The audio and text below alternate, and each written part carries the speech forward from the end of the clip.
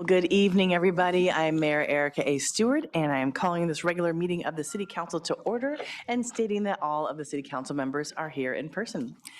So will Councilmember Shoresman, will you lead the Pledge of Allegiance?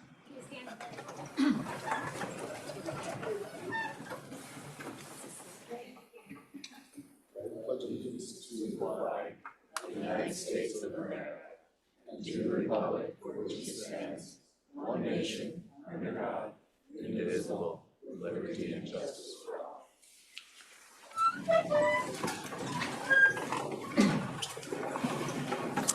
Thank you so much.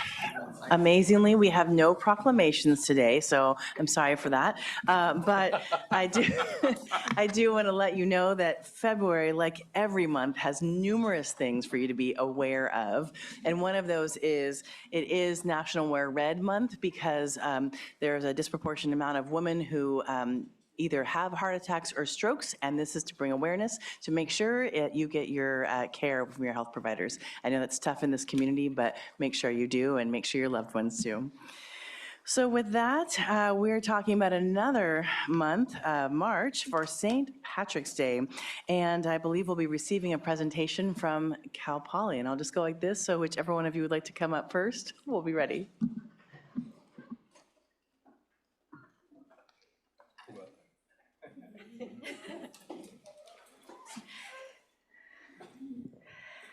Good evening, Madam Mayor and City Council.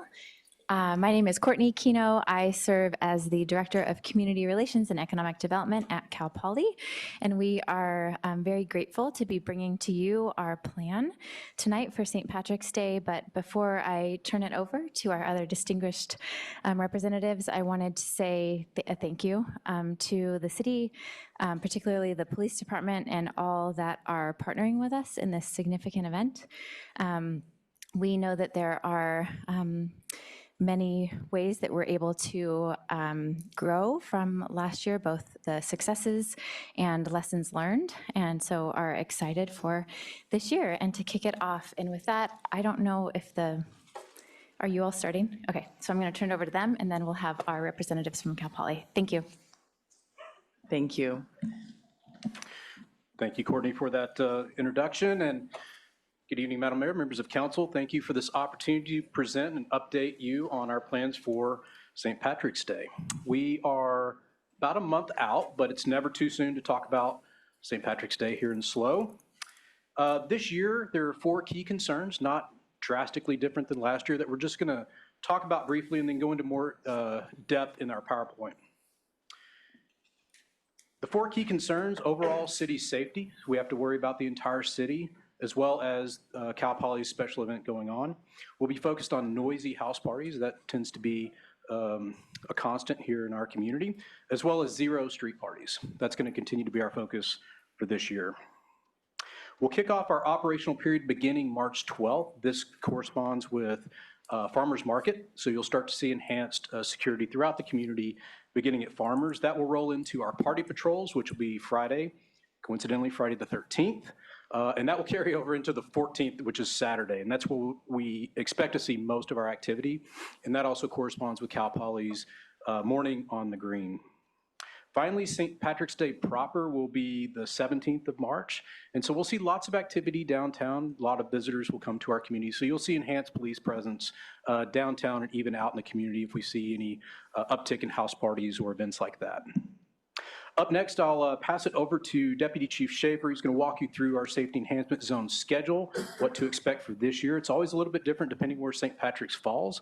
And we'll also highlight the changes that we recently made to our ordinance to cover the 2 weekends prior. After our presentation, we'll turn it over to our friends at Cal Poly, and we'll talk about what their plans are for the Morning on the Green. Wonderful. Thank you, Chief. Just to give some context for people, just going back to some key dates in our city's history. In 2004, the city adopted the first safety enhancement zone due to the riots that started from Mardi Gras. And this was February of 2004. In 2010, with the expanding problems we were seeing in the city, we added Halloween and St. Patrick's Day, recognizing these as increased for disruptive behavior in our community. In 2013, We added an additional week, which is the few weeks as the start of school as Cal Poly starts, as also safety enhancement zones. And then in 2024, we further expanded St. Patrick's Day to include whatever date the St. Patrick's Day and the 2 weekends leading up to it. Excuse me, I'm fighting a little bit of a raspy voice today. So this approach was kind of to deter disruptive behavior in our community by enhancing our fines, which you see on this next slide. So we took the safety enhancement zone and we added public urination, open containers, unruly gathering, and noise complaints or noisy parties to that in order to deter our community members from hosting parties or doing these things in public. And those fines basically went up from $300, they basically doubled. So from $350 to $700. The second fine is $1,000, and each subsequent fine after that is an additional $1,000. So hypothetically, if we went out and received 4 complaints on somebody, it could potentially be up to $4,000 on that particular location.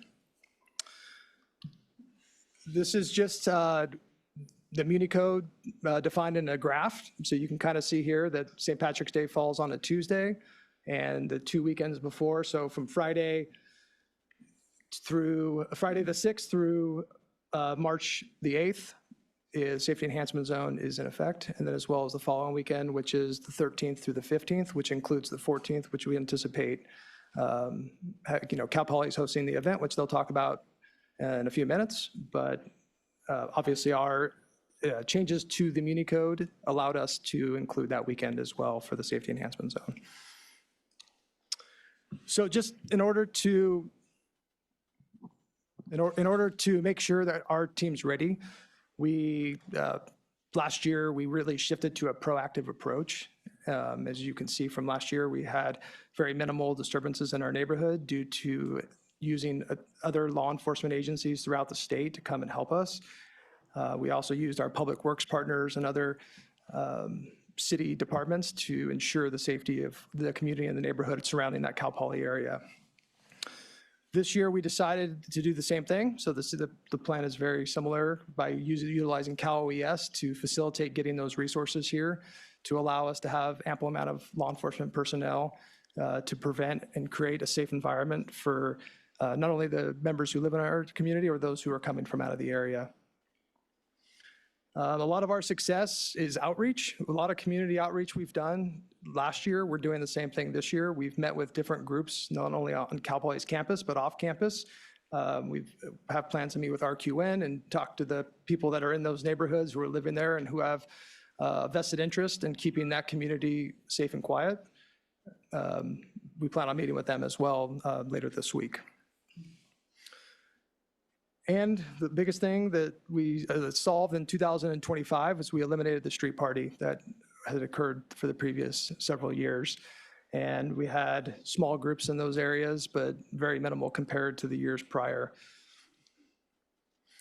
So the key strategies for 2026 is just building on that winning strategy that we had in 2025 and to increase our partnerships and utilizing those partnerships to prevent a group of people gathering in a neighborhood that, it's not sanctioned and we don't want them there. And so that partly is due to our zero tolerance approach that we've taken. So starting this weekend, we are actually going out proactively and doing neighborhood knock and talks, if you will, with our community members, just to advise them with marketing material. We've increased our party patrols up until starting this weekend through the 14th. I should clarify, it's actually going to go through St. Patrick's Day, which is the 17th. And it's important that we get that message clear. Last year, we saw that being very beneficial. Every time we went to somebody's door, they were like, oh, I'm already aware of this. So all that stuff on the back end and coordinating with Cal Poly and going to fraternity, sorority life and meeting with those people face to face and having those conversations, super valuable. That message is getting out, and I would like to thank Cal Poly for that because they're doing a really good job of a lot of outreach and partnership with us. Also, while people, as we get party complaints moving forward, we'll be handing out flyers to each party we go to remind them, maybe here's your DAC or your citation, as well as don't party in this neighborhood moving forward as far as the safety enhancement zone. So obviously, safety is our number one concern, and last year we had very minimal incidences regarding arrests, citations, medical calls, very minimal. And so the goal is to keep that on our forefront, to allow them to have a safe event at Poly while understanding that they're not allowed to come into the neighborhood and cause disturbances to the people that live there. So it's a maximum deployment for our department, and we're going to have a bunch of foot patrols, bike patrols, motor units, mounted patrols, and those between all those units, they're going to be positioned throughout the city, very similar to last year. And we thank for our partnership with Fire. They're huge with county EMS. They are a huge partner to make sure that if there are issues, that we're addressing them appropriately, not necessarily with just enforcement, but also the proper medical care. I'm going to turn it back over to Chief Scott, who's going to talk about the Unified Command. Thank you, Deputy Chief Schaefer. And just a couple slides left, and really want to touch on Unified Command. This was obviously something that we had in place last year, working with our partners, both Mutual Aid as well as Cal OES and our partners over at Cal Poly. But to dive a little bit deeper into it, this year, again, we'll be focused on our relationship with Cal OES, our emergency manager, Joe Little, so he's helping coordinate things a little bit higher up in the organization, and then operating what we call a true unified command. And what that means is both police departments, SLO City as well as Cal Poly, Fire, EMS, our emergency coordinator, and Cal OES will all be in the same room making decisions. So we'll have a clear operating picture of what's happening. What this allows for is additional flexibility where, we know we're going to have limited resources as we do, as we do every year, but this will give us the opportunity to put those resources where they're needed most and when we, as decision makers, decide they need to go. The other thing to touch on is overlapping concentric circles of responsibility. And so that means while obviously we're focused on SLO City, Cal Poly is focused on Cal Poly, there's areas where we do overlap to provide protection to all of our community members. And this unified command provides that structure. Finally, working with Cal Poly, again, to limit access to campus. This is not new. We did this last year, as well as the residential halls and parking. I know Cal Poly will touch a little bit more on that. So lastly, defining success. And we get this question a lot. How do we define success? Well, I think last year was successful. It doesn't mean there wasn't things that we couldn't learn and didn't learn, but we're going to build on those successes, as Deputy Chief Schaefer mentioned. So, effective coordination. We're doing that now. We've been doing that for a number of months. Communication, that's the phase we're in now, is getting the outreach out so people can make smart decisions going into the holiday. And then, again, just capitalizing on keeping the streets clear, keeping our noisy parties down, as well as focusing people to go where we want entertainment for them, which is downtown or over at the campus.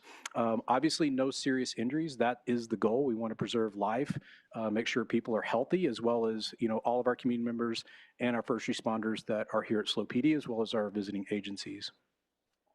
The last piece I will touch on, and Deputy Chief Schaefer mentioned this, was last year we did see one of the lowest numbers of citations and arrests. And I think that's a very, very important metric. I hope this year I'm able to report to you 0. No injuries, no citations, and no arrests. I think that would be a really, really great measure of success. With that, I'm happy to take any questions, or we can hear from Cal Poly and do questions that way, however you choose. But that's the end of our presentation, and I'll invite our partners up when you're ready. I have a quick question, I think. You mentioned meeting with RQN. Will you also be meeting with the Alta Vista neighborhood? We don't have any plans to meet with them as a group. We are doing targeted outreach to Alta Vista, which includes not only our student residents, but also our established residents that are non-students. And so they get a little bit more personalized attention door to door. So they'll have that opportunity to meet with their officers in person. Great, thank you. And lastly, Cuesta, are they getting any of this information if they happen to live nearby and have some surprises since they don't have the same concentric circles? Absolutely. And so we're coordinating with Cuesta PD, but we'll also be coordinating with their student leadership, and we'll see them at SCLC. They're going to get this presentation again, but also just communicating with them in advance to have areas where people they can reach out to with these questions and provide support. And they've always been great partners in the past couple of years going into this. Perfect, thank you. I think let's move on to Cal Poly's presentation and then take questions. I don't see any burning questions. All right. Sounds good. Thank you. Thank you.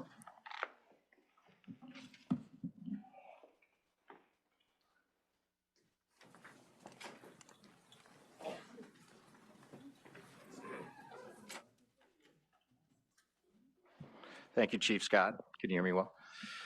Thank you, Madam Mayor, City Council members. I'm George Hughes. I'm the AVP of Public Safety at Cal Poly, and with my colleague, AVP Ryan Gruss of the Performing Arts Center Events and Campus Engagements. We thank you for having this opportunity to come speak with you tonight about our preparations for St. Patrick's Day weekend and our partnerships that we have with the city here. For those of you that joined us last year, our plan this year is very similar to last year's, which was very successful in limiting the behaviors we saw in previous years, but of course with some modifications on some lessons learned, especially around the alternate event that we had last year. Our comprehensive response plan, it includes, but is not limited to, proactive outreach to our students to discourage neighborhood partying and disruptions, security on and off campus, including collaboration with the city and police to maximize enforcement, but also be proactive visibility as deterrence.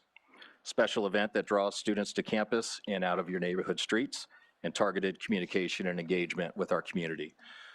We on campus are going to have a zero tolerance approach.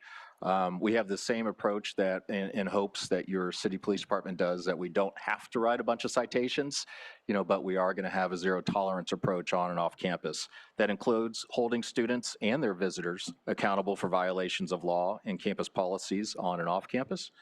Off-campus violations will be reported to Cal Poly's Office of Students' Rights and Responsibility as in previous years and held properly accountable for their actions. Enhanced patrols in coordination with SLO PD for maximum enforcement, high visibility, and again, zero tolerance. Ongoing outreach to our fraternity and sorority life and promotion of your safety enhancement zone times. Our on-campus enforcement will look like this. Increased number of police officers and security on campus, including at university housing locations. We will be enforcing a no gus allowed in university housing from March 12th to the 17th. This is very resource intensive, but last year was probably one of the highest reasons of success that we had. We will have strategic road closures and parking restrictions in place to ensure that non-students and non-residents will be utilizing our parking lots and then walking into your cities. We will be enforcing our quiet hours, and then we will be holding ID checks and increased staffing at all building entrances into the residence halls. With that, I'll turn it on to Mr. Gruss and our on-campus event. All right, thanks, George. All right, so in terms of the ticketed or the event on campus, it'll be March 14th. Gates open at 4:45 a.m. and it'll run from 5 a.m. to 9 a.m. It will be an early morning event with obviously amplified sound. Same basic location as last year, if you remember that, just on the other half of the field. The reason for that is so that it'll be a safer entry experience. That was the main, I'd say, learning item from last year was the entry was kind of the front corner and it created some bottlenecks and slowed things down. And so having it at the back of the venue on the other side of that space will make for a much safer experience for all involved. We're increasing the ability to accommodate more attendees. So last year there was 5,000 attendees was the plan, and this year we're increasing with the number to 10,000 initially, and all of them will be Cal Poly students initially to allow as many Cal Poly students to attend as possible. Other kind of learning items that we will be adjusting, it'll be a much more efficient entry process, bracelets instead of mobile tickets and going on phones. A waiver will be changing to allow for students to register and go through the waiver process online as opposed to at the venue, which will increase the speed of the event and a much safer experience for all involved, which is the goal. There will be no beer garden involved in the planning this year. More security, and then a verification process through the ticketing process, which will verify your student when you're registering. Tickets go on sale tomorrow morning at 10 a.m., and we're excited for the event to take place. Thanks, Ryan. We also want to highlight our safety efforts beyond law enforcement and security in our harm reduction plan. So we do have harm reduction efforts, which include hydration boxes, overdose education, food and water stations. We also have safety observation sites like we did last year, but we're increasing from 1 location to 2 throughout campus, and it will be staffed by our friends from Good Samaritan and also our own Medical Reserve Corps. We're going to have cleanup efforts as we did in previous years on March 15th, organized by Fraternity and Sorority Life and also our Center for Service and Action. So our multi-pronged approach to ending the party, which is our goal here, ending that street party, right? Visible presence on campus leading up to and throughout the St. Patrick's Day weekend. Clear communications and messages to all students, and of course, meetings with fraternity and sorority life community. Priorities for the weekend for us, health and safety, very similar to your city. For not only our students, but our entire community. Minimize damage and disruptions, both on and off campus. Successful university event to keep students on campus, again, with the intent to pull students out of your neighborhoods and onto our campus and end that party for good. So in summary, we have zero tolerance for breaking laws and policies. We will hold students and their visitors accountable for violating laws and policies. Cal Poly will host a safe alternative event with every intention to keep students out of your city streets. Safety is our top priority. Many additional staff will be on hand with a focus on health and wellness. And with that, we always thank you for your partnership. We wouldn't be with as successful event as we did as last year and increase it as much as we will this year without your partnership in the city. And with that, we will take any questions. Thank you so much. Appreciate the information and the larger capacity. And is there any collaboration at all with downtown? So will there be any events in the, probably later than 5 a.m., downtown, kind of pulling people out of the neighborhoods and away from Cal Poly? I'm speaking to the downtown group, I think in 2 weeks, but there's no initial plans in terms of my piece of it related to downtown. Okay, thank you. I think the chief has some addition. If I could just add in on that, so obviously with Cal Poly, or St. Patrick's Day being on the 17th, we do have robust planning for downtown on the 17th. Saturday on the 14th, nothing that I'm aware of necessarily that's going to offset that event. But we do see an uptick later in the morning and then into the afternoon downtown on the same night or the same afternoon as the concert. Great, thank you, I appreciate that. Vice Mayor. Yeah, thank you so much. Appreciate your presentation. I was curious about the elimination of the alcohol sales inside the Morning on the Green event and kind of wondered if you could give us a little bit more of the thought process there, since I know traditionally alcohol has been a part of the St. Patrick's Day celebration, and wondering about how do we incentivize them to go to that event, and will there be alcohol involved in any capacity on campus? Yeah, I can speak to that. So thinking about who the alcohol would be available to, it was a very small percentage because we'd only be able to give it to those that are 21 and over. So it was a very small percentage. It limited capacity greatly, and it shut down basically right when the event started last year because the gates got overwhelmed, and there wasn't the upside, there wasn't the reward for the risk that were involved. Thank you for that. Yeah. And also curious about, we heard some information about citations from our city police, and curious about how your citations tracked last year in comparison to years before. Yeah, very similar to what you saw with city police. We had a huge reduction. We had very few. We had very few alcohol transports from campus. We had very few damage or vandalism reports inside the residence halls or on campus like we did in previous years, and just minimal citations whatsoever. That's great. Thank you so much. Thank you. Any other questions? Okay, one more question. You shared a lot about the kind of preemptive plans so that hopefully negative behavior wouldn't exist. And have you increased the discipline for anyone who is not following the rules? So that depends on the violation. Just like in the criminal side of things, it depends on the egregiousness of the crime. So it could go anywhere from a warning, it could be a suspension, it could be a long suspension, it could be all the way up to expulsion. But as you know, that very rarely ever happens on our campus for an expulsion. But I think that our Office of Students' Rights Responsibility does a very good job of balancing what is corrective behavior so it doesn't happen again. All right, thank you. Well, if there are no other questions, sorry, Councilmember Schwarzman. Sorry, just to jump in with one. So I might describe this incorrectly, so forgive me if I use the wrong terminology, and it might be a question for our police to chime in on as well. But I know that we have a party registration program, and I believe that campus has a way of registering parties as well. how will the communication happen on the night of the event or the morning, the wee hours of the morning of the event? How will that communication occur around the registered parties with each entity to make sure that they're following the rules that they're supposed to be following and given the benefits of the party registration? And how will that interaction occur? I see the chief standing, but I don't know who wants to go first.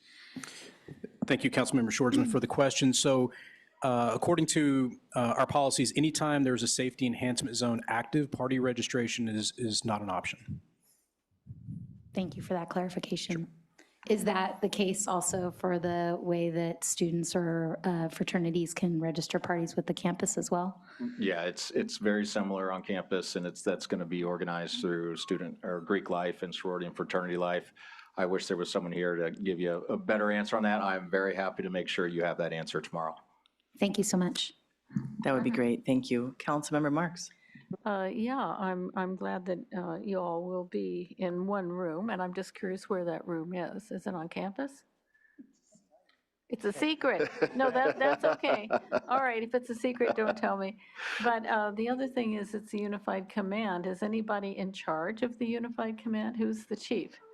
Is it Chief Scott, or is it you, or somebody else? The beauty of unified command is we're all in charge. So myself and Chief Plastino from Cal Poly will be working jointly the incident, and from there we'll have a series of positions, according to ICS structure. But myself and Cal Poly Chief will be in charge of the overall event. Okay, thank you. Thank you. Now it looks like we do not have any more questions. Thank you for your time. We appreciate you. And with that, we will move forward to the city manager report.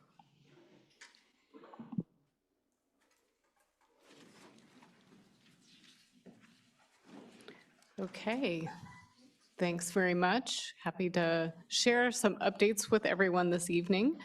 So we will start out tonight's report with an announcement, and hopefully some folks are already aware that registration is open for our Spring Junior Farmers After School program that is being done in partnership with City Farm SLO. This program is open for students in kindergarten through 6th grade at City Farm, located at the end of the cul-de-sac on Calle Joaquin. This spring program will be held on Tuesday and Thursdays from 3:15 to 5:30 p.m. from March 10th through April 23rd.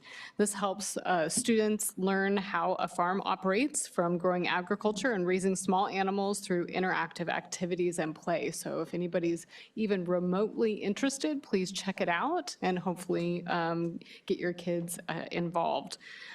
So register now for our spring Break Junior Farmers Camp, which is also a 5-day program that runs from March 23rd to 27th from 8:30 a.m. to 12:30 p.m. And more information is available at our Parks and Rec department at sloparksandrec.org. So just to clarify, that's a little different from the after-school program, but both programs are available, providing that additional care opportunity as well as some great enrichments for our kids. Next, we want to make sure everyone is aware we are in our annual advisory body recruitment period. We are recruiting volunteers from the community to become members of one of our many advisory bodies.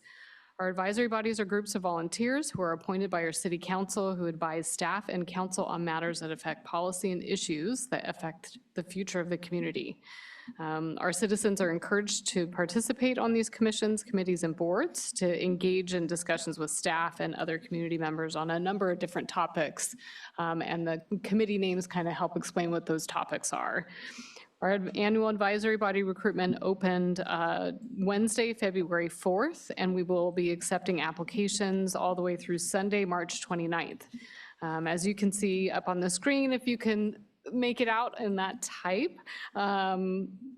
We are currently recruiting to fill 27 positions across 15 different advisory bodies, so I think something for everyone up there. At the close of the application period, we have a council subcommittee for each of the committees identified there who will conduct interviews with selected applicants.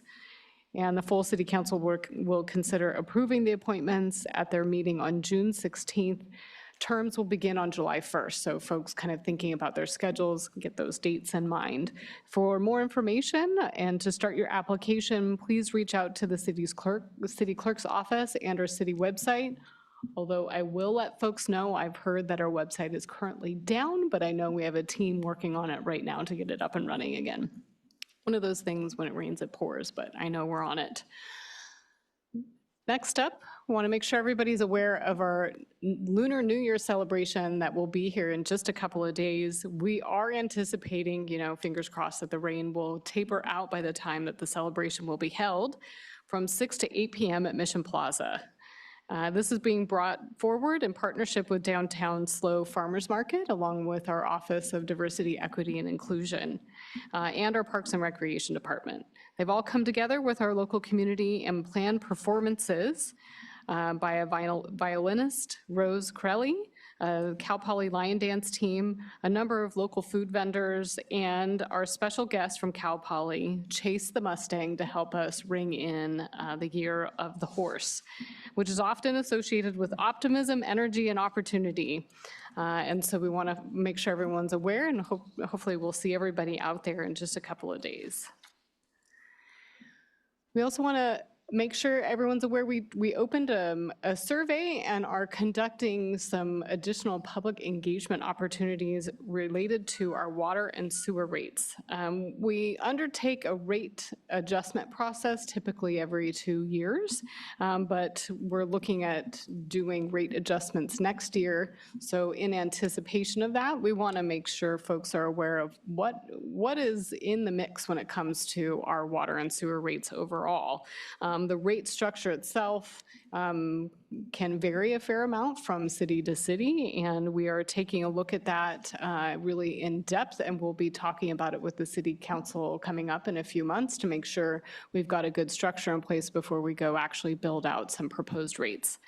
We are looking at potentially extending the time frame for our rates, so going from a every 2 year to an every 4 year process, so that we adopt a set of rates that can be adjusted within those 4 years. Just want to make sure folks are aware of that. But our community is invited to a public information session held on Monday, February 23rd at our library community room across the street from 6 to 7 p.m.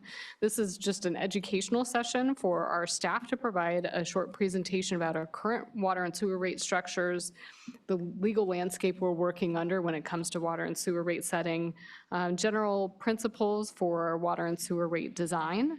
And again, this is just education conversation about how the rates work as a whole. There are not any specific rate changes or dollar amounts that will be presented at this session. That's something we'll be talking about next year through a couple of different conversations at the City Council. We're really asking for input at this stage. We've got a survey up there on the screen as well. It's really going to help us and the council as a whole make sure we're on the right track with the structure we have. And then again, we're inviting everyone to attend our study session on water and sewer rate structures on April 21st. So all of this is leading up to that conversation. We'll be getting more information out. So thank you to our Public Works and Utilities team for putting all this together. Next up, this is certainly on our minds. We think it's probably on the minds of a lot of folks here as well. We know we all kind of woke up to an occurrence that happened with our Fremont Theater down the street. It was discovered this morning that a portion of the facade had broken off and fallen into the street. There's a little photo of kind of what we came across this morning. The street is currently closed off to traffic in order to just ensure safety while we get the level of engineering evaluations to make sure that it will be safe to open that up to through traffic. The businesses along the street are still all open, and so folks can access them by foot, and then just make sure we've got it all pretty lined off with tape so everybody's aware of where to walk around for safety. We really want to thank everyone in the community for flexibility and also the property owner for jumping on this issue and getting work out there to make sure that it is made safe, and then that in the long run, we get to see it rehabilitated and used again in its original glory. So I know I got questions, and maybe you all did too. Well, what about the concert there tonight? We did hear that they have moved that concert to Slow Brew Rock, which has been reported in a couple of different news outlets. So if anybody has tickets to that tonight, I believe you got to head out to Slow Brew Rock instead. But hopefully we'll be able to help get the Fremont up and running again in full. And want to really again thank our teams for assisting as well.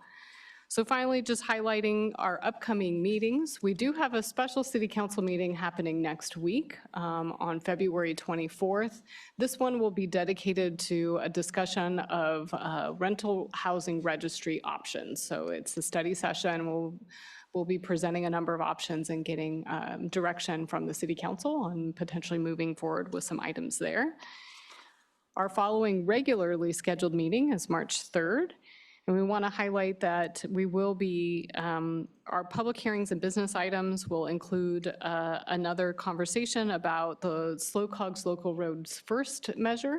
And then we'll be doing kind of a deep dive into our budget and a set of proposed budget reductions that we will be anticipating to put into effect for the next fiscal year, really helping us tackle that structural budget deficit that we identified when we developed our financial plan last year. So that's a look at our upcoming meetings, and happy to answer any questions.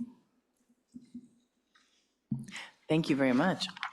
That was quite a wild experience to wake up to the Fremont Theater, and I'm so thrilled that the property owner is taking care of that so quickly. It's awesome.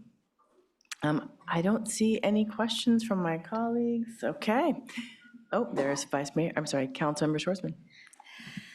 Thank you. Yes, we've had some agenda correspondence about this meeting, a related topic, but I know that we have a study session coming up. We have the study session next week. That's a special meeting on the rental registry, but we have another study session that's coming up at some point in the future that I wondered if you could give us the date that is related to code enforcement and some other housing issues. Sure thing. So we do have a study session planned in May to discuss code enforcement priorities and neighborhood livability, how we are going to address neighborhood livability concerns. And we were trying to we're going to do a similar thing, or our recommendation is to hold a special meeting to dedicate to that conversation. And I think we were trying to land the data on a date in May. May 26th. There you go. Wonderful, thank you. I just wanted to put that out there in case people were wondering where that was. Yeah. Thank you. Thank you. Yeah, it's a big topic and full meetings in between, so here we go. Well, thank you very much. Always so much happening in the community, and that is part of why we live here and enjoy it so much. Next up, we have public comment for items that are not on the agenda. So if you are here to talk about anything on the consent agenda or public hearings, hold on. We'll get back to you. Any public comments, City Clerk? Yes, we have 6 speaker cards. Great. So I will call 3 and then 3 more. The first one is Sean Harris, then Ben Cook, and then Steve Schmidt. Thank you.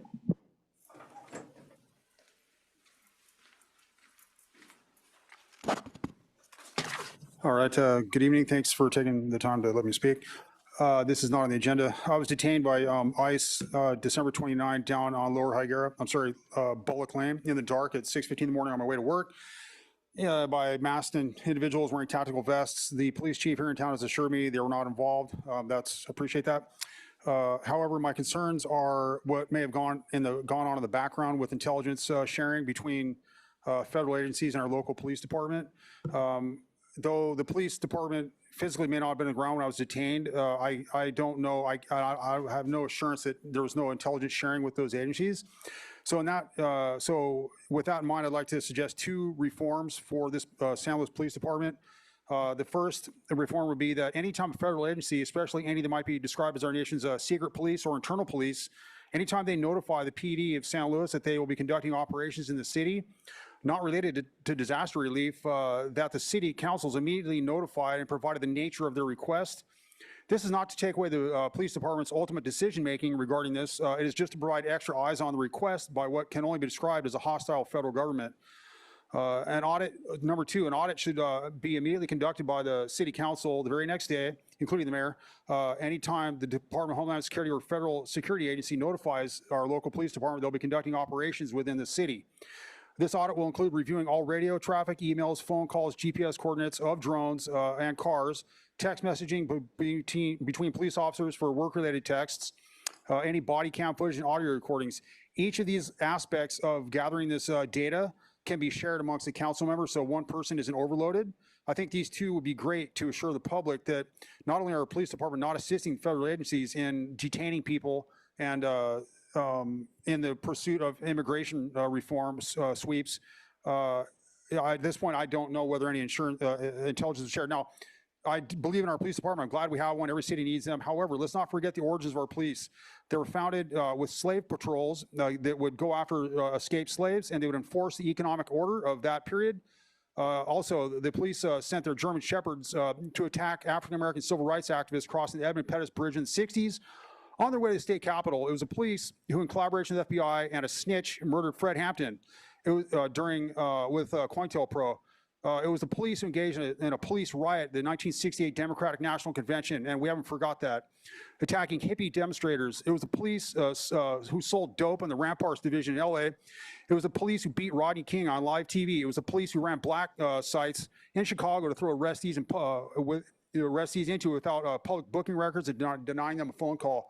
So I would ask that the city council and mayor enact these two reforms that would help the public. Thank you. Thank you.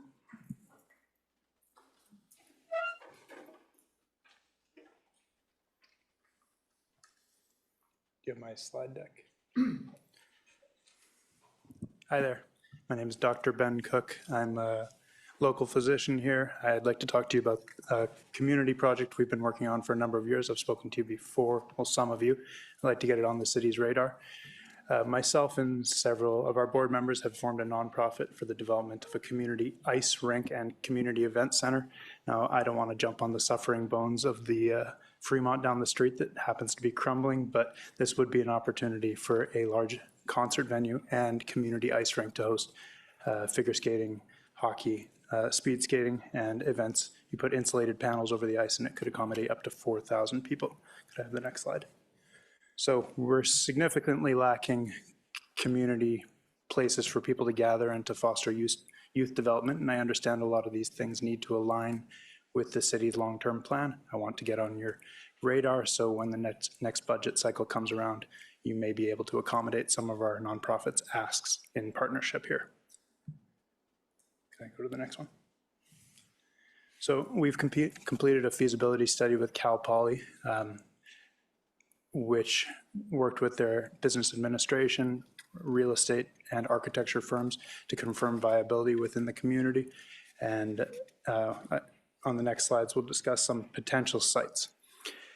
East of the synagogue on Los Osos Valley Road, as well as, next one. Okay, if you see this reference slide on the airport, in the bottom right corner, you can see on Tank Farm, that's 438 Tank Farm or Prado. We need a minimum of about 8 to 10 acres to accommodate 7 to 8 acres of parking, and the facility itself would be 1.5 acres. Next. Two of these parcels, the ones off Tank Farm and Prado, are county territory, which are appropriately zoned for this kind of large 20,000 square foot or larger commercial community recreational building. Can you skip forward 2 more? Awesome. Through our community outreach, we've have a petition over 600 local people who have signed up to support the idea. We have an active GoFundMe and PayPal campaign. We're partnering with Cesslock Bank to do a outreach program to the 50,000 members in their banking community. And we also have a partnership campaign with the Los Angeles Kings for ticket and merchandise incentives for people as they pledge. And one more. And one more. And one more. Sorry. Okay. Total estimated cost, $15 million. we're asking the city, if we reach a $10 million goal, would be willing to match at 33% in the long-term plan to help bring this project to fruition. And partnership with finding and approving appropriate land. Thank you so much. After Steve Schmidt, it's Owen Blackwell, Steve Del Martini, and Fitzgerald Kelly. Hi, thank you very much for allowing me to speak. My name's Steve Schmidt. I'm the Executive Director of the San Luis Obispo County History Center.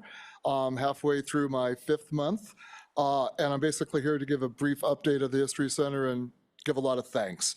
I'm enjoying the partnership we have with the city, so thank you for the beautiful Carnegie Library. In terms of partnering, I sent out an email to over 1,600 people asking them to join your advisory boards for your recruitment process. I want to thank your crew. I'm really impressed with the people who take care of the Carnegie: Alejandro, Israel, Dave, Brian. I haven't met Latte. But the very first time it rained, they came in, checked for flooding. I asked for paint. They paint things quickly. Dave told me never get on a ladder again. And they put in new thermostats, so they're great. I want to thank Bob Hill, who's been partnering with us, and I'm looking forward to having coffee with him soon. Apparently, that's how business in the city happens. I want to thank Jan Marks for coming to our Ethel Cooley exhibit opening, also to the Tom Brockovich Carnegie Lecture Series talk. We went out to lunch once with Amy Cardell. I was easily the 3rd smartest person at the table. I also want to thank you for availing Adrienne Harris and Becca Carcel to us. We're having a retreat with them with the board this Sunday, February 22nd. Let's see, our exhibits. I'm here to formally invite you to our San Luis Obispo County History Day this Saturday at noon.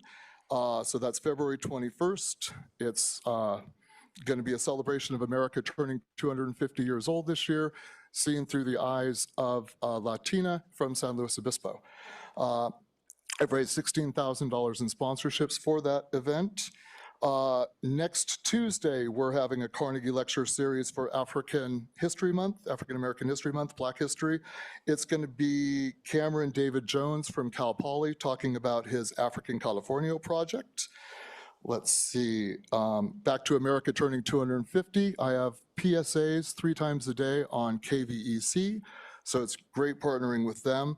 Our gala is scheduled for next September 12th at the Mission, and the theme will be America turning 250. That's the way it was 250 years ago today.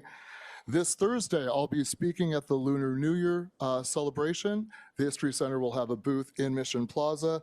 The museum will be open late. I've loaned a lot of decorations to the city. I've been enjoying working with Sam and Matt.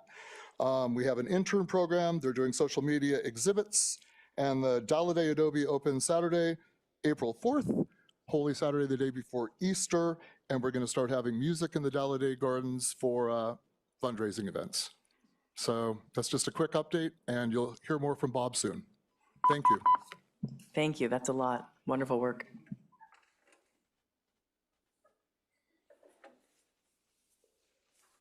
Hello, council members and Madam Mayor. My name is Owen Blackwell. I'm a student and resident of San Luis Obispo. This morning, I, along with dozens of other students who are residents of San Luis Obispo, boarded buses headed towards Cal Poly.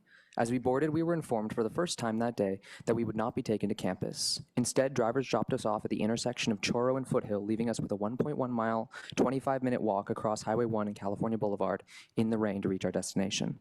The lack of communication regarding this service disruption was total. There were no updates on the slow transit rider alerts and notices website, no information was posted to official Facebook or X Twitter accounts, and no notification was sent out by Cal Poly administration.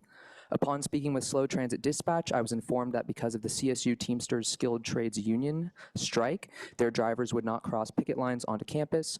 However, when I inquired with the Office of the Vice President of Student Affairs at Cal Poly, I was told that Slow Transit supervisors had explicitly assured the university that supervisors would come and complete the final mile onto campus, yet they never arrived. With this strike scheduled to continue through Friday, students that rely on transit, especially those with disabilities, are being left behind by a breakdown in both service and communication. I urge City Council to immediately intervene to ensure that Slow Transit provides clear, accurate service alerts and coordinates a reliable drop-off plan that does not abandon students and residents in inclement weather. Thank you. Thank you.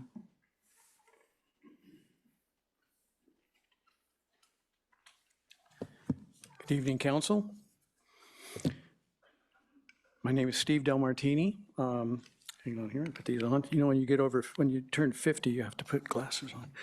On behalf of the San Luis Obispo Coastal Association of Realtors, we're looking forward to the staff report regarding the proposed rental registry and further collaboration with all parties concerned. In the last month, there have been constructive conversations. I think part of the discussion have given some focused ideas for consideration, such as, if possible, enhancing the existing rental property license fee application to incorporate some of the information the city needs to address certain housing situations. Potentially a mediation process that tenants could go through to address problems to achieve positive results. Possibly a simple one-page document that could be added to a rental agreement stating some tenant and landlord responsibilities, educating tenants and landlords regarding rights and proper procedures, although this may be the hardest to achieve. All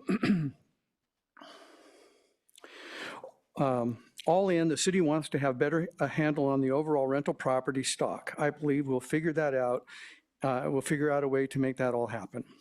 I think there's a better understanding that a majority of the rental properties in San Luis Obispo are managed by professional property managers, and those managers have systems in place for tenants to deal directly with management companies to get problems resolved.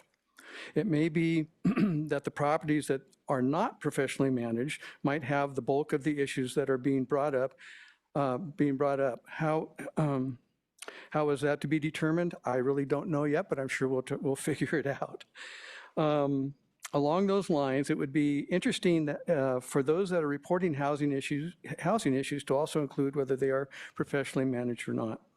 So again, once the staff report is out and the meeting on the 24th is done, we will all have some direction as to what we can do to help to get the city some of the information they are seeking on rental housing and a path the tenants can follow to help them out with their housing issues. The realtors are 100% supportive of safe, healthy, and livable housing and will continue to be part of the solution. We look forward to the Tuesday night meeting and the conversations to follow.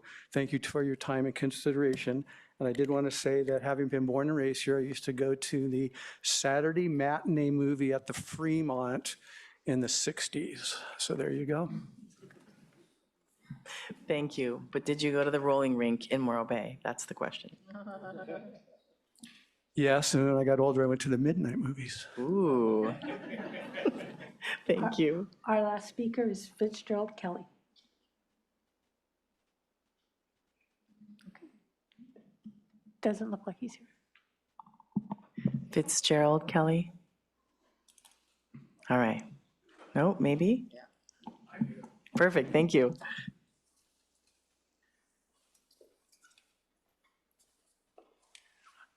Hi, I'm Fitzgerald Kelly, and I live over on Bouchon Street in the Low Rent area. And I'm here about a couple of items regarding trees. And I'm very concerned about the oak tree over here, which is taking up an enormous amount of space. But I think it was also planned to be included in the original REP proposal. And suddenly, that tree is now expendable. And that's a gorgeous tree. And I think that I respect Jan Marks for sticking with the no, she's not going to stay or say the tree is expendable. Okay. But there is another tree which is happening in town, and it's more ominous, I think. Where the Foster Freeze is at Napomo and Marsh, excuse me. And there is a recess. It is the first big ficus heading downhill towards the Jack House. And it's a big ficus. And there is some convoluted thinking that, yeah, the tree is healthy. The sidewalk is healthy where you walk. Now, the adjunct on the sides of the tree trunk, yes, towards the curb where no one walks, yeah, those are disruptive. But as far as the sidewalk that people would walk on, yeah, that's perfectly fine. However, someone proposed, maybe the contractors with the big development, which is wrapping up there, they said, well, wait a minute, we need to redo the sidewalk. Okay, but they're wanting to redo the sidewalk, and the casualty of that one is the ficus tree, because they assume that the root system is not going to be compatible with a concrete slab. That was never in a plan, but it kind of came in through a back door. So, and I'm afraid that this is going to be the start of the removal of the fici maybe, in San Luis downtown. And I think that would be an enormous loss to this city. And I thank you. Thank you so much. That was it. Okay. One of the challenges, and I say this often, is at the end of public comment, we really can't comment on any of it because it's not been in the public agenda. But I do want to have the chief, the chief of police come up and share. I feel like we're a little bit on Groundhog's Day, but there has been a lot of conversation and public records requests around the ICE visit. And so if you could share about what we do and if you want to share anything around the PRA, et cetera. Thank you, Madam Mayor, members of council. Appreciate the opportunity to respond. I regret that our speaker wasn't able to stay, but I will say we certainly take this conversation very seriously for our community. And while he was discussing the origins of police, I was reminded of Sir Robert Peel, the founder of modern policing, who said the police are the community and the community are the police. And we take that very seriously. We take our oath to our California Constitution exceedingly seriously, SB 54, AB 4, and AB 2792, Truth, Trust, and Values Act. And so I want to remind all of our listeners and our community to check out the California law, and that's exactly what we have to follow, and we're very proud to do that. And so when we talk about what we're doing in the community, we're one of the only communities that I know here locally that have actually posted on our website what the police will do and what we won't do when it comes to immigration. And so just the cliff notes, we don't supply information to ICE, we don't supply our resources, we're not out in the community with them doing their work. We don't impede the work that they're doing, but we're not assisting them in any way at this time in doing that work. And so just want to remind, please call our dispatch. And so if you see something in the community that looks dangerous or harassing or unsure, please call us. You can call our non-emergency number, 805-781-7312, or go to slowpd.org, and on our website, as well as our Office of Diversity, Equity, and Inclusion, we have what the department will do and what we won't do, as well as resources out in the community that can help all of our community members.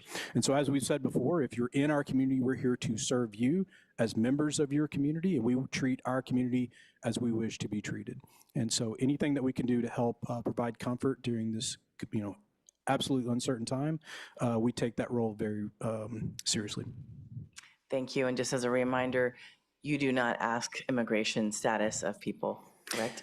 Thank you. Yes, by policy, we will never ask somebody of their status. It's irrelevant to our case investigation. And the worst crime is the one that goes unreported. And we know there are unreported crimes, especially in our undocumented community right now. And we urge them to come forward and not be victims of crime. And we will investigate those fully and protect them like every other member of our community. Thank you so much. Thank you. And I don't know if Director Floyd or anyone would like to share any thoughts or input around the ficus tree as well as around the buses. I know I watched a lot of emails going back and forth today. It seemed like we were on it and then there were some challenges. So if you have any update you'd like to share, that would be helpful. I do have a little bit on that. Thank you, Mayor and Council members. Aaron Floyd, Public Works and Utilities Director. There had been a plan in place to address any shortcomings we saw if, in fact, the picketers had crossed some of the intersections and the TransDev operators could not have brought the buses onto campus. I think where the intent is the drivers had gone out in the morning to see what was actually going to be encountered out there. And then when they came across the picket lines crossing the intersections, they weren't going to cross at that point. The plan had been in place for management to then take the bus across the line and then go on to campus. I think it was, I will say, an opportunity for us to maybe ensure that we had a little bit more proactive approach on that, where we actually had the drivers who were able to cross those lines show up first thing in the morning, as opposed to be a little bit more reactive in that, which is unfortunately what Mr. Blackwell experienced this morning, where those first riders showed up and then the situation was encountered where they couldn't cross the lines and they had to divert. Fortunately, it was remedied a little bit after 9 o'clock, but that doesn't help our riders like Mr. Blackwell in that instance. So moving forward, I think that is something that we should require a little bit more, is that we have a proactive approach on that. So again, apologies to council and the community who were impacted by this. Thank you. So as far as we go into these next couple of days, do you have any information you'd like to share with the public? That we are attempting to make sure that this does not repeat. So it was cleared up. The activities at the campus today were over at about 3 o'clock. So normal routes were back in place, but the schedule and the activities on a day-to-day basis are a little bit uncertain to us at this point, but we are attempting to make sure that this doesn't occur again. Okay, thank you so much. Yeah, thank you for the opportunity. Yeah, absolutely. Did you want to share council remarks? Okay, great, sorry. All right, so we had lots of interesting information, and I think we'll come back to the budget conversation a little bit later. All right, perfect. Okay, with that, we will move on to our consent agenda. So these are for items that are considered maybe not controversial, depending on the moment. But today, we have items 5A through 5G. And council members, do you have anything you'd like to pull? All right, with that, do we have any public comment? No, we do not. All right, is there a motion for our items 5A through 5G? Councilmember Shorsman. Yes, if there's no discussion, I'll move approval of the consent agenda. Perfect, thank you, Vice Mayor. Happy to second that. Wonderful, and can we have roll call? Councilmember Shorsman, Yes. Vice Mayor Francis, Yes. Councilmember Boswell, Yes. Councilmember Marks, Yes. Mayor Stewart. Yes, the motion passes 5-0. I just want to say thank you for everyone who looked through the community development block grants. I know it's a lot of work to work through all of the grants and who is eligible and how this works. So I just want to say thank you to all of the help. And we'll go ahead and move right into public hearing. We'll go into our budget, which is 6A. Maybe.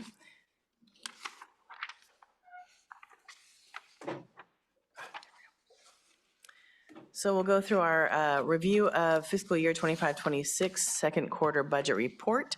And then after we get through that, we'll go ahead and take a quick break.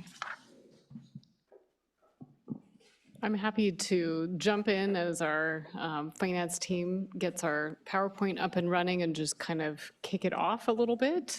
You will hear, and hopefully folks have had a chance to take a look at the report, which we were able to publish a little early this time as well.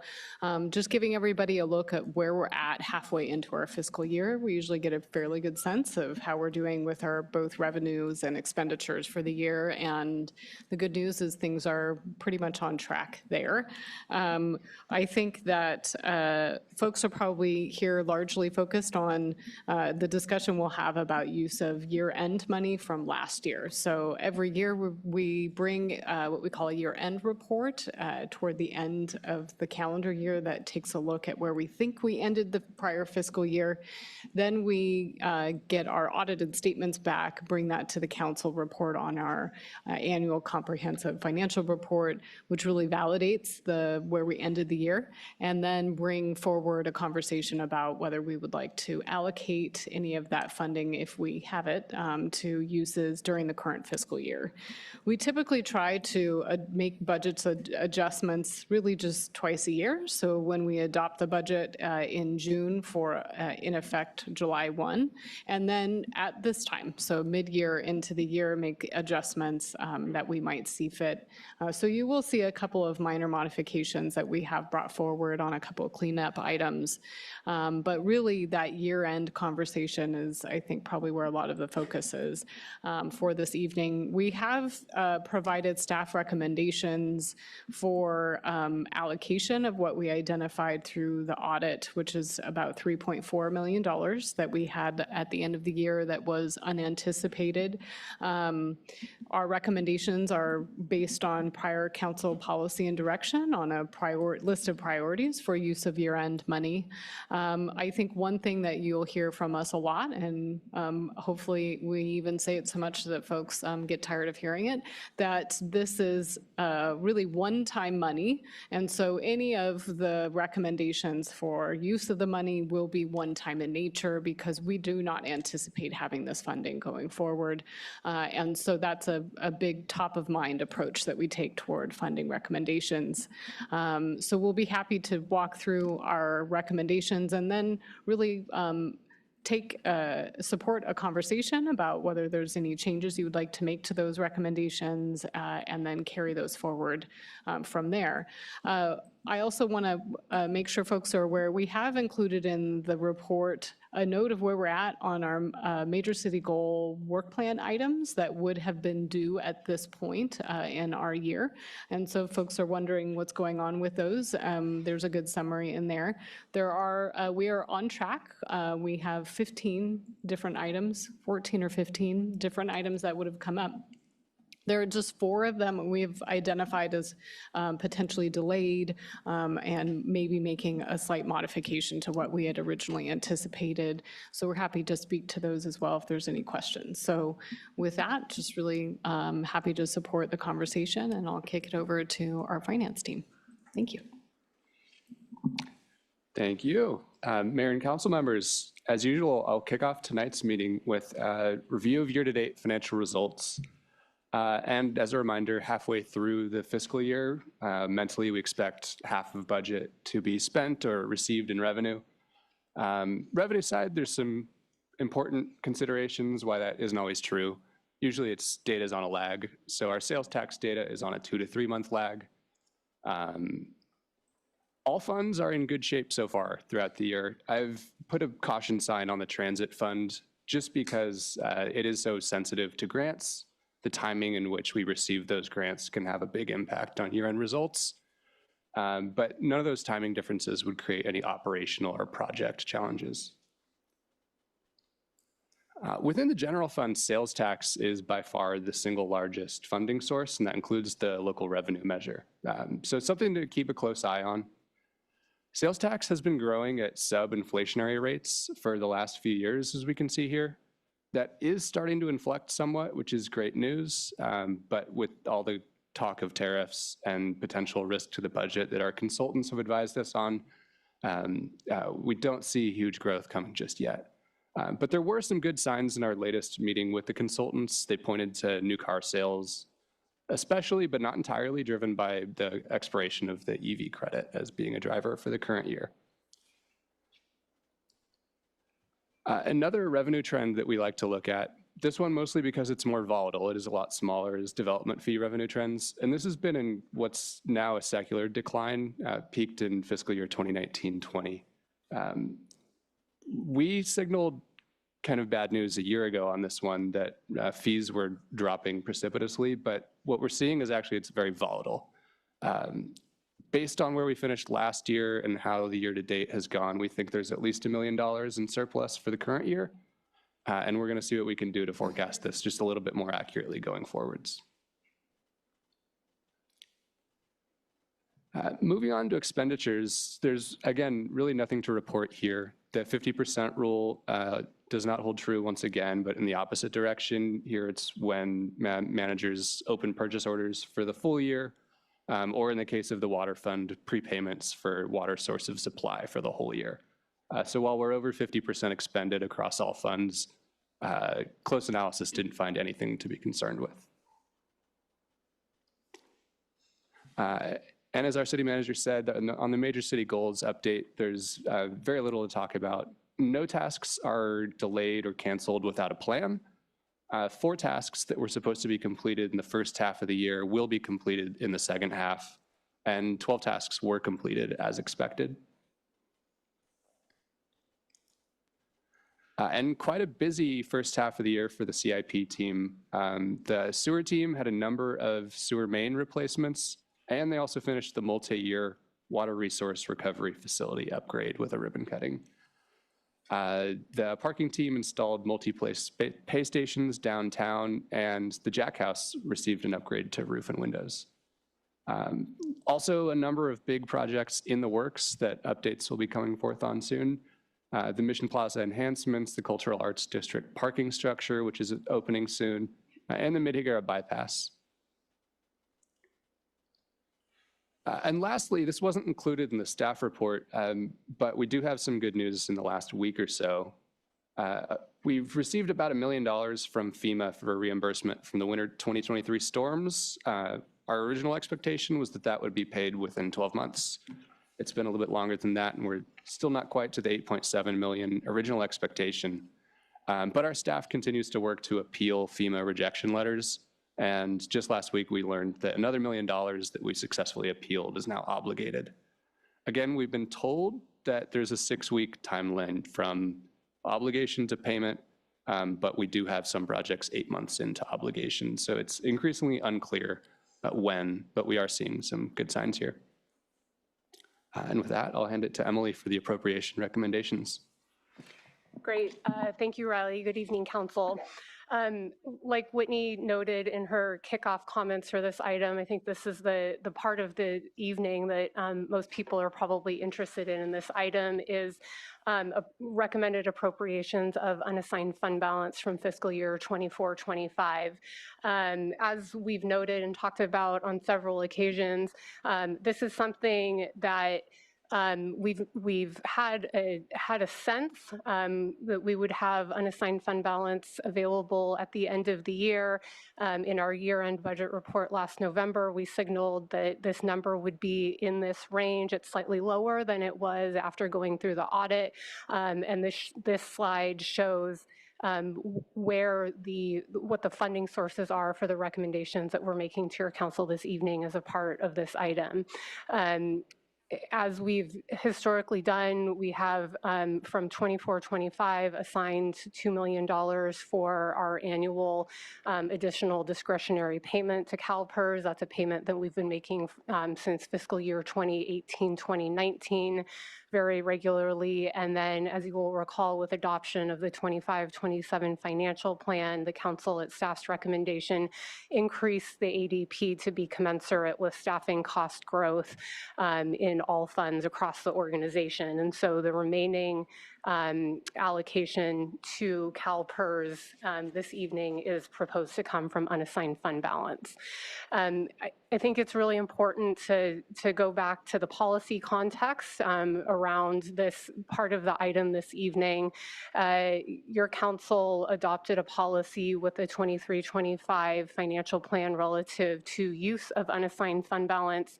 The most important and #1 rule in budgeting is that one-time money is spent on one-time purposes. And so all of the recommendations that you'll see this evening from staff are in line with that, and also in line with fiscal policy section 8 related to CalPERS and unfunded liabilities. At a high level, what that policy calls for is that the city should prioritize allocation of unassigned general fund balance for additional discretionary payments to CalPERS, infrastructure investments, and emerging health and safety needs of the community. So I'll run through the recommendations before you this evening. So after the audit, we landed with $3.468 million in general fund unassigned fund balance. That is after the $2 million that's assigned for the initial portion of the CalPERS ADP. And this slide shows how staff is recommending to allocate the remaining, or the 3.4 million in unassigned fund balance. The 869,000 for the increased CalPERS ADP ensures that the ADP that we're making is inflated enough above the $2 million to account for staffing cost growth. That's both headcount as well as negotiated increases to employee wages. The infrastructure investments are consistent with the policy, and you'll be hearing more about this $1.2 million that's recommended to go into the infrastructure investment fund. That is where we set aside and hold money for future infrastructure projects, and the next item will recommend use of that funding for the Hyera Complete Streets project.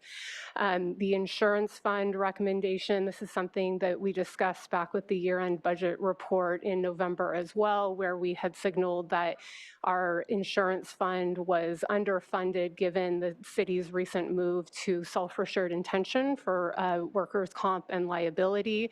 One of the requirements that has come with that is that we maintain a higher reserve so that we're in a good position to be able to pay and increase responsibility for initial claim costs. And so we're recommending inching our way towards closer towards the required funding level there this evening.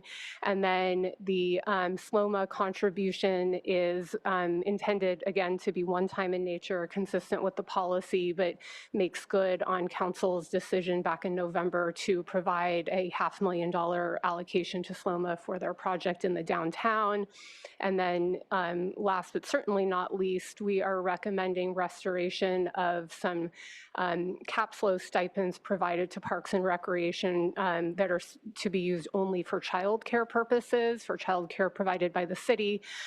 Those were received in fiscal year 23-24 and weren't spent and inadvertently fell to unassigned fund balance and were reallocated. And given that those funds are restricted in nature, we are recommending allocation of the amount that fell to unassigned fund balance in 23-24 so that they can go back to the Parks and Rec budget and be used for their assigned and specified purpose. We have a couple of slides just to sort of support some of the recommendations before you this evening relative to use of unassigned fund balance. The first is a table that we've, an updated version of a table that we've shown before that highlights what the city's CalPERS funded status looks like today. Our funded ratio is just over 66% of our total obligations, and our outstanding unfunded liability is 188 million. So lots of need there. I think it's really important to keep in mind, though, that, you know, in addition to paying this, the CalPERS ADP is in addition to paying our normal cost payment, our unfunded liability payment, and the $2.8 million recommended, at least from the general fund, 3.5 million in total this evening, is in addition to all of the payments that we are required to make to CalPERS on an ongoing basis. This chart serves to demonstrate what the city's unfunded liability has looked like over the next 5 years.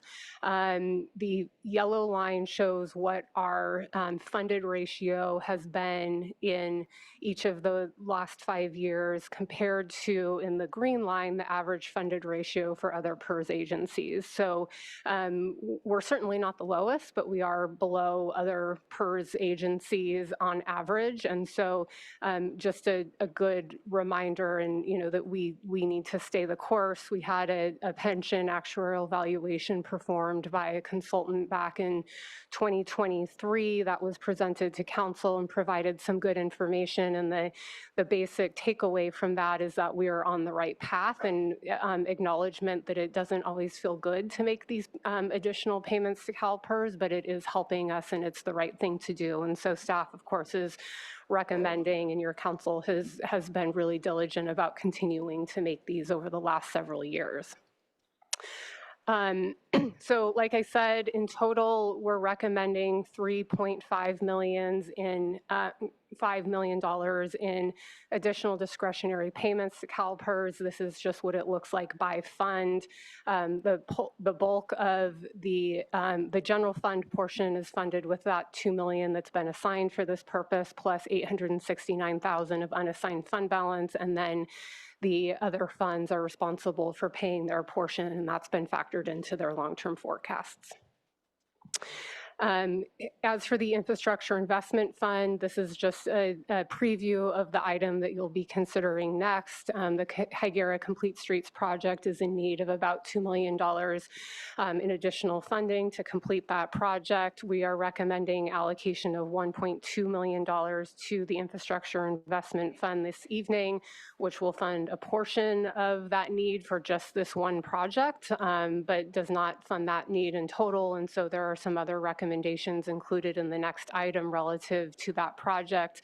But a good reminder that we have a lot of other projects that are in need of some funding as well due to inflationary pressures and a high level of need for some of these projects to move forward. And so that's why we believe that it's prudent that we're continuing to set money aside and allocate one-time money for these one-time projects moving forward.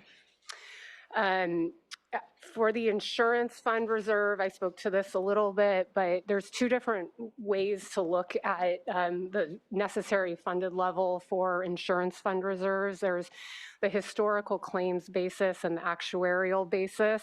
The historical claims basis is really the less formal method of identifying and establishing a reserve amount that should be set aside, but that is what the budget at this point can support, and so we're recommending the just under $803,000 to get us to the historical claims basis, but recognizing that if we want to move forward to more fully funding the reserve to meet the needs of a self-insured retention program for our workers' compensation and liability programs, that we'll likely need to make further investments in that fund. And so that's something that is on our radar that we're thinking about as we move forward with the March 3rd budget item and we move forward with development of the budget supplement and future financial plans. So this gets us closer to where we need to be, but likely not all the way to where we need to be. And we're still continuing to reach out to other agencies who participate in CJPIA's insurance programs to get a better sense of what they're all doing in the self-insured retention program to make sure that we're not an outlier. So there's still work ongoing there, but this certainly gets us closer to where we think we should be. And then with that concludes the presentation this evening. The recommendations are before you this evening, most notably the recommended appropriation of $3.468 million for one-time purposes consistent with Council's policy. So with that, we're happy to take any questions you might have.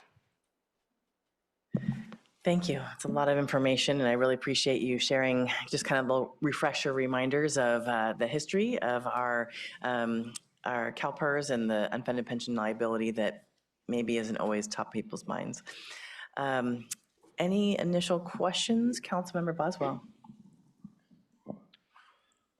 Yeah, thank you. Yeah, about the 1.1 million additional possible revenue on the community development side, are we seeing that offset by additional expenses? It's being driven by development, right? So is it resulting in additional contract staff or things of that nature?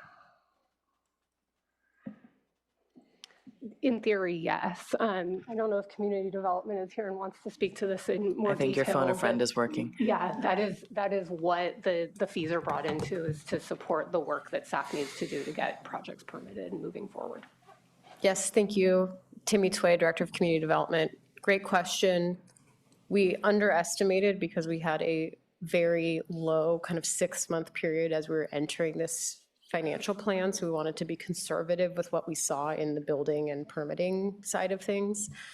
And so we also right now do not have an in-house building official.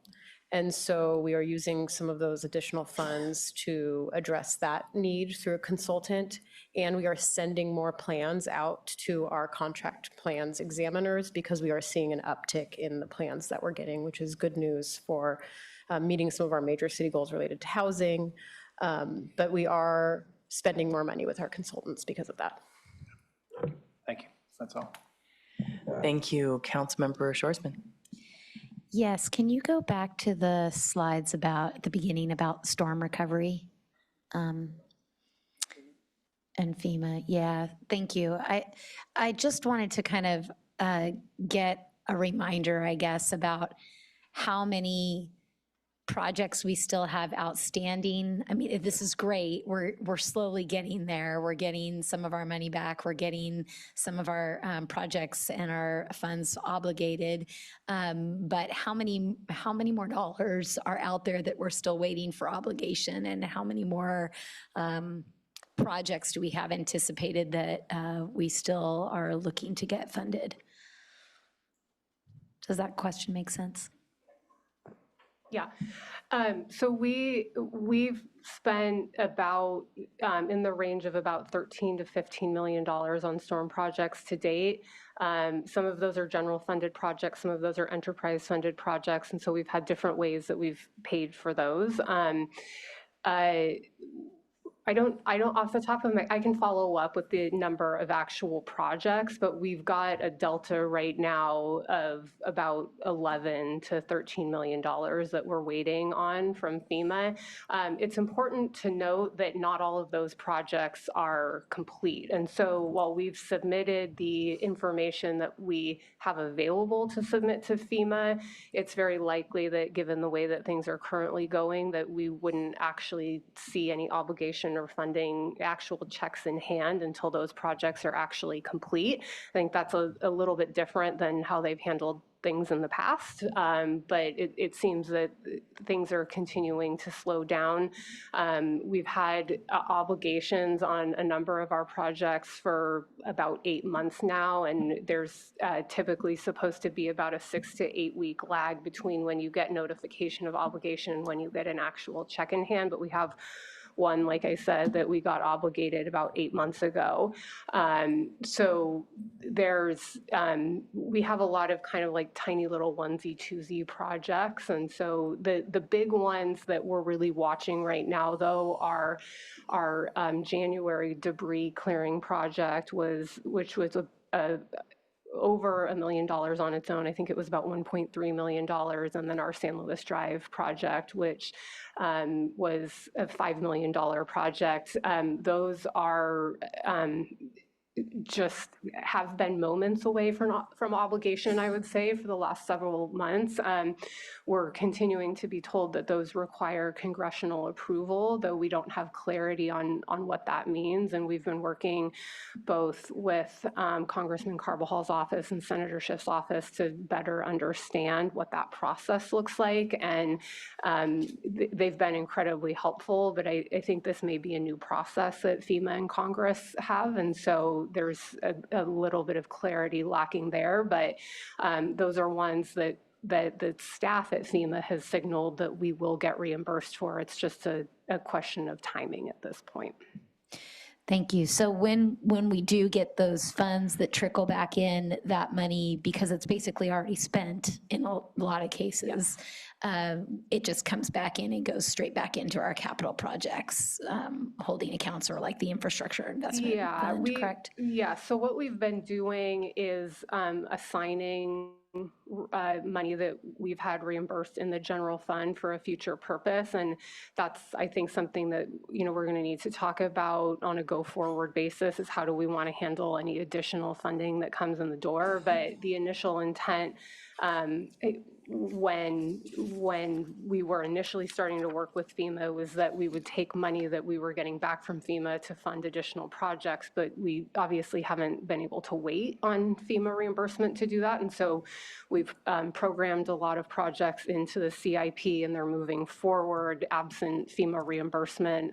But we are going to have to, as money hopefully starts to roll in, we'll have to come up with a plan for what happens with that money, whether it goes to capital or some other one-time purpose, because it should be, it's one-time money. Yeah. Thank you. Okay, I just have one other question. It's about the 115 trust that we've kind of talked about periodically over time, and it's been kind of sitting out there. We set up this trust several years ago, and I think we've had $2 million set to deposit for a long time and haven't quite done it. If I'm understanding correctly, yes, there it is, establishment of the Section 115 trust. And so it's just been sitting there assigned for a while. And I'm wondering if at some point we need to have the conversation about whether or not we're actually going to do that or not. And I'm not sure if that's tonight or at a future night, but just wondering, maybe you could give a little perspective on that. Sure, yeah, that's something that we've talked about, I think, in the last couple of budget updates. That's actually going to be included for council consideration discussion in the March 3rd budget update item. So in a couple weeks, we'll be talking about that. We're working to wrap that item up right now, and it'll be published here probably within the next 24 hours. Excellent. Thank you so much. Thank you. Great questions. Looking forward to that March 3rd conversation. Vice Mayor. Yeah, I actually just had a follow-up to that 115 trust question, and I know we're going to get much more into this in March, but just curious if, because of the nature of those funds, if they can be applied to any sort of account after we decide what to do, if we're not going to fund the account, or if they need to be obligated in a particular way if we don't decide to move ahead with funding the 115. Yeah, so we've had $2 million assigned for deposit into a 115 trust for several years now. How that money ultimately gets spent, whether it gets deposited into the 115 trust or used for another purpose, is entirely within council's discretion. The thing that I would caution is, just like we tried to hit several times on discussion of unassigned fund balance, is that should be considered to be one-time money. And so that would be $2 million that you could use. We would recommend that you use for another one-time purpose. Excellent. Thank you for that clarification. Yeah.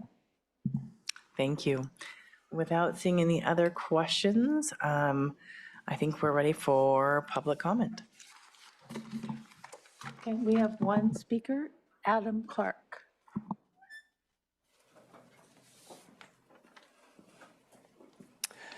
Good evening, Madam Mayor, Madam Vice Mayor, and City Council members. My name is Adam Clark. I serve as the Director of Development at SmartShare Housing Solutions. First off, congratulations on the city's budget surplus. Responsible stewardship of public funds does not happen by accident. It reflects discernment, maturity, and a commitment to long-term community well-being. I also want to commend the city for its continued efforts to make San Luis Obispo a more equitable, accessible, and inclusive place for all residents. These are not just aspirational words. They require policy decisions, partnerships, and meaningful investments that ensure no one is left behind as our city evolves. For nearly 6 years, SmartShare Housing Solutions has invested upwards of $500,000 to help bring our shared vision, Waterman Village at the Rosa Butron Adobe, to life. This project represents far more than new affordable housing units. It represents stability for seniors on fixed incomes, a community for individuals who might otherwise experience isolation, and dignity for residents who deserve to age in place in the city they love. Waterman Village also helps position San Luis Obispo as a front runner in developing innovative spaces that allow vulnerable populations to live independently while remaining connected to supportive networks and to downtown amenities. It demonstrates that we can honor our history while building responsibly for our future.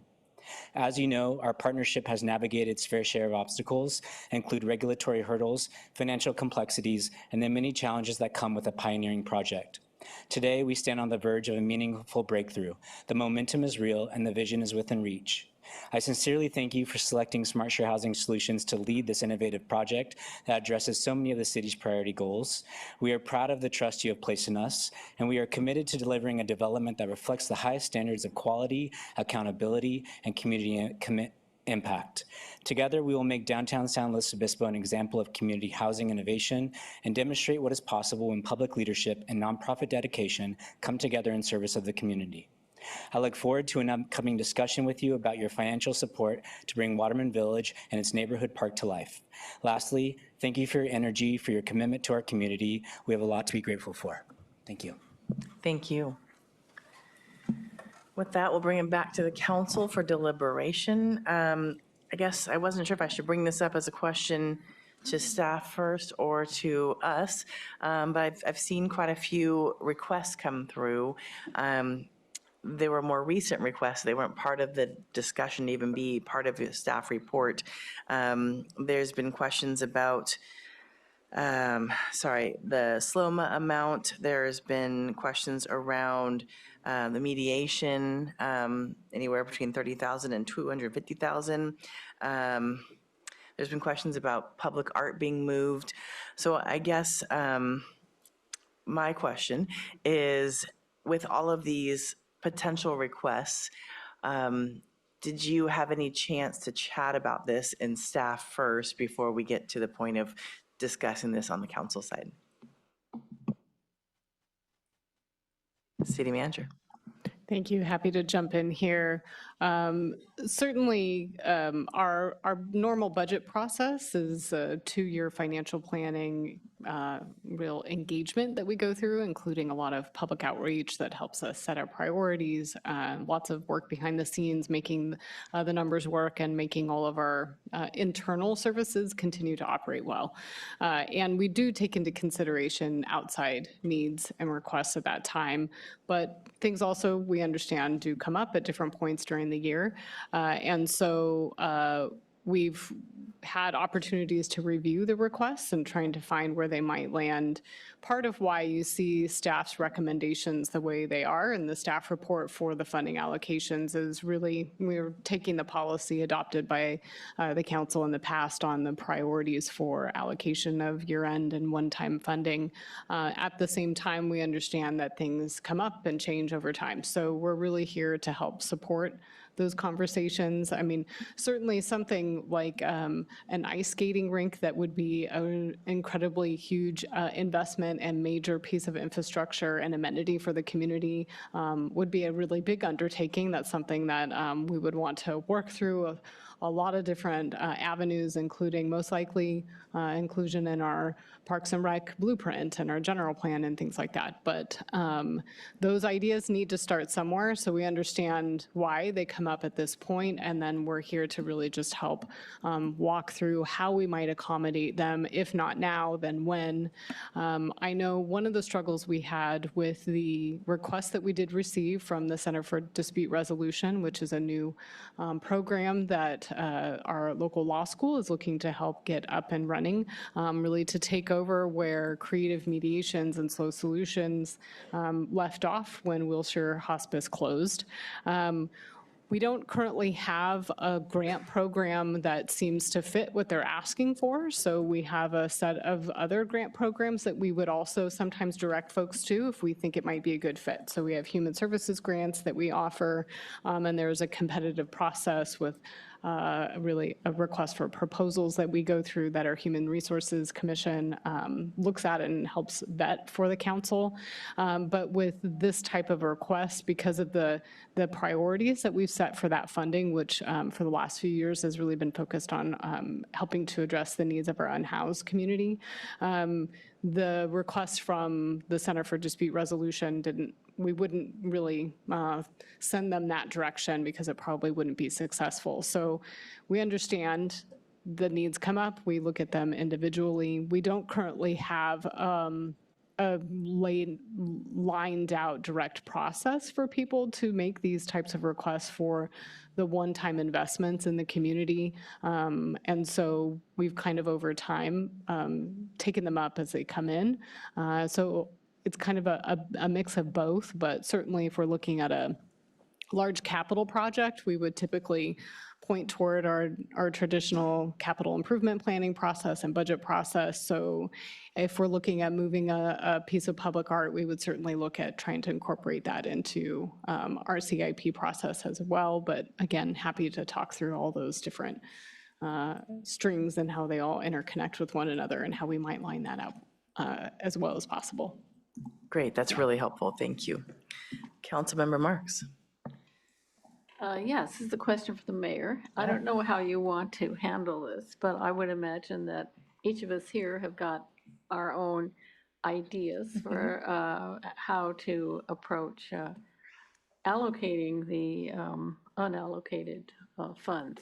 I agree, and I actually, Dream World would have like a whiteboard going on right now where we all put down our notes, but I think we can probably take that down ourselves. I think each person can share how you would like to utilize the funding or not, and then come back to that. I do have one more question. I should have asked this earlier in agenda review, but I forgot to. Obviously, the 1.2 million for the later item in the public hearings today is suggested for the Complete Street project.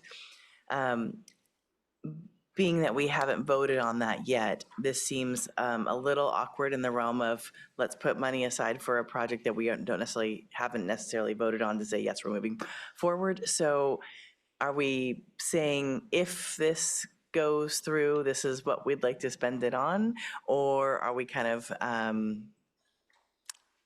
yeah, just I guess what would you like to hear on that for the motion if we wish to go forward? City Manager. Thank you. Happy to take this on as a first stab, and then if there's any cleanup necessary. We totally understand. It is awkward. We wrestled with the sequencing of actually not just this item, but the other two that follow. And so you'll see the recommendation to allocate the $500,000 to SLOMA consistent with the grant agreement that comes later, and that's really also carrying out discussions and direction from a prior conversation at another meeting. The item here for what is identified as really a shortfall and what we think we'll need to build out the Hyera Complete Streets item that's on our next item. The 1.2 million identified up on the screen under infrastructure investments, that's really what's left over from the other allocations. So it's not an even number. It's not even the total amount that we think we are short for the Hyera Complete Street project. That projected shortfall is $2.5 million. So what we're actually recommending here is that the 1.2 be placed in the infrastructure investment fund, which is really essentially a separate part of our general fund that we hold separate for future large-scale capital projects. And then if and when council authorizes us to move forward with the Hyera Complete Streets project, we would, part of the recommended action there is taking this funding and allocating it into that specific project. If we do not receive direction to do this, essentially, if we were to, let's say, receive direction to not appropriate that 1.2 million into the infrastructure investment fund, we would be looking to fill that $2.5 million shortfall in the project through essentially capital reserve funds in the next fiscal year. We have exhausted our capital reserve funds for the current fiscal year in order to build out more amenities for the Rigetti Community Park. We did have a brief discussion of this exact kind of scenario during that item and explained that it's a timing issue there of cash flow. We do know that July 1, we'll have another $4 million replenished into our capital reserve account. We can use that funding for projects such as Hyera Complete Streets. And so the funding will be there. It's just then we would be using more than half of the capital reserve for this one project at that point in time and just have less funding available for other capital projects. So there's actually a fair amount of flexibility in there.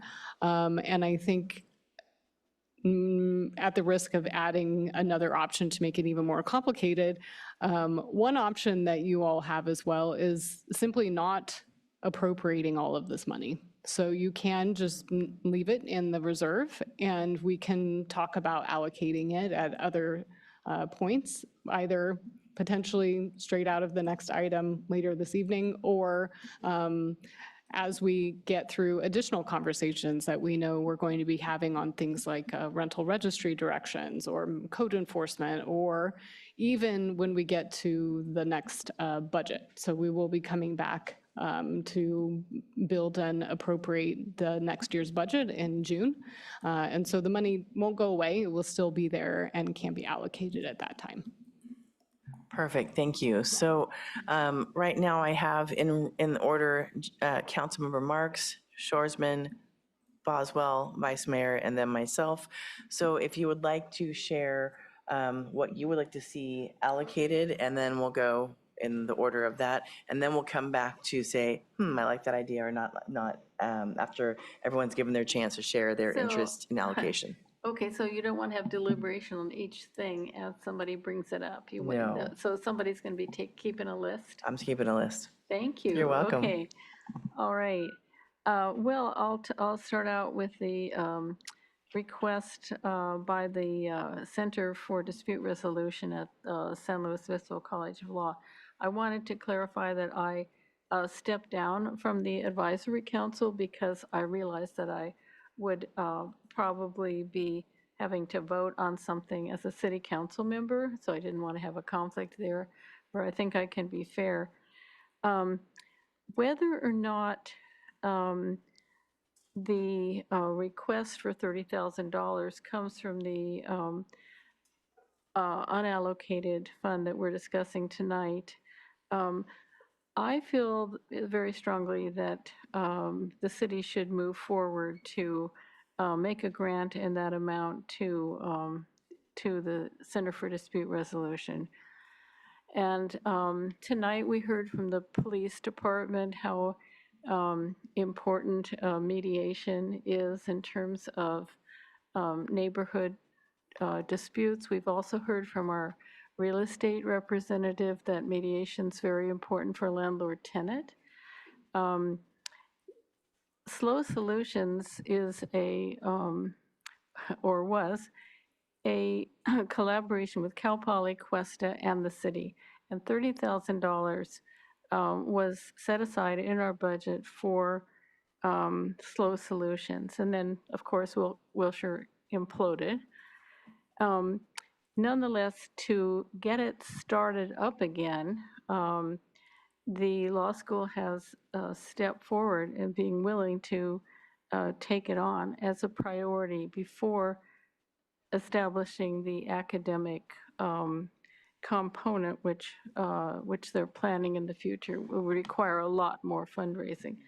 So I think the city should direct staff to grant that $30,000 a request that was made. Recently, we got a letter in that regard. In order to get it going, the creative mediation staff is working with the law school staff to make it happen. So it's essentially the same people. And Christine Wallace is coordinating with Cal Poly and Cuesta and the law school to create the scope of services, at which time we'll know what the whole endeavor might really cost. But to get it rolled out by the fall, we can't just let it be dead in the water as far as I'm concerned. So there's that.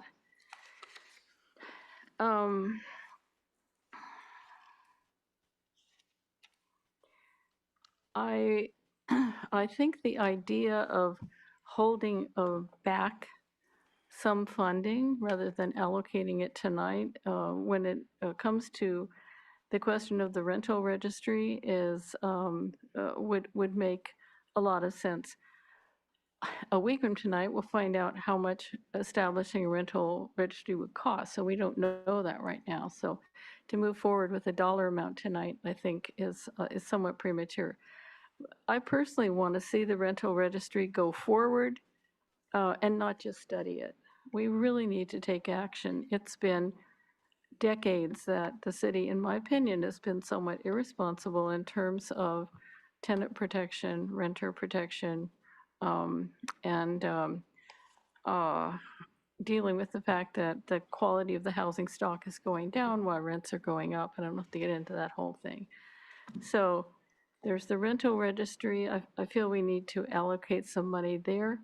I'm told it's $200,000 to $300,000. We could look at that figure. And this is a somewhat minor thing, but moving the sculpture at the corner of Marsh and Hyera, we're told that that's $100,000. But it's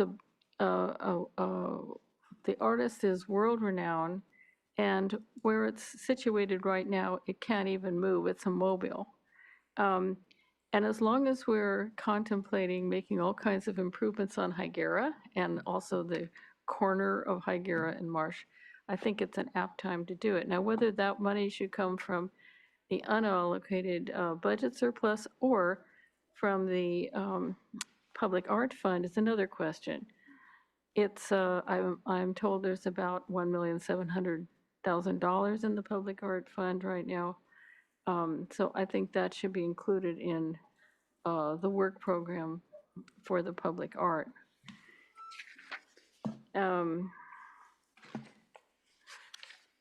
So that's all I have at present. And so in terms of the rental registry, I would suggest holding back probably $500,000 of this amount until we go through the study session.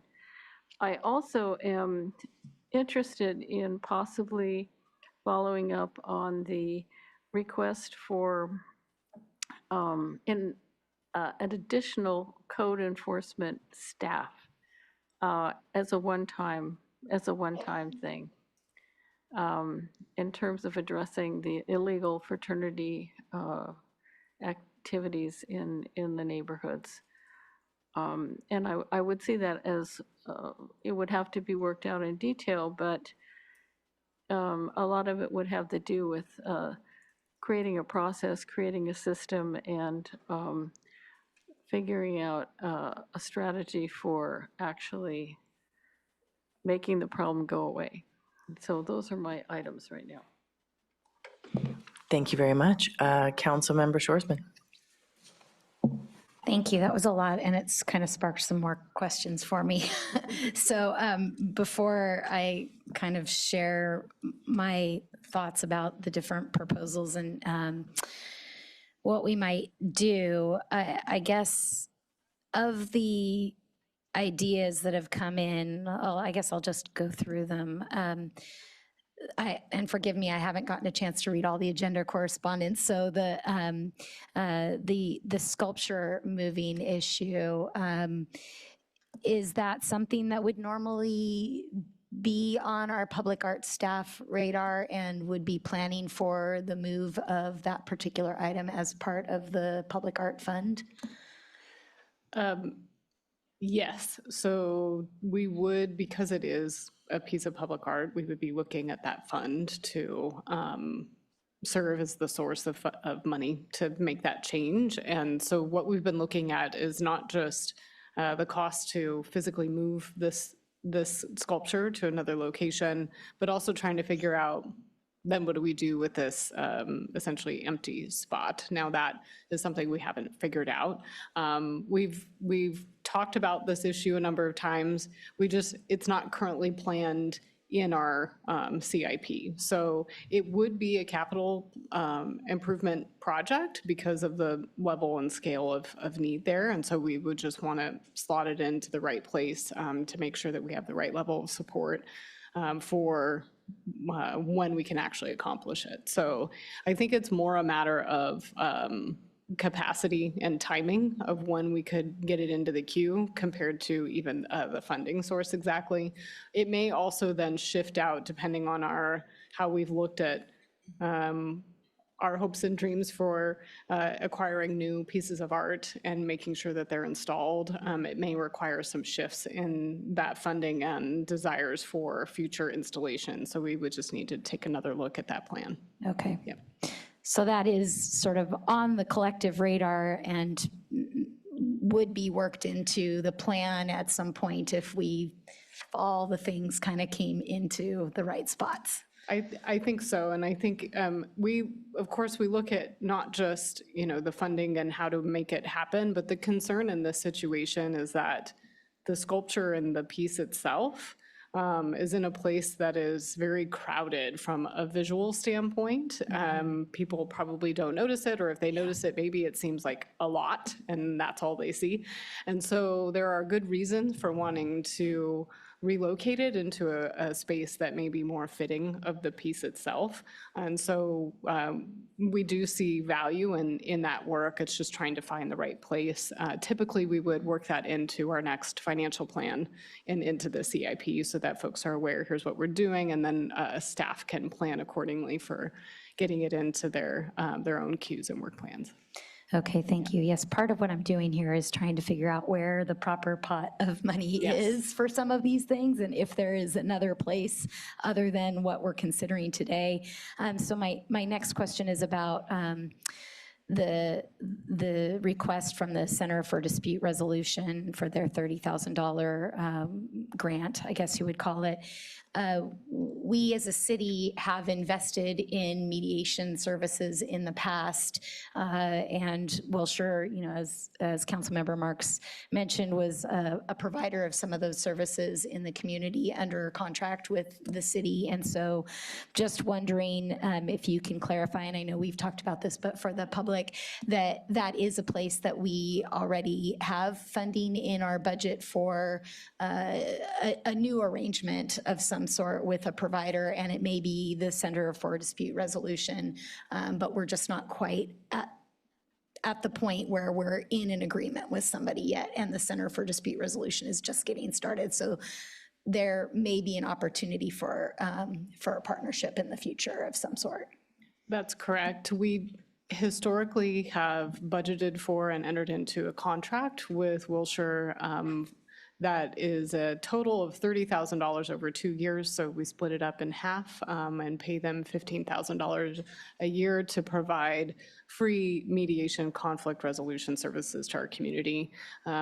It's well utilized typically, and we do see a lot of value in that for residents. I cannot tell you the number of hours and individual times in my own life and in my professional life and career where you're really dealing with two neighbors or a group of neighbors who are just living through a lot of challenges and difficulties. So the services are very helpful.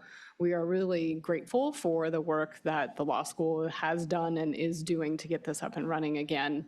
So we do have that funding set aside. It is budgeted currently. We have not spent the $15,000 that we normally would for this year because we don't have a contractor to provide it to. So in total for the financial plan, we have $30,000, burning a hole in our pocket that we will have available to provide for these services once they get up and running again, assuming they do. Part of the work that we are doing in a group setting is through city staff, Cal Poly staff, and Cuesta staff. We are working on developing an RFP, or request for proposals, that we hope to issue over the summer for these services that may even expand them a little bit more to include some proactive training on conflict resolution for neighbors and students specifically. And we're hoping that that will help not only ourselves and our community members and residents, but also support the work of the law school themselves. I know they're working on and hoping to get an RFP from the court as well. The court would be looked to help support services for folks who come in for, say, small claims action. And oftentimes what happens is the judge asks you to just walk out the door and go talk to a free mediator to help you resolve your differences without having to have a judgment issued by the court. So I know that's another thing they're working on as well. All of these things are in process, but they just haven't fully come to fruition yet. We do anticipate on our end between the city, Cal Poly, and Cuesta of issuing that RFP, and we do hope that the Center for Dispute Resolution will be ready. And if not them, I suppose in theory there may be another group out there waiting in the wings, but we really are looking forward to getting those services going in the next fiscal year for us. Thank you. Okay, the last two things that have been mentioned that are having a little bit harder time wrapping my head around of how to use one-time funds for is the potential rental registry expenses, because we haven't talked about that yet. We don't know what kind of ballpark number. Councilmember Marks threw out a number of $500,000. That seems like a lot of money to me. I don't really know how to think about a number that we don't know what we don't know yet until next week. So set that aside for a minute. The other one is the requests from our community for dedication of some of these funds for code enforcement costs. And the part that maybe you can help me understand about, as our finance director said multiple times, these are one-time funds. We can't, it wouldn't be wise to pay for services or costs that were going to be ongoing with these funds, because when they're gone, they're gone. And so if we were to pay for contract staff or an additional employee to expand our code enforcement efforts for a year, then what happens when that money is over and we have to go back to the previous status quo? Do you want to comment or, I don't know, give me some feedback on that thought? Yeah. I think I might actually take the two issues in order. So the rental registry costs, we do have a staff report that I think we published, but I'm trying to find it online, and then our website was down, but it's up now tomorrow. So very soon, it'll be, yes.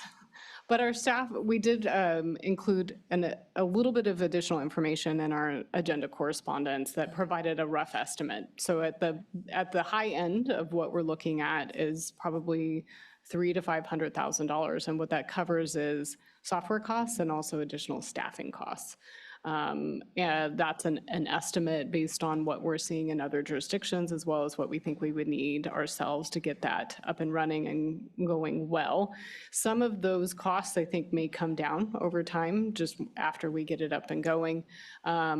We also would recommend some type of fee program to help pay for it, and it really depends on how we set the fees. What is the cost recovery rate we're looking for? It can make the program revenue and cost neutral for us. It just depends on how we set it up. The bigger constraint that we'll talk through next week is really the resources we have on hand now and our staff to build the program, to get it up and running. We have the same individuals who would be tasked with doing that work are also tasked with many of the other housing-related plans and programs that are in our current work plan. And so the staff report will identify those work plan items so that we're all aware of what we might need to talk about shifting out if we want to prioritize this work now. So there's both the funding issue and really the timing issue as well. So hopefully that helps give you an idea of the cost, $300,000 to $500,000 kind of at the upper end. But then really, how do we deal with the just staff resource constraints? That's not a money issue, but a people time issue. The code enforcement staff concept, I do appreciate out of the correspondence we received, the request is for contract staff with the recognition that they are asking to essentially tap into this one-time funding with the idea that this could be one-time staff. That is something we have done that in the past. It would essentially be sort of like, a surge and additional help. We've gotten some ballpark estimates of what we think that could cost.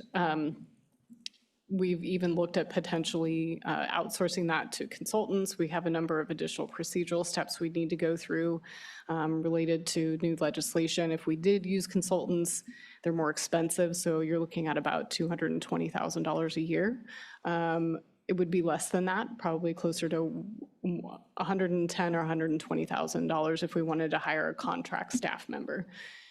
The challenges we have there are around finding somebody who wants to take a job on in a limited term basis is pretty challenging. It's hard work to begin with. And on top of that, it's not a job that somebody could rely on having after the money runs out in a year.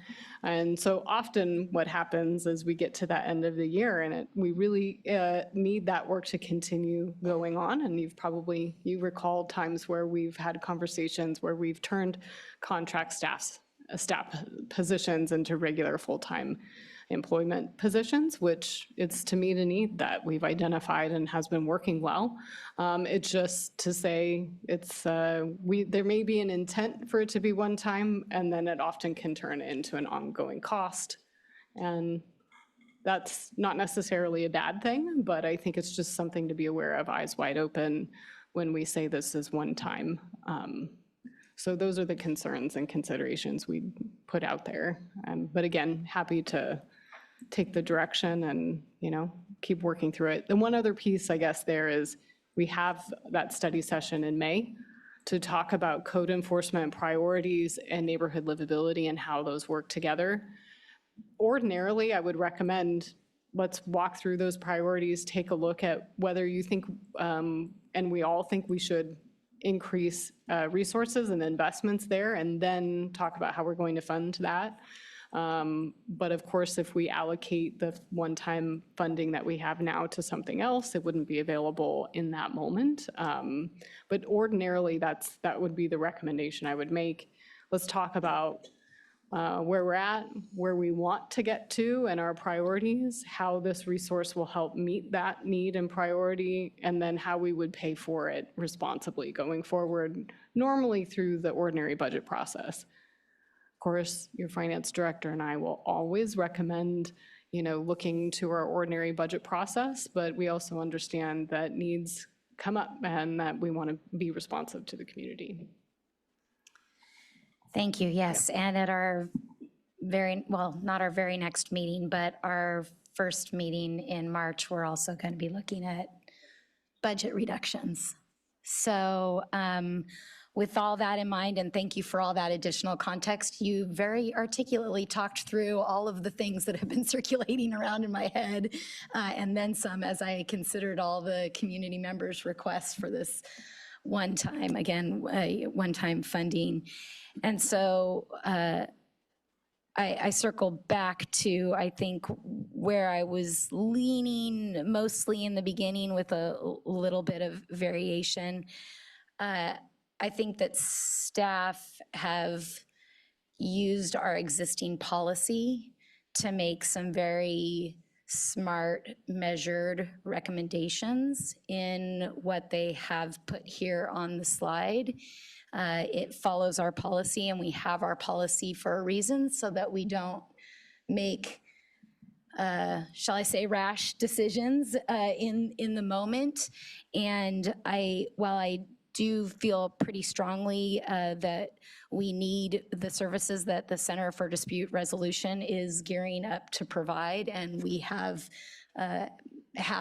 budget allocation in order to pay for those services in the future. We just haven't quite got to the place where we have a contractor to do them. I think I hope that they will be a good contender for that funding. And I'm also just really conflicted about the way we would use these code enforcement, use these dollars for code enforcement. So I lean against making a decision about that today. I still am I'm still struggling about what to do about the rental registry and other issues. So I'm curious to what you all have to say about that. I think I'll close with, if we are going to change any of the numbers on the slide here, because all of this is going to involve trade-offs, right? If we decide to fund something with these one-time funds that is not on this slide, we have to trade it for something that is on the slide. And so I think the most important things on the slide that we need to preserve are the infrastructure investment fund amount and the insurance fund amount, and obviously the SLOMA contribution, because we signaled we've gone back to signaling that, and we have an item later on the agenda where we're going to approve a grant agreement. The Parks and Rec funds, I feel we need to keep consistent. And so I think the only place where we maybe have some wiggle room in my mind is the CalPERS ADP. And I am hesitant and would like to hear your all's opinion about if we were going to reduce that amount, by how much we should reduce it. So I'll leave it there for now. Thank you. Councilmember Boswell. Thank you, and thank you, Council Members Marks and Schwartzman, for those questions. Very helpful in hearing the responses, going through all the items that we've had some additional requests on. So, yeah, I think I agree with your last statements. I've been inclined to support the staff's recommendation, mainly because to me it reflects our previous policy direction and also some previous commitments. Each of these do that. We've been pushing quite hard on infrastructure investments. We really stretched with Rigetti, for example, and we're pushing. We've been pushing on trying to get accelerated on some of the complete streets projects. So, I think we need to be mindful of that. The insurance fund, the SLOMA, and the Parks and Rec grant, those seem like things we should not be adjusting. They basically are prior commitments or things that we're being, we're having essentially have to do. So I think you're right that the increased CalPERS payment is maybe the only place where we have some flexibility.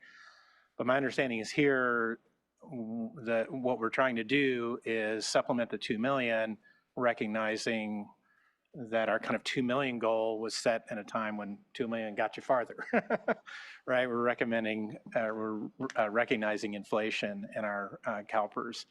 And, it's a little distressing, the chart that was put up that shows we're behind the average city in terms of where we are with our unfunded pension liability. And in fact, I sometimes sit around and think, like, how can we even maybe do more there to kind of get us at least to the average, which I think would be a good goal at some point.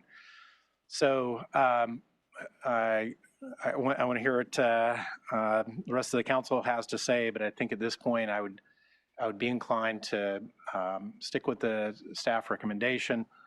The rental registry and code enforcement, we have study sessions coming up on both of those where we really need to work through what are we going to do. We're only 4 months away from the next budget year as well, so there's some potential opportunity, although we'll see how much on March 3rd, maybe not too much, but there is an opportunity to rethink more holistically some of our objectives for our budget year, and look at the possibility, if these are priority over other items, to move some bigger budget around. So I kind of feel like, I want to go through those study sessions before I'm setting money aside for them. It also sounds like there's some additional unassigned money coming up with the 115 trust money. Thank you so much. I appreciate that. Vice Mayor. Yeah, thank you so much. Just a couple of quick questions. I know this one has been asked and answered, but I just want to make sure I really understand it completely. Regarding the $1.2 million from the infrastructure investments, if we were to take some portion of that and set it aside for something else at this moment and utilize the funds that will be replenished in the summer with the new fiscal year, does that delay the project in any way at moving forward tonight?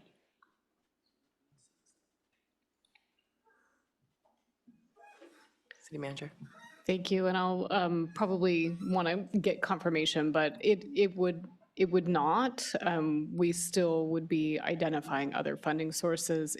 I believe the real issue is we would be taking from all of the shortfall from next year's capital reserve, which leaves less funding available for other potential needs. So definitely want to make sure I'm correct on that. Yeah, correct. We intentionally set this up this way to take from the Infrastructure Investment Fund to make sure that the project could move forward and you could take separate actions with this agenda item and the next, so that it did not delay Hyera Complete Streets. So regardless, if whatever we do here, if we decide to move forward with Hyera Complete Streets as outlined in the staff report, we will find funding to move it forward as scheduled. Correct, yeah. Even if you wanted to adjust the amount, we can still make that work with the next. Really appreciate that clarification. Thank you. And I have a question for Director Tway about Ptolemy. The Ptolemy software. Thank you.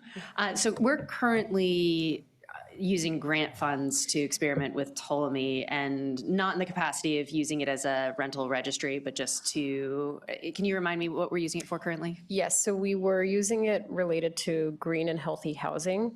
So it was related to that grant.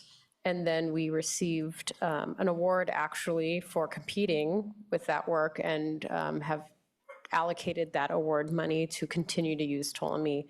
It's been really helpful for us to understand the basic landscape of the rental market in San Luis Obispo as we put together these study sessions. And if we, during our hearing next week, decide we do want to move forward with some form of a rental registry, I understand Ptolemy has and is used in Monterey and some other cities for that purpose. Would we have to go through a formal RFP process in order to choose them, or because we're already contracted, can we just expand the services that we're utilizing, or how would that work? Sure. I'm going to leave the technical questions to finance staff, but from a policy consideration, I think we would want to look at the whole landscape of options, not just go with the consultant that we've used because we had them as part of the grant money. They certainly are used by other jurisdictions, but I think there's a host of other options out there, and we just want to make sure that what they have works with our other systems, that provides the type of platform we would want to use. So I think we would, regardless of whether required or not, want to go through an RFP process to make sure that we fully understand all of the other options that we have. And I know you've have experience with these rental registries, have seen them functioning, and so there's not a world where you potentially sort of use this software as like a sandbox and then transfer it over after you've done all the due diligence to figure out what software you actually want to use, do the RFP, or figure out consultants, or whatever that So entails. since we do have experience with Ptolemy, I mean, that is helpful for us to understand what are helpful tools, what has been useful to us, what are the aspects of it that we think could use work and maybe a downside. But if we were really going to move forward with a rental registry program, I'd want to make sure we're kind of looking at everything. We do have additional knowledge about Ptolemy that may be helpful in those conversations. So we have kind of used it as a sandbox. They could be the option that is the best in the end, but it wouldn't be because we've already used them, if that makes sense. Yeah, absolutely. I guess all my questions are kind of getting at the idea if there's a world where kind of a smaller seed fund gets us through until we have a more comprehensive understanding of what we want to put in place. I think the challenge there would be, we have Ptolemy for another year because of this award money. The challenge would be if we wanted to launch something using one software and then because we already had access, but then we did a research and we decided on something else, that would be really difficult for the public, the external facing and internal.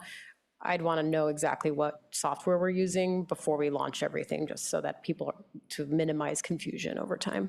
Awesome. That's what I assumed, but wanted to kind of get into the weeds on that. Thank you so much. I think that's it for my questions for now. Actually, one more question. sorry, not for you, Director Tway. More about the Center for Dispute Resolution. When do we expect that we'll have finalized kind of the scope of services and the negotiations? When do we expect that to be complete? We are hoping to have the RFP completed this summer with them online and ready to provide services in the fall. But our Deputy City Manager, Greg Herman, has been working on that project directly and can provide a more detailed update. Thank you, City Manager McDonald. Hello, Mayor and council members. So that's correct. We're actually meeting at the end of February with the partners from both Cal Poly and Cuesta to review a revised scope of services based upon some brainstorming sessions that we've been able to have with that group. It's correct that at this time we're looking at an expanded set of services because we spend a lot of time dealing with issues that perhaps could have been solved on the front end with greater mediation and conflict resolution skills.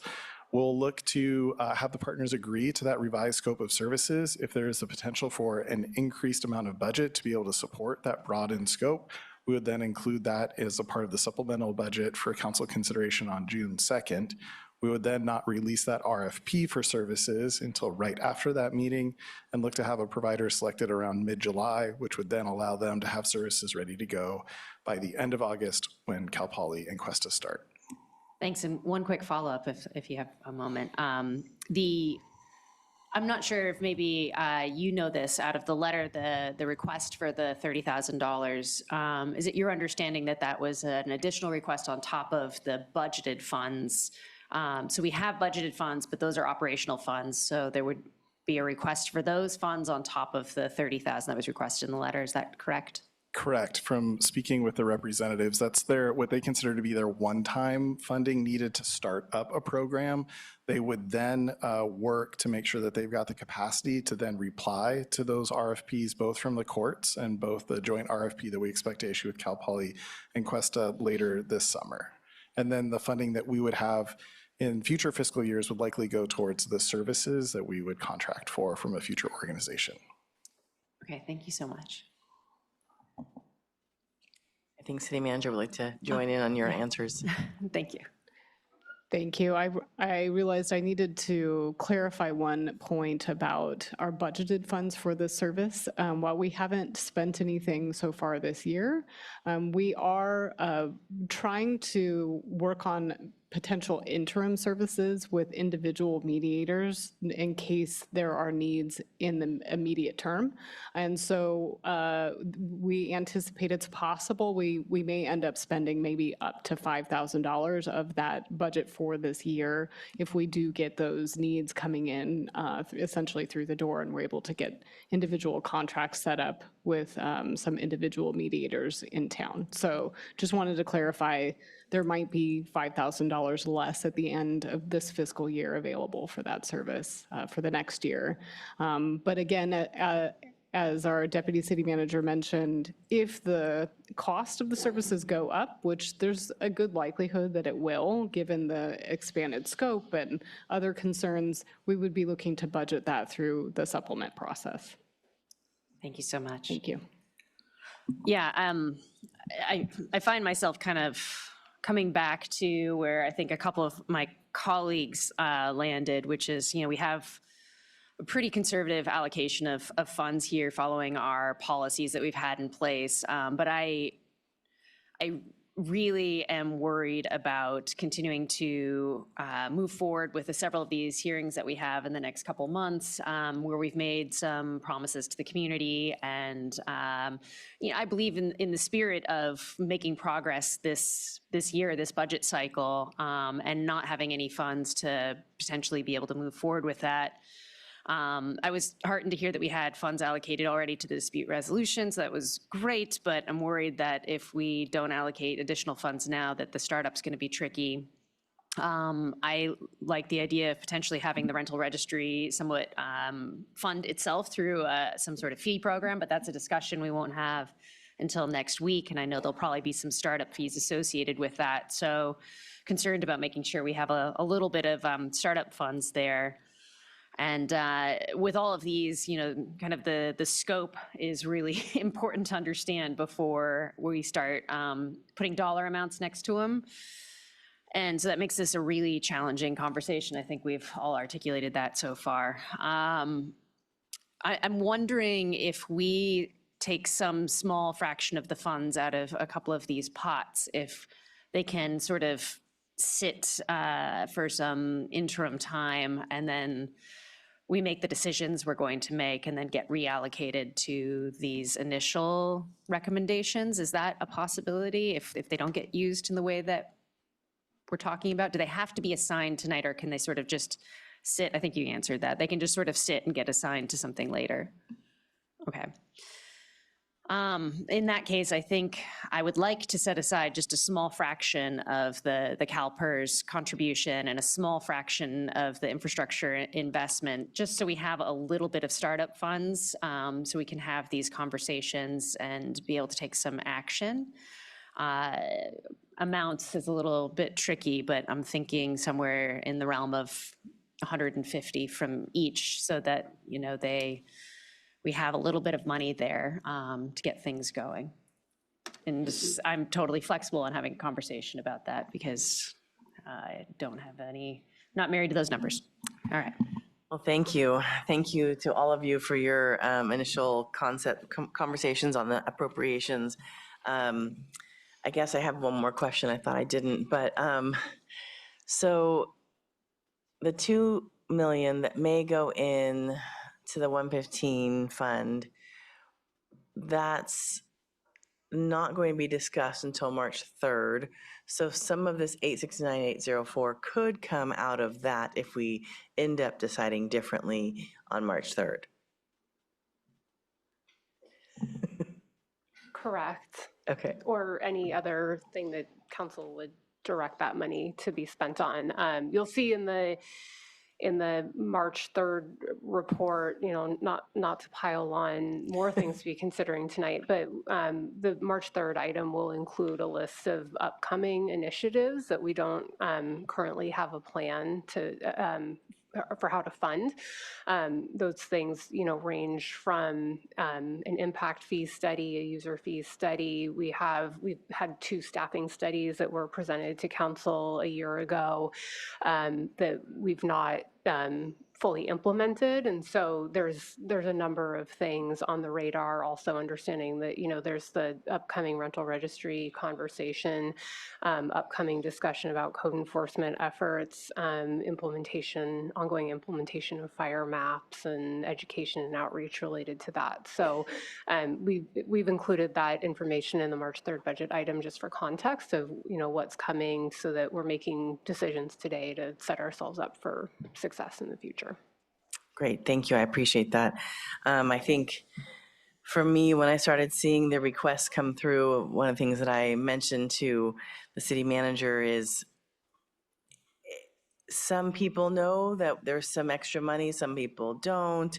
It's not necessarily kind of even ground right now for people who are interested in potentially getting money.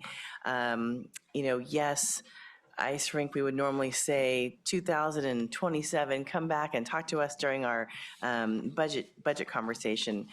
And typically, honestly, all of these things that are requested extra, I would kind of think the same way as, well, let's talk about this in January of next year.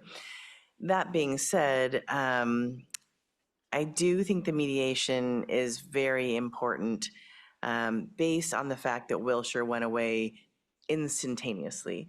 It wasn't we're going to phase it in, phase it out. And on the slow cog board, one of the things that we saw was the major gap in funding for seniors and their transportation. So we were able to partner with another organization, Carrying Collars, I think. Anyway, so they were able to do something very similar to what Wilshire was doing with the senior transportation. So I think of this now, this mediation with the School of Law, as very similar to that situation. We had kind of an implosion of Wilshire, and so I think that putting this initial amount to get them started quicker moving forward would be ideal if it were up to me.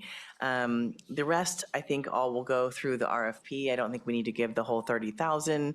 If we normally would give 15, let's talk about that. Unfortunately, we couldn't bring this up when Cal Poly was here, but I would hope that they would also consider giving, because we're in this conversation around code enforcement, noise, housing issues that are community members of all ages, and students make up part of that. So I do think that it would be logical. I know on campus, people used to use those solutions for staffing as well, staffing issues as well, not the union issues, but so just seeing that there's something to me that I'd love to see that 10 to 15,000 move further along, or sooner than later. But I don't think the whole 30,000 needs to go right now, since we have soon another year of budget to talk about. I think as we move forward, the rest of this, I would love to see wait until after May, because as we've said, we have rental registry, we have budget reductions to discuss, we have code enforcement and neighborhood livability. So all of these are issues that I would love to be able to look at the pot together and say, here we go, this is what we need to do. As far as the SLOMA contribution, as many of you have said, that was a commitment we already said, so I feel we need to move forward with that. Similar to the Parks and Rec grants, need to move forward with that. So those are the ones I see that are like dire, we need to like move forward and take care of that ASAP. The other three, not saying they're not dire as well, but I think we can wait a few months before we have to, write the check and send it out. So that's my 2 cents on this. And Councilmember Marks? Oh, thank you. Well, I just want to thank the mayor for bringing up the circumstances, the unusual circumstances that we have with Wilshire just disappearing essentially overnight. In order for the Center for Dispute Resolution, which right now doesn't exist except conceptually, to do things that would be required to administer a slow solutions project, they need to have some startup money. So that's what it is. They're asking for startup money. They're asking for one-time startup money. And then that would equip them to be able to come up with an RFP. Right now, they don't have any, how do I say, any basis. They don't have any organization that would be capable of coming up with an RFP. So essentially, you would be saying, forget it, as far as we're concerned. So I think that would be a mistake. $30,000 is not a huge amount of money, and I think we should go ahead and make the grant very much like what we're looking for SLOMA, very much like what we were looking at with Slow Rep. So these were, well, they're in the arts, but they're basically, it's like a vote of confidence for future performance, and so that's what we would be doing. In fact, there aren't that many mediators, community mediators in town, in the whole county. The kind of mediators who actually have businesses pretty much work within the legal community, and they're very expensive. What we're talking about is free services for our residents that, I don't know, I think they're really crucial. And the longer that we have trying just to scab it together, I think the greater chance there is that nothing will happen, or it'll be really disorganized. So anyway, I would like to suggest, in terms of what we're looking at tonight, that we just don't allocate, in terms of the CalPERS ADP, that we just don't, well, first of all, we do take the grant to the Center for Dispute Resolution, out of that amount, out of the CalPERS ADP amount, and set aside $300,000 that we don't allocate from that amount for the rental registry. If it turns out, when we go through the whole thing a week from today, we decide, oh, it's too much, we don't want to actually do anything, we just want to study it, then we can put that $300,000 back into it. We don't have to make a decision tonight. And I do appreciate all the work that that staff has done in this. Also, with the infrastructure, with the insurance fund, that is a matter of policy. However, to me, there would be a possibility of taking like $150,000 out of the CalPERS ADP and another $150,000 out of the insurance fund allocation. And just not doing anything with it till we've had our study session next week. So anyway, that's my wish, and at some point I'll try to make a motion. Thanks. Thank you, Councilmember Shorsman. I'm going to take a stab at proposing a compromise here. We'll see if it goes anywhere. So I was looking at the Center for Dispute Resolution. Actually, first a question. Generally, when, and we're doing it later tonight with SLOMA, generally when we grant funds to an organization, staff develop a grant agreement. And so there is a document that says, here's the money we're giving you, here's what our expectations are in exchange for those funds. Is that correct? Yes, that's correct. We would definitely recommend an agreement to document the exchange of funding and for what it's going to be used for. So in this case, if we are directed to allocate funding for this purpose, we would recommend that you also direct us to go develop a grant agreement that we would negotiate with the law school and bring that back at a future meeting to be approved on the consent agenda, most likely. We do that with our human services grants. Yes. We do that with our promotional coordinating committee grants. I think we do that with almost all of our grants. That's correct. That's correct. All of our grant programs do result in grant agreements with every specific grantee. That includes the scope of work and our traditional rules and requirements that apply to use of city funds. Okay, so I'm looking at the Center for Dispute Resolution webpage that they have built. They've, as you mentioned, I think Councilmember Marks, they're low on resources, and I know I've talked to some of their leadership as well, and they're pulling this together to try and meet a community need that they see, and it's something that we've identified that we need as well, and I really believe that this is an important service that they're trying to, an important gap that they're trying to help us fill. On their website, they have join the Founders Circle. So they're beginning their fundraising efforts to try and meet the funding gap that they need to do these startup funds. Their Founders Circle is $10,000 to join. So my proposed compromise regarding the Center for Dispute Resolution would be, for now, knowing that there are some opportunities for them to potentially apply for funds later to perform more of the services, but to help get them started, maybe we offer a $10,000 grant to get their Founders Circle going. On the maybe setting aside other funds for rental registry expenses or safe housing expenses or something else in the future that we have some meetings coming up and some study sessions that we don't know the results of yet.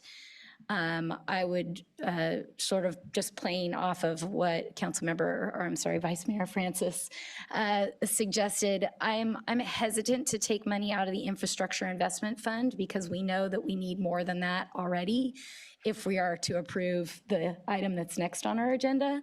But I could wrap my head around reducing the CalPERS ADP by $150,000 or so. And holding that money aside for some other future cost that is, again, a one-time cost that results out of some of our upcoming study sessions. And then if we decide we don't need that money, then we would commit ourselves to putting it back towards the CalPERS additional ADP payment. So that would be my proposal. Curious to hear if anybody wants to jump in on that or propose something different. Thank you. Councilmember Boswell. Yeah, I think that generally sounds good to me. I'm in terms of the funding for the dispute resolution, I think I really do want to see a staff report on that. I want to better understand why that money is needed. I mean, we generally expect nonprofits to do some fundraising on their end, and then we help fill in what they can't raise. And so I'd just like to understand a little bit more about that. So, but I'd be willing to direct staff to go ahead and bring that back to us for discussion at the amount you've suggested. I think that's okay.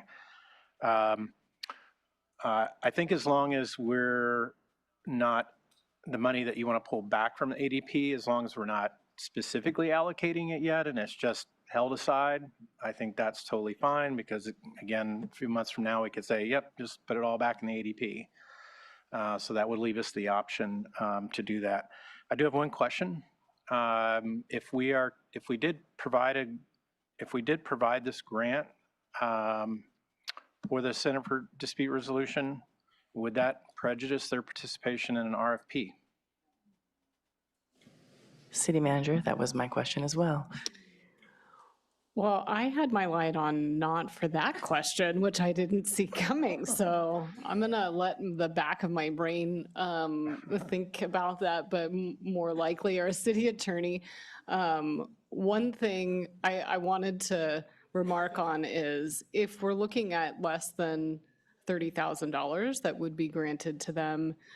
We do anticipate having funding from that line item in our current budget that we wouldn't necessarily need to take from year end of last year. It's sort of, at the end of the day, it's the same pot of money that we're really talking about, but if that helps, you could give us direction to go have more conversations with the center in an evaluation of whether this is part of an upfront grant that would come back at a future meeting that we could use funding from our current budget for. So we could do that. It's essentially like a budget amendment. It's very small though.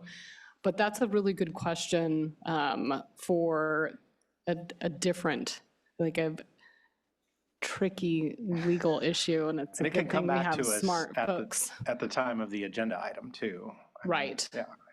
So maybe one option is to give us direction to go research that really good issue and bring it back to your council with a result. And if it's something we think we can accommodate, then we could go ahead and bring an agreement forward. I think the one question would be, what would be the amount that you would be looking for? And we could either accommodate that potentially through our current line item or through an allocation from fund balance. I don't think it's the city attorney knows on the top of her mind. Right before city attorney, for mine to kind of tie into that question, to me, my question was more not a certain amount, but are we sole sourcing this? Because if we're sole sourcing, then it's fine. But if it's opening up the RFP to anyone who might provide mediation services, even though right now we haven't seen it, that seems as though we might be creating kind of a conflict in itself. So, city attorney. So a couple of things. There are some different rules for nonprofit organizations, and my guess is that most of the folks that would be bidding or submitting proposals for this kind of thing would be subject to some of those exceptions. The contract issues that you think about off the top of your head are sort of 1090 issues, and that is where somebody has a financial interest in the contract that they are entering into. We worry about successive contracts. I think there are some distinctions here that are relevant. I think they're good points, and I think we do need to look a little more closely at them. But on the face of it, I'm not seeing an automatic prohibition here based on sort of my back of the napkin analyses. I'll have to look a little bit more closely, but I appreciate the raising the issue, and we will look further into it. Thank you. Councilmember Boswell, were you finished? I'm good. Okay. Councilmember Shorsman. Yeah, so I think the reason that I was thinking that the whatever amount we gave to the Center for Dispute Resolution would have to come out of these funds rather than the budgeted line item, and I realize it's kind of a shell game a little bit, but is that money is set aside for the services, and this is what they're asking for is more like startup funds to set up their website and maybe hire some grant writing staff to help them with the upcoming RFPs and things like that, whereas I would think the money in the line item we would want to get actual mediation services from. So I'm okay with wherever you all think is best. My intent is to pledge that $10,000 of support in this one-time fashion. So if there's conflict issues that we need to work out, then I'll leave that up to you, of course, to advise us further. Thank you, Vice Mayor. Yeah, thank you. I appreciated your commentary on the urgency and kind of the unique situation here, but I also appreciated you bringing up potentially getting a little bit more information on exactly scope of services. And, I'm in my mind really hopeful that this is going to fulfill some of our needs for housing disputes and tenant issues, kind of wrapping into next week's conversation, and want to ensure that they're going to have the capacity to actually fulfill some of that need.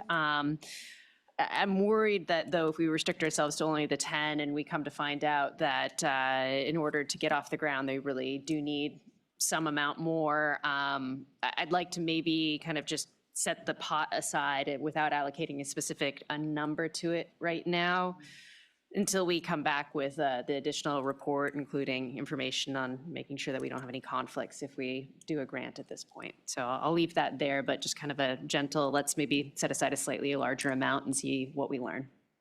Thank you. I think some of the comments around a guesstimated amount, 100, 150 here, 300,000 here. Yes, the report has not come out yet. And we have seen numbers that go everywhere from 200 to 500,000 for rental registry. We don't have exact numbers on, sorry, I'm trying to make sure I say this all as smoothly as possible, exact numbers on the mediation. So I guess if we had to pull a certain amount, then I would just rather hold the increased CalPERS ADP, not because we shouldn't pay CalPERS. I want to get us to the point where we're at least an average going forward in our unfunded pension liability, and we haven't had some of the other conversations yet about 115 and other things. So I feel like we have some potential options that we can't fully discuss today. So if we need to identify one of these appropriations to hold, I would say hold the CalPERS ADP in a reserve that we know will either potentially go right back to the CalPERS ADP or to rental registry or to code enforcement or to, we could continue this fun options song. But I think the other option that we've all made pretty clear is the mediation's needed, bless you. The mediation's needed. So I think whatever is appropriate, that we don't fall into a weird sole source moment with the RFP or like you said, with it, as long as nonprofits have the appropriate exceptions and we can do that, that's great. Similar to the Ptolemy conversation earlier with the software though, are we by default then giving one group a leg up on the RFP? And it seems like to me, logically, I don't know how we're not. I'm not saying that we should or shouldn't, because I don't know what other people even want to answer this call to action. We haven't heard of anyone wanting to answer this call to action since Wilshire went away. And so we were all pretty excited to hear that Councilmember Marks was bringing to us originally that this could even happen at the dispute center. So definitely not trying to say I'm against it, just wanting to make sure we're keeping everything all on the up and up as we do RFPs, and we have certain processes that I want to make sure we're upholding. And at the same time, here we go, bureaucracy wins. So I just want to kind of think about that as we're talking about it.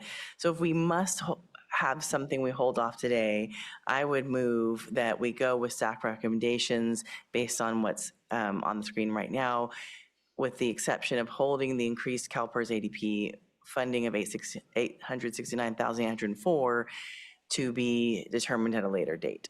That would be my motion to try to hopefully gather all of what we've been kind of asking or mentioning. Councilmember Shorsman.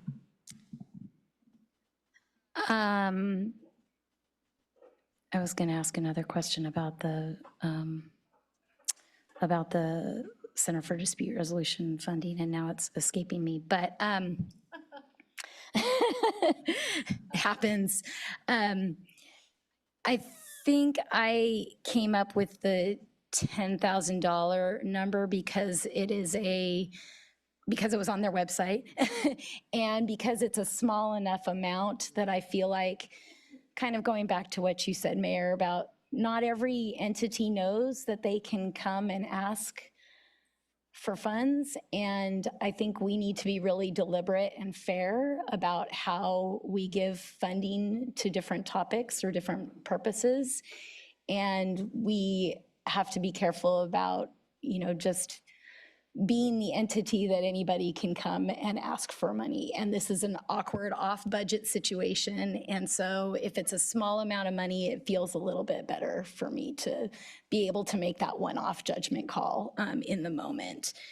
In terms of holding aside the entire increased CalPERS ADP amount, I'm not sure I feel comfortable supporting that. I see the logic of why you're going with that amount, but I think it's important that we make a commitment towards moving closer to what we need to be putting into CalPERS to pay for our pension obligations. So I would like to see us put some money towards that now and hold aside a smaller amount. And I realize that this is difficult to try to come up with an arbitrary number when we don't know what we need.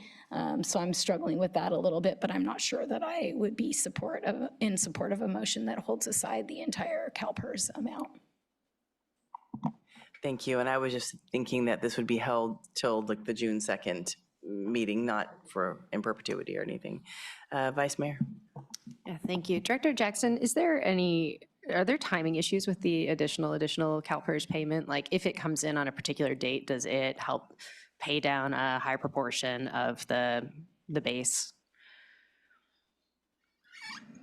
I mean, anything additional we pay to CalPERS is a good thing. I think the thing to keep in, there's not necessarily a significant timing issue. The thing that, we and every other PERS agency contends with is the investment returns, because that is the single thing that impacts our funded status the most. And so, we've swung from, really high returns to really low returns. And that's kind of why you see some of the up and down in that graph that showed you how much, what our unfunded liability was from a pure dollar standpoint. So I guess, there's a risk that if you put money in there now and then they have a loss, that it goes down. But the amount that we're talking about is important to contribute, but isn't going to make a huge, it doesn't combat a win or loss on the investment side. Well, in that case, I'd like to make a stab at trying to make a motion here. I agree with Councilmember Shorsman. I really want to see some funds going as soon as possible towards that additional discretionary payment. So what I'd like to propose is that we move ahead with staff recommendations, except reduce the increased CalPERS ADP to 500,000.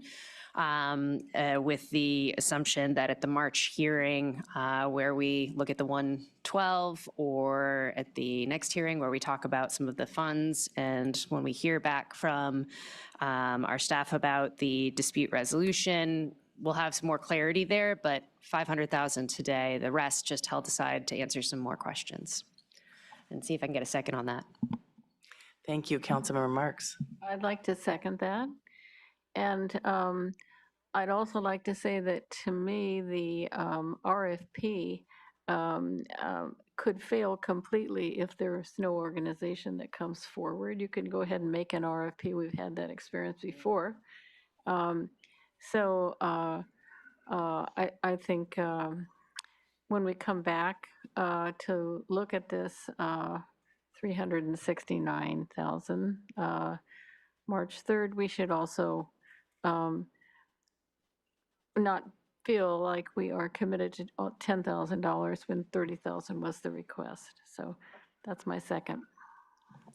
Thank you, Councilmember Shorsman.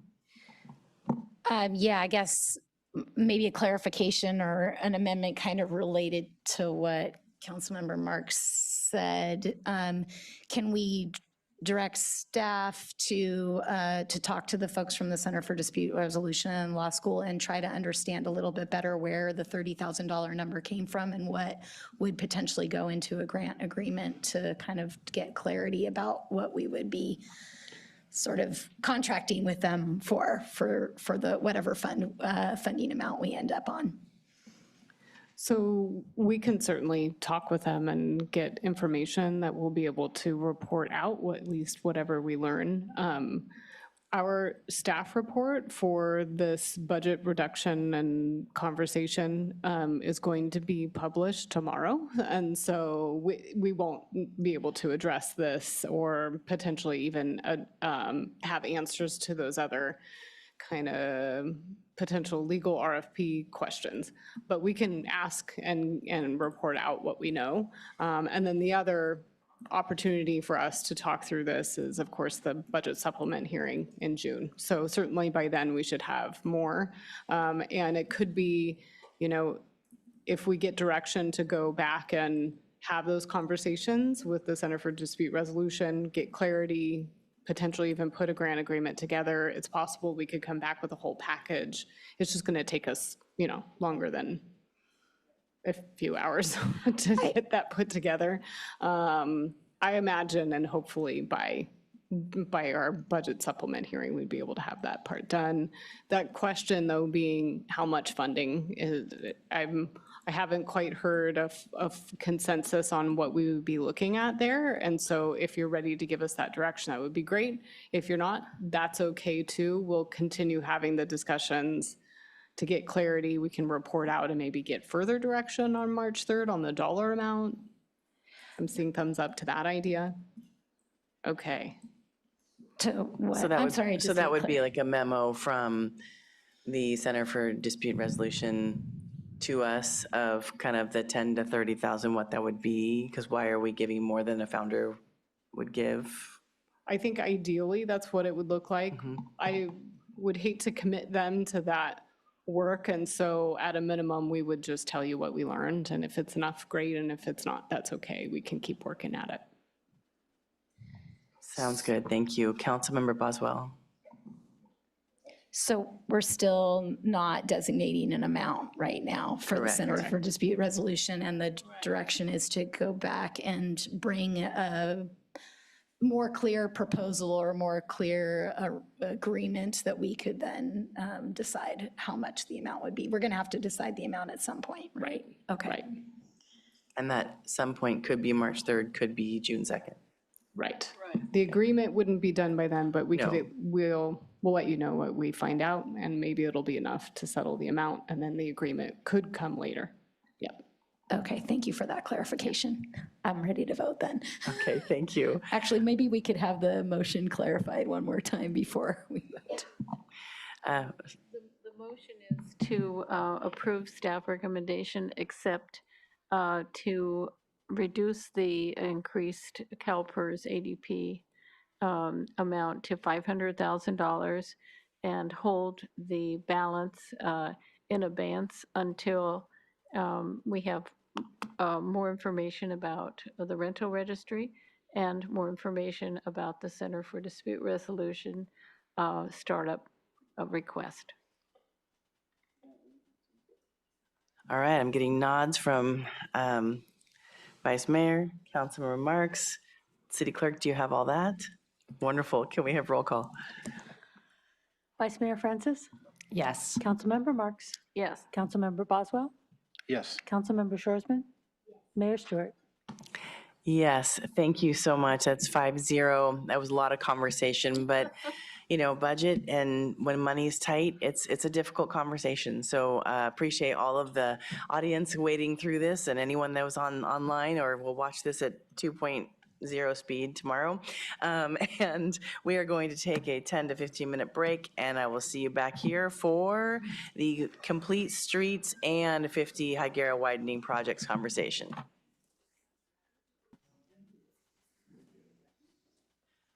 Well, welcome back, everybody. We are back to talk about Hyera complete streets and revised 50 Hyera widening projects for construction. We have Transportation Manager Luke Schwartz and not Director Floyd? Okay, no, I just want to make sure. And Adam Fukushima to give us the report. Thank you so much.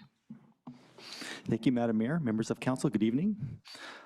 I'll start with the staff recommendation. As you can see in the council agenda report, the full staff recommendation is quite detailed, and rather than read off each one line by line, they can generally be summarized into 3 areas. 1, approve the plans for the Hyera Complete Streets project and the 50 Hyera widening.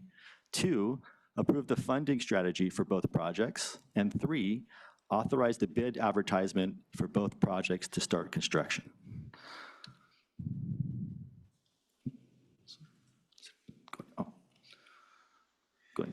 Down.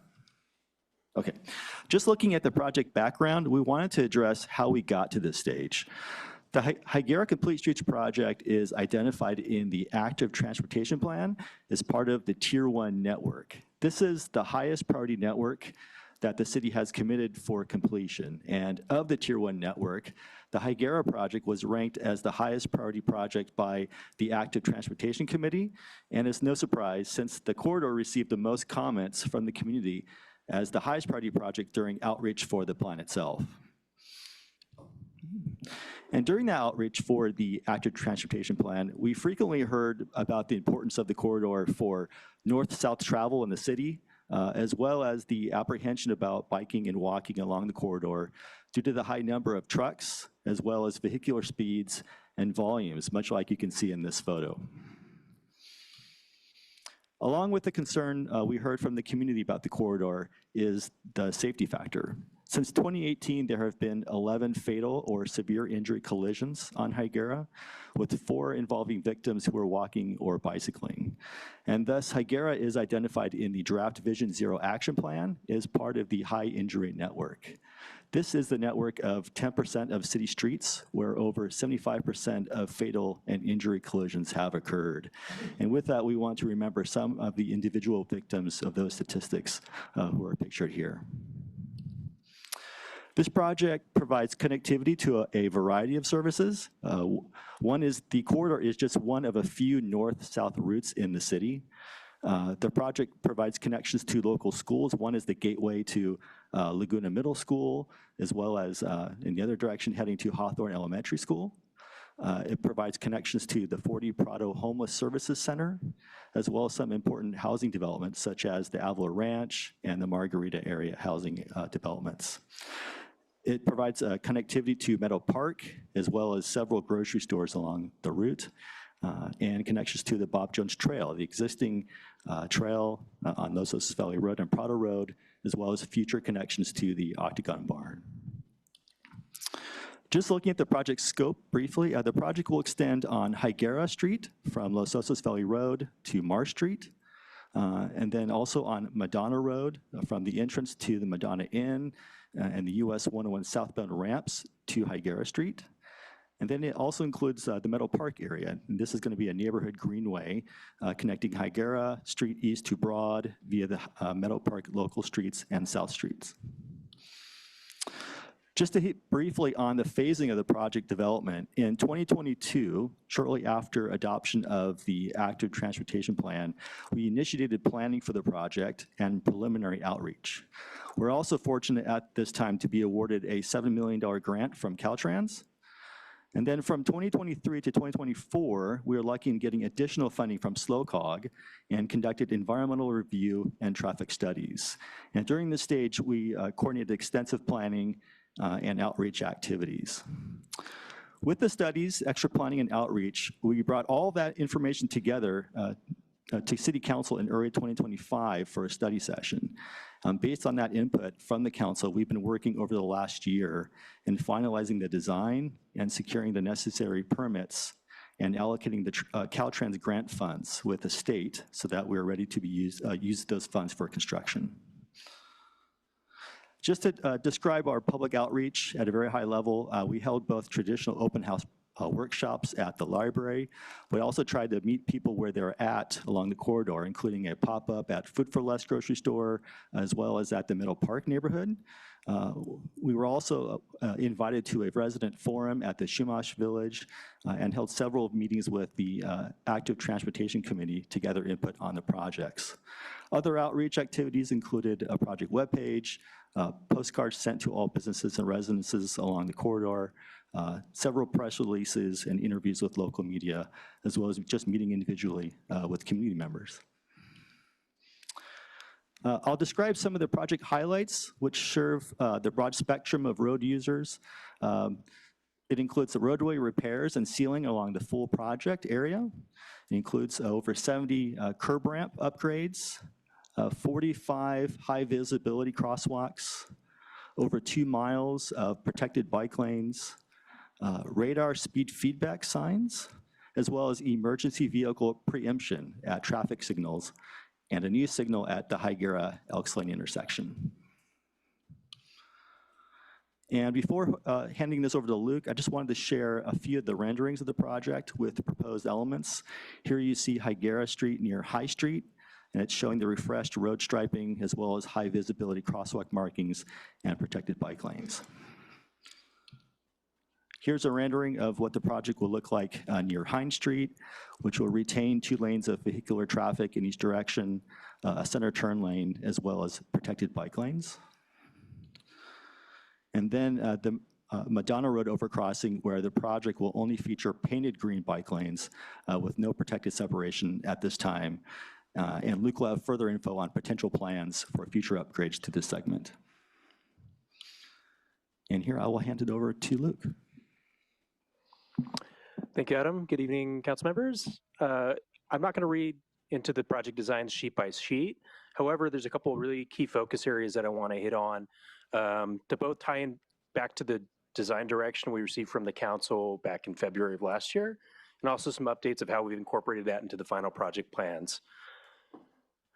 The first kind of key topic area was the proposed road diet on Hyera Street. As you recall, the limits of that would be between, from starting just south of Bridge Street, south to just north of Margarita Avenue. And the reason for that proposal is that this road is just too narrow to both provide width for a center turn lane, which is recommended to improve safety, as well as adding some separation between moving vehicle traffic and the bike lanes and sidewalks. The design proposal is to restripe the lanes to 1 lane in each direction with a wider center turn lane, and additional width for buffers to separate the bike lanes, as you see here, and in the staff report and project plans. During the study session, we highlighted this area because this is where we see higher speeds on Hyera, and I've also seen some of our more severe crashes occur, including this spot looking to the south, just south of the cemetery, where we had a fatal crash involving a cyclist hitting the bike lane just last year.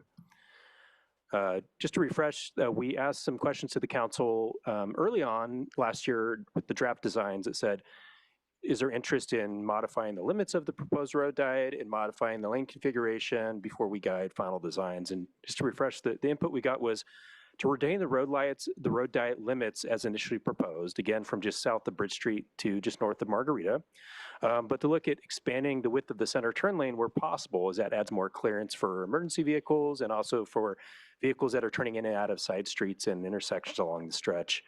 And also to, where possible, to improve the designs and timing and signal plans for the new signal at Hyera and Elks, so that where possible, it could help with providing gaps for folks downstream, such as at Chumash Drive, to have gaps to turn left onto Hyera Street from their side streets.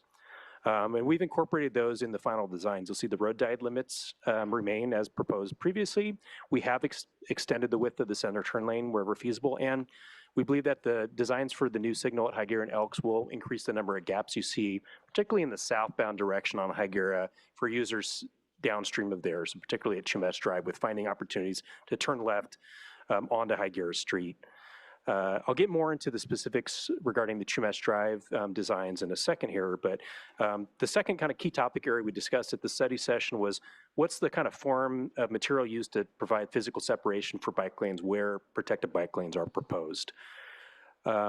And there was also questions about, with respect to the designs for the protected bike lanes and the road diet of, could we just direct cyclists to ride on the sidewalks or widen the sidewalks, as was done recently along Madonna Road, to kind of retain the number of traffic lanes, but provide that protected facility. And I just want to highlight, that would be a nice design. That's actually our preferred design too for protected bike lanes, is to bring them up to kind of a grade elevated level like we see on Madonna Road. The challenge is, one, there's some additional costs associated with that, but largely two, it's just the constraints of the existing road. So to do that on this stretch of Hyera Street, and to avoid reducing any traffic lanes, we need to be widening this existing road by at least 2 to 4 feet on each side of Hyera, beyond where the existing backup sidewalk is.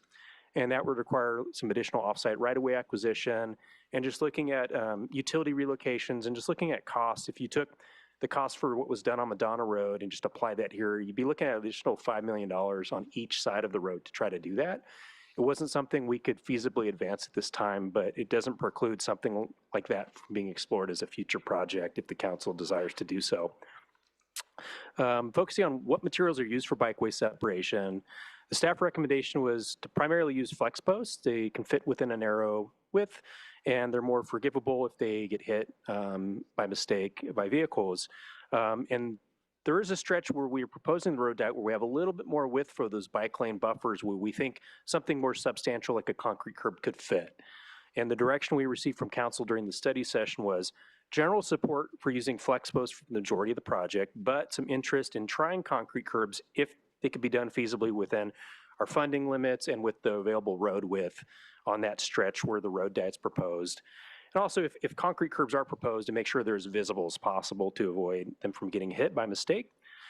And then also, there's general support for using designs that allow for flexibility. So if there's concrete curbs that are proposed, that they could be adjusted or removed relatively easily if they're not working as intended. And the current plans do reflect that direction. So this map, just for reference, is rotated kind of 90 degrees. We're looking to the right is north towards downtown. And just briefly, the color coding shows what types of bike lanes are proposed in the final plans. Where you see blue, that's where the road is just too narrow. There's not width for any kind of bike lane besides just a painted bike lane, as Adam mentioned on the Madonna overpass, which I'll discuss a little bit more detail in a second. The green coloring is where we have narrow kind of buffered bike lanes with flex posts used only for separation. And then that purple area that really, again, is that road diet stretch where we have a little bit more width for the bike lanes, is we have flex posts with the potential option for concrete curbs. The way that is included in the current plans is we have a base plan set and a base bid that includes flex posts only everywhere. And then we have a bid additive alternative, which is basically an optional add-on to the plans that would add concrete curbs just where there's width along that road diet stretch. What this would look like, these example photos where we've designed these as precast curbs. It's essentially like a big parking stop like you might see in a parking lot. They're constructed off-site and placed just on top of the road. That means that they can be easily removed, adjusted, or temporarily moved during construction, or if there's a need to remove them in the future if they're simply not working as intended. The intent here is to include this as a bid additive alternative for two reasons. One is that we do have some concerns about funding resources, and if bids come in high, this gives us some flexibility to defer the concrete to a future phase or eliminate it from the project. It also gives the council some flexibility if there's direction from the council tonight that there isn't interest in starting right away with concrete. We could advance the project with flex posts only with the way the project's designed and set up to bid currently. Another focus area I hit on just briefly was the intersection of Hyera and Los Osos Valley Road. The primary challenge here was that southbound cyclists, as you can see in the image on the right, currently have to weave across a heavy right turn traffic lane if they want to continue straight, heading towards Octagon Barn, or in the future, the new county's extension of the Bob Jones Trail, which would terminate at Octagon Barn. We presented a couple of design options to the council back last February with different trade-offs, and ultimately the preferred design option was what we were previously calling as option 2, which avoids this conflict by keeping the bike lane along the curbside and separating the bicyclists and right-turning vehicles with the new traffic signal phase. So the bicyclists would have their own signal phase to cross the intersection while right-turning vehicles have a red light. So that is the design alternative that's included in the final plans to advance to construction. We had input from both the council and the Active Transportation Committee expressing interest in some additional safety improvements if feasible at the intersection of Hyera and Suburban. We've had some real severe history with right turn hook crashes with vehicles and cyclists. So we have some improvements that are actually coming sooner. These are already designed. The contract's awarded. We're just waiting for the contractor to get the equipment, where we have some minor traffic signal modifications going in. You'll see these in the next month or two. That includes making the left turn movement from Hyera onto Suburban a green arrow only. So that helps avoid some of those conflicts and challenges with drivers too, trying to make that turn during heavy traffic. But also you'll see a big electronic illuminated sign that northbound drivers will see as an additional warning to be careful and yield to cyclists that might be continuing straight while they're making a right turn. We think there's potentially more robust improvements that could be advanced in the future, but they require off-site right-of-way and things that weren't feasible with this current project. But we'll see some of these benefits coming soon. There's also a lot of interest from the community, the council, and the ATC and doing something bigger on the Madonna Road overpass. We spent a lot of time exploring this. There was clear interest to do some form of better protected bicycle and pedestrian facilities on the overcrossing, specifically interest in extending the existing shared use path that kind of terminates on the north side of Madonna near the Madonna Inn up and over the 101 all the way to Hyera Street. So we prepared some conceptual designs, spent lots of time coordinating with Caltrans and reviewing the feasibility. And what we'd come to a conclusion last year was like, it wasn't something we realistically be able to advance within the timeframe and funding of the current project.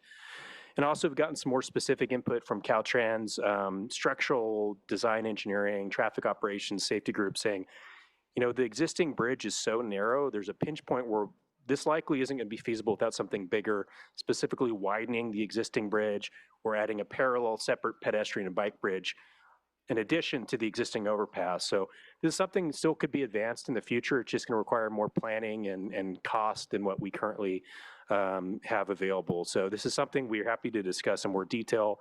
Might be best as part of a future budget recommendation to continue work on this concept.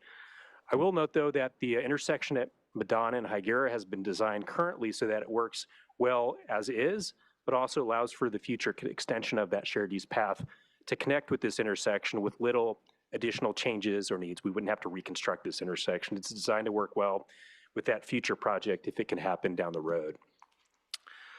We've had a lot of input from the residents of Chumash Village, so I do want to hit on this. And as Adam mentioned, we were really appreciate the opportunity to come and answer questions and present project information to their community previously. And some of the main concerns we were hearing were, one, just general concern about the road diet and potential to increase congestion and delays, particularly for emergency response. And just a priority to just reduce the posted speed limit and get the speeds down on Hyera rather than making major changes. There was interest in exploring a dedicated traffic signal at the Chumash Drive intersection, and also some concerns with illegal parking and a need for additional pedestrian visibility and lighting near their driveway. We looked at all these desires as part of the project, and I'll hit on like what we think we can accomplish and what we've added to the project and what we weren't able to address at this time. This graphic just shows briefly what this portion of Hyera Street looks like now at Chumash Village. You can see there's currently one lane in the northbound direction because of kind of a narrow point just north of there. and 2 lanes in the southbound direction.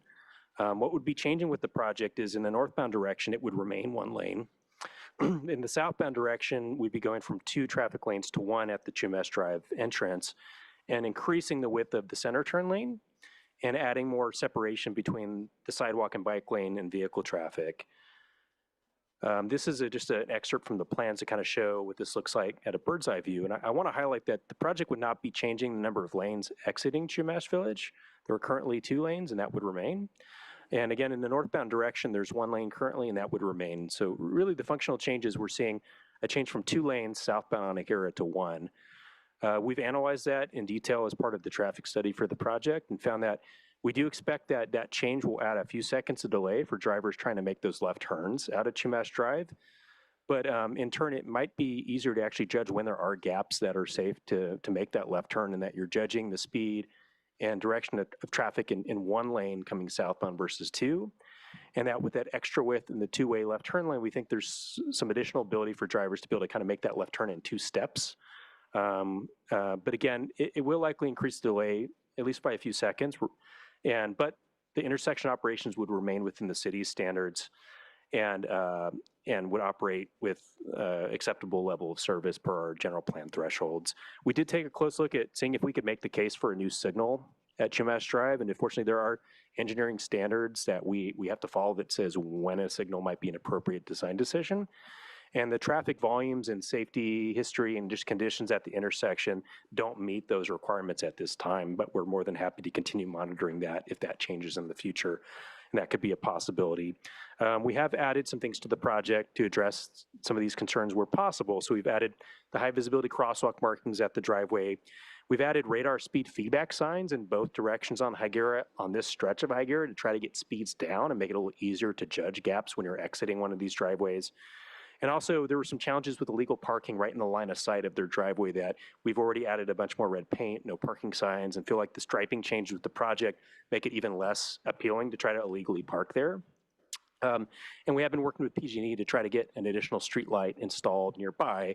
It's a challenging proposal in that they're going to need to put in taller poles and replace overhead lines and things, but it's still something we're happy to pursue. It just wasn't something we could build into this project at this time because of those challenges with additional infrastructure needs for that lighting. One of the other key pieces of input we had from the study session was to increase some more robust discussions and review of emergency response concerns, and particularly evacuation considerations with the project. So we've spent more time reviewing the project designs in more detail with our emergency service providers. First, I'll just state that the project designs meet all standard fire code and emergency access requirements. But we've also made some additional refinements to the plans, I think, that reduce those concerns further. Examples include increasing the width of that striped median and turn lane as much as possible so that there's much clearance as we can provide for emergency vehicles to bypass traffic. We've increased the gaps between any vertical elements in the bikeway separation, particularly where there's flex posts proposed, as we have gaps between every post. Really pulled those back at intersections and driveways so there's more space to vehicles to pull to the side of the road and add that clearance. We've also used pretty narrow elements where we have vertical separation for the bikeway, either flex posts or even where we have the option for concrete curbs. They're 18 inches wide, so we have a 4 or 6 foot wide buffer with a pretty narrow curb in it, so there's still extra clearance to try to pull to the side and make as much space as possible for an emergency vehicle. We've also made sure that all the intersections, the city intersections in the project area, have that emergency vehicle preemption equipment, and have secured funding for both Slow Fire and Slow PD to modernize and make sure that they have that equipment in all their vehicles too, so that both in this corridor and elsewhere in the city that they have the ability to talk to the traffic signals when they're approaching to clear traffic out, which we think will help reduce response times here and elsewhere in the city. We also had some additional follow-up recommendations, including both continued coordination and communications with emergency services prior to, during, and after construction of the project, to see if they're having pinch points or friction points, and being prepared to make minor changes to the project if we're seeing those issues. So the vast majority of these improvements are things that can be quickly modified, whether that's unscrewing a few flex posts or changing some striping or signal timings. So we're prepared to monitor those and make some quick changes if they're in fact needed. We also prepared a focused evacuation study for the project. So it looked at kind of 2 different areas and potential emergency events that might create the need for an evacuation to the Hyera corridor. That includes both fire or flooding events in Slow Creek, kind of on the west side of Hyera to the south, as well as a potential wildfire in the South Hills open space. And so we analyzed potential time it would take to clear those full neighborhoods in the case of an evacuation, both with the existing street configuration and with the proposed project. And what that analysis concluded, which I'll note has some conservative assumptions, is that you would see a potential increase, and that's largely driven by both the lane reductions with the road diet, but also the modeling assumes that we get a 5-mile-an-hour reduction on the whole Hyera corridor with these added features. Those add some additional time to fully clear out these zones. For an event in Slow Creek, whether it's a fire or a flooding event, the projections was that the project could potentially add 10 to 14 minutes of time to fully clear out that zone. And with a potential fire in the South Hills open space, projected to add about 7 or 8 minutes to that total clearance time. What does that mean? We have representatives from Slow Fire and Slow PD that can weigh in more detail as needed, but essentially we don't have a local, state, or federal adopted standard that says this is our target time for an evacuation event, and anything above that is unacceptable, anything below that is fine. It's much more nuanced than that. Some of that depends on the specific location, the context and risk of a potential emergency event. What kind of fuel is there? How quickly could a wildfire start and spread? But this analysis basically gives some planning level information to help guide these types of discussions and decision making. And our emergency professionals have concluded that even with the project, the projected time to fully clear out these zones would be under 2 hours, which again, there's no formal threshold, but for general planning in this type of context is not considered to create a significant impairment in the ability of, or impediment, I should say, in the ability to evacuate using the Hyera corridor with the project. There are recommendations to pre-program custom signal timings that are prepared to turn on in the event of an evacuation on Hyera to flush traffic out and add more green time away from the event, which we are prepared to do. And also use the findings of the study to help guide future communications with the city, with this neighborhood, and plans for how we'd be prepared to respond during an event if it were to happen in this part of town. I'm not going to get into all the fiscal details as are well documented in the staff report. I just want to highlight that for the Hyera Complete Streets project, is a big project. 61%, so the majority of the funding is coming from outside grant funds. We've secured over $9 million in outside funding. And the majority of these costs are things like essential pavement maintenance, accessibility upgrades, safety and pedestrian accessible improvements at intersections that we would be needing to do or wanting to do otherwise. So this grant funding lets us do a lot of those things while also advancing some of our safety and complete street goals in one package. Shifting to the 50 Hyera widening project, I'll hit on this briefly. It's a separate project, but overlaps in area with the complete street project. So we're discussing that tonight as well. For those of you that recall, this is a legacy project that's been in progress for years. It's a challenging project. The primary objective is to provide width for a center turn lane on that stretch of Hyera between Bridge Street and Elks Lane, where we have no turn lane currently and have a history of crashes, people turning in and out of driveways, stopping in the road. This is funded through a federal highway safety improvement program grant that has funded right-of-way, environmental reviews, design work to date. And we had an original project design that included widening about 530 feet on the west side of Hyera Street along the Caltrans District 5 headquarters to provide width to add that center turn lane. And we had plans approved by the council last year. We're ready to break ground, and seeing some of the other conflicts you've been aware of with other tree concerns with projects in construction, we said, I don't want to find out there's a huge tree issue when I have this whole road already torn up.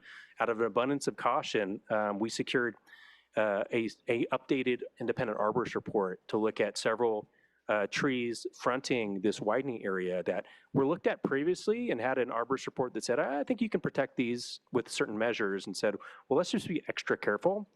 And specifically, there's 7 heritage trees that are designated along the 50 Hyera property on this side of the road, and 4 that are particular risk within the limits of the road widening, or sorry, the road, road reconstruction. And those were planted between the 1930s and 1950s. They were designated as heritage trees in 2010.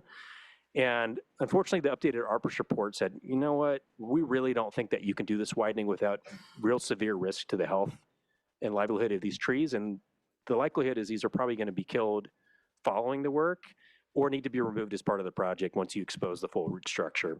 So it really changed our approach. our city policy says you can't remove heritage trees and you can't harm them.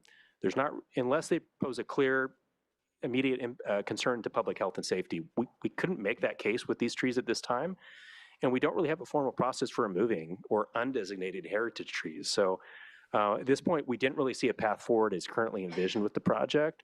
So we revised the project approach to do widening that we can do without impacting the trees, but a much smaller area, and some striping modifications that would still provide a center turn lane without the full widening at this time. That essentially restripes Hyera to advance a portion of the road diet that's ultimately planned with the Complete Streets project. It just would happen in kind of a phased approach. Caltrans, who's our highway safety grant administrator, has already approved this as an acceptable change to the project. And it also reduces the ultimate cost at this time. A couple of quick questions I think the council is likely to have. A graphic here just shows the yellow area is a small area of widening we can still advance. One main question is, why are we doing some road widening while also doing a road diet? And I think it seems counterintuitive. The widening is needed to be able to provide any width for a turn lane onto Bridge Street on that portion of Hyera, and also allow for that transition with the road diet from 2 lanes down to 1 in each direction. So it adds some safety benefits, even if we're also still recommending restriping the road down to fewer lanes south of Bridge Street. And also, why wouldn't we just combine this with the Complete Streets project, do all this work at once? So it's a seamless change for the public and one mobilization. We would love to do that. The challenge is we have one project that's tied to federal grant funds and a larger project that's not. And if we did this work as part of the Complete Streets project, that federalizes the full project, which means we have to redo our environmental work. There's also more onerous bidding and grant administration requirements. It's not something we'd like to recommend at this time. We also had the question, well, could you just not advance this as a federal project and just say that's not tied to this any longer? And the challenge there is we could likely be asked to refund the $400,000 we've spent in pre-construction work for the 50 Hyera widening project, which we'd also like to avoid. Also, could the full widening be revisited in the future? And I'd say yes. It would need some more robust environmental review, and ultimately would need council action and approval from Caltrans to remove these heritage trees, which wasn't something we thought we could take on at this time, but we'd welcome council direction if there's interest in pursuing this as a future or separate project again. Next steps, we'd be looking to advance these projects to construction with the road widening project at 50 Hyera coming first. This will take about a month. We think that could be done towards the end of the spring, with the larger Hyera Complete Streets project starting this summer, and will take about a year from start to finish, particularly with lead times on a lot of the electrical and traffic signal equipment. That concludes our staff presentation. We welcome any questions, and I'm prepared to answer any other detailed questions that the council community might have. Thank you. That was impressive as far as how fast you made it through all of that. Also, just highlighting to the community, there was a 23-page agenda correspondence, just in case you are free, have some free time, like to read it. But it does answer a lot of questions that we received from the public, as well as that we had, and some of us asked those questions ahead of time. So they put that together, which I thought was really helpful. At this point, I will bring questions to the council. Councilmember Boswell.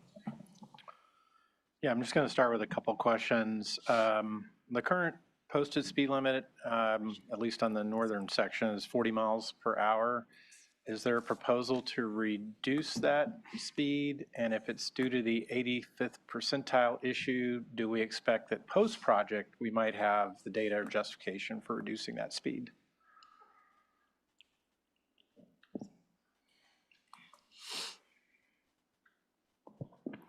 Great question. And yes, our desire would be to reduce the speed limit on that stretch. And that's between Madonna Road and Prado Road, where it's still 40 miles an hour. Currently, the speeds, as you mentioned, the 85th percentile speed is too high. We can't, it's posted down at 40. We can't post it any lower legally right now. Our hope would be the design elements of the project would naturally get those prevailing speeds down to the point where we could post it and enforce it at a lower limit. Thanks. We had some agenda correspondence. A neighbor asking about, in the neighborhood portion of the project, whether the flex posts were required. I think it's mainly where the bulb outs are proposed. Could you speak to that design choice? Yeah, no, that's a great question. If you can recall, the early draft plans for the project and that were approved through our grant had more robust traffic calming throughout the Meadow Park neighborhood, specifically mini roundabouts at several of those intersections.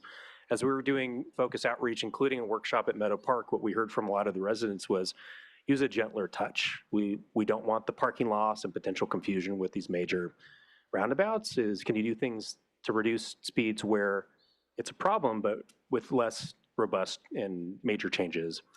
And so what we did is we took out the roundabouts and provided speed humps where the speeds are high, and then improvements at the intersections to reduce the kind of conflict area. And those are in the form of kind of quick build bulb outs with flex posts. Part of that was needed to get approval from Caltrans to that change in scope. They said, well, if you're taking out some of these traffic calming measures, are you doing something of similar benefit to meet the intent of the grant that we awarded to you? And so part of that was providing those bulb outs. So I'd say for the grant criteria, we probably need to keep the flex posts initially. I understand they're not aesthetically great, but there's flexibility that if they're not working as intended or not desired by the neighborhoods, it could be removed in the future without risk of having to pay back grant funds. But I don't know that we have the flexibility to pull them out at this time. We'd be happy to look at if there's other models of flex posts that are nicer looking. Another option is if there's volunteers in the neighborhood that are interested, is we could put planter boxes out within the bulb outs if there's interest in maintaining some nicer looking plantings so that they look nicer than just plastic, but they're still not going to look amazing, and we understand that. Is the decision to use painted bulb outs versus concrete, is that just a cost and budget issue? Yeah, we are already seeing some cost creep with this project, primarily with the civil improvements, the road paving and the curb ramps. And just for context, the difference of a standard curb ramp to a bulb out could be the difference of $20,000 to $50,000. And so a lot of it was just cost driven. So we would love to do these in a more permanent way. We just were concerned that we couldn't afford that at this time. So it's something we could potentially pursue in the future. Yeah, that would be great. Okay, that's all for now. Thank you. Can I just tie on to that? When you say in a more permanent nature, then wouldn't that affect the emergency response where flex post it doesn't? Even the flex posts and the bulb outs are designed that an emergency vehicle can still navigate in and out of those intersections. So we wouldn't want to create even a post that would require a fire truck to have to drive over them. And we would do the same if we made those a more permanent bulb out, is design them so that the shape and the footprint of those still work for fire trucks and ambulances and trash trucks. Thank you. Vice Mayor. Yeah, thank you so much. We had a lot of awesome correspondence from folks. Thank you so much for writing in. One of our folks wrote in and was requesting that we add in space to provide right-turning bicycles, space to avoid straight-through bicycles who are queuing for bike signals. And I was wondering if you could speak to that a little bit and if that's a possibility to modify at this stage. Yeah, Madonna, Hyera, and Los Luces Valley Road. Yeah, I'm happy to get into the weeds on that. So at the Madonna-Hyera intersection, yes, we have a nice wide area that basically, it's similar to like protected intersection where the bicyclists southbound on the approach kind of ramp up to a big wide shared space. So there's area for a cyclist to queue if they're wanting to continue south, and others to bypass them and continue to make that right turn sweeping on the Madonna Road. At the Hyera and LVR intersection, it was much more challenging. We don't have the right of way to have that extra space. So if you were, and as a cyclist, if you're continuing to make that right or to go through, you're gonna have to wait for the bike signal, which is it adds delay if you're making that right turn, if someone's in your way. With the trade-off of that, it makes that conflict a little less stressful. So it doesn't mean that that intersection can be modified further in the future with a bigger project. Maybe that can widen and make a more protected style corner where you could bypass that easily if you're making a right, but the current design, you could get stuck behind someone that wants to go straight at the bike signal. So where we can do it, we're going to do that. Great. Right. There was one other suggestion to provide adequate advanced gap for leaving barrier separated bike lanes where there's a left turn permitted for motor vehicles like driveways and commercial residential areas. And so I was curious if that's something that we can provide sufficient gaps for people to leave the bike lanes in those areas. Yeah, we've tried to do that in the current designs, not just with the standard kind of 20 foot gap between each flex post, but approaching intersections as driveways is adding even bigger gaps. We're trying to balance like still retaining some level of comfort, but making it easy for cyclists that you just want to leave the lane, merge ahead of time to make that left turn is provided, we believe. With that said, the value of the flex post is you can go unscrew a few if you need to make a little bit bigger gap to make that work better. Thank you. Thank you, Councilmember Shorsman. Thank you. I just want to start by thanking staff for the incredible amount of work over many years that you have put into this and the amount of time that you have spent getting community feedback on it is really commendable. It's remarkable, actually. There have been lots and lots of community meetings in lots of different venues, and I just really appreciate your willingness to kind of make suggestions on the fly and continue to take feedback even here tonight when we're in kind of the 11th hour getting ready to go out for a construction bid. So thank you. And thank you. I know there's a couple members of the Active Transportation Committee committee here as well. And I know they've spent multiple meetings on it in addition to the meetings that we've spent and the time that you've put in. So thank you for all of that work. And the 23 pages of agenda correspondence that you literally must have spent all day writing answers to us. Actually, not all day, because you got it out to us by about 1:30 this afternoon, I think. So all morning at least. And forgive me, because I was still sort of thumbing through the last few questions as we were approaching the meeting tonight to make sure I got everything. So if I repeat something, I apologize, but it might also be good for the community to hear. There are a couple of intersections that are still big concerns for me.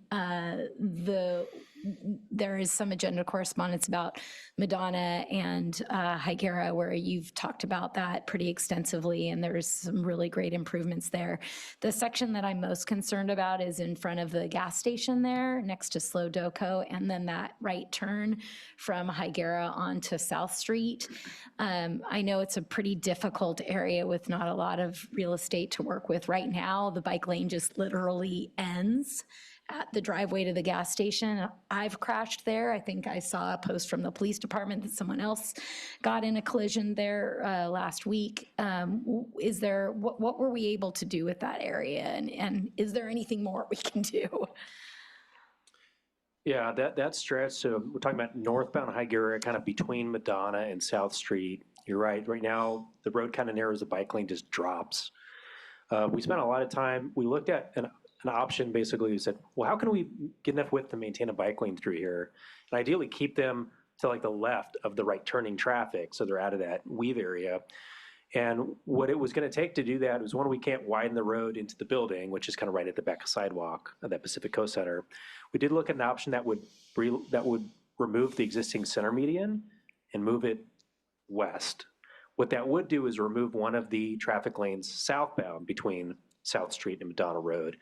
And what our traffic engineering consultant said, this really blows up this intersection. It's going to back up throughout most of the day through South Street if you take one of those lanes away.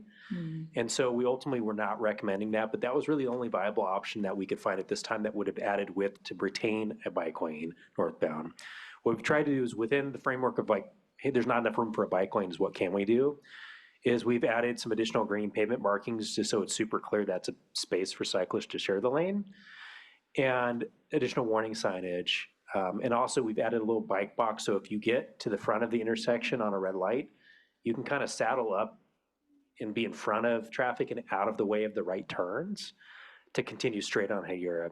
With that said, those don't completely eliminate that stress, but part of this project is also creating these kind of branches where you can get off of Hyera to the west towards Madonna and to the east. So getting this cohesive greenway link to the east, if you're a cyclist going northbound and you're wanting to go towards like downtown, is you have a better option to kind of branch off at Bridge Street, get through the Meadow Park, cross at the upcoming crossing at South and King, and continue that way and just get off of that stretch of Hyera altogether.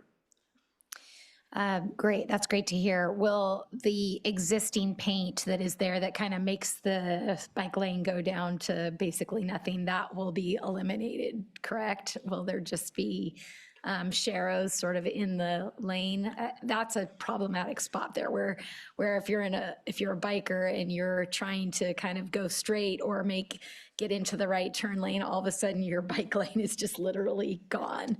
Yeah, the ultimate user experience won't be all that different. So we feel that there's some refinements that make it a little more visible, knowing that that is coming and that it's super visible for both drivers and cyclists to try to take your space. But ultimately, there still will be a need where you get to that point to take the lane. Got it. Okay, thank you. That's helpful. At least it doesn't sound like it's going to still look like a bike lane is disintegrating there. Is there's going to be It an won't active just spot narrow where until you'll. it's zero. It'll be kind of that dash green and then end.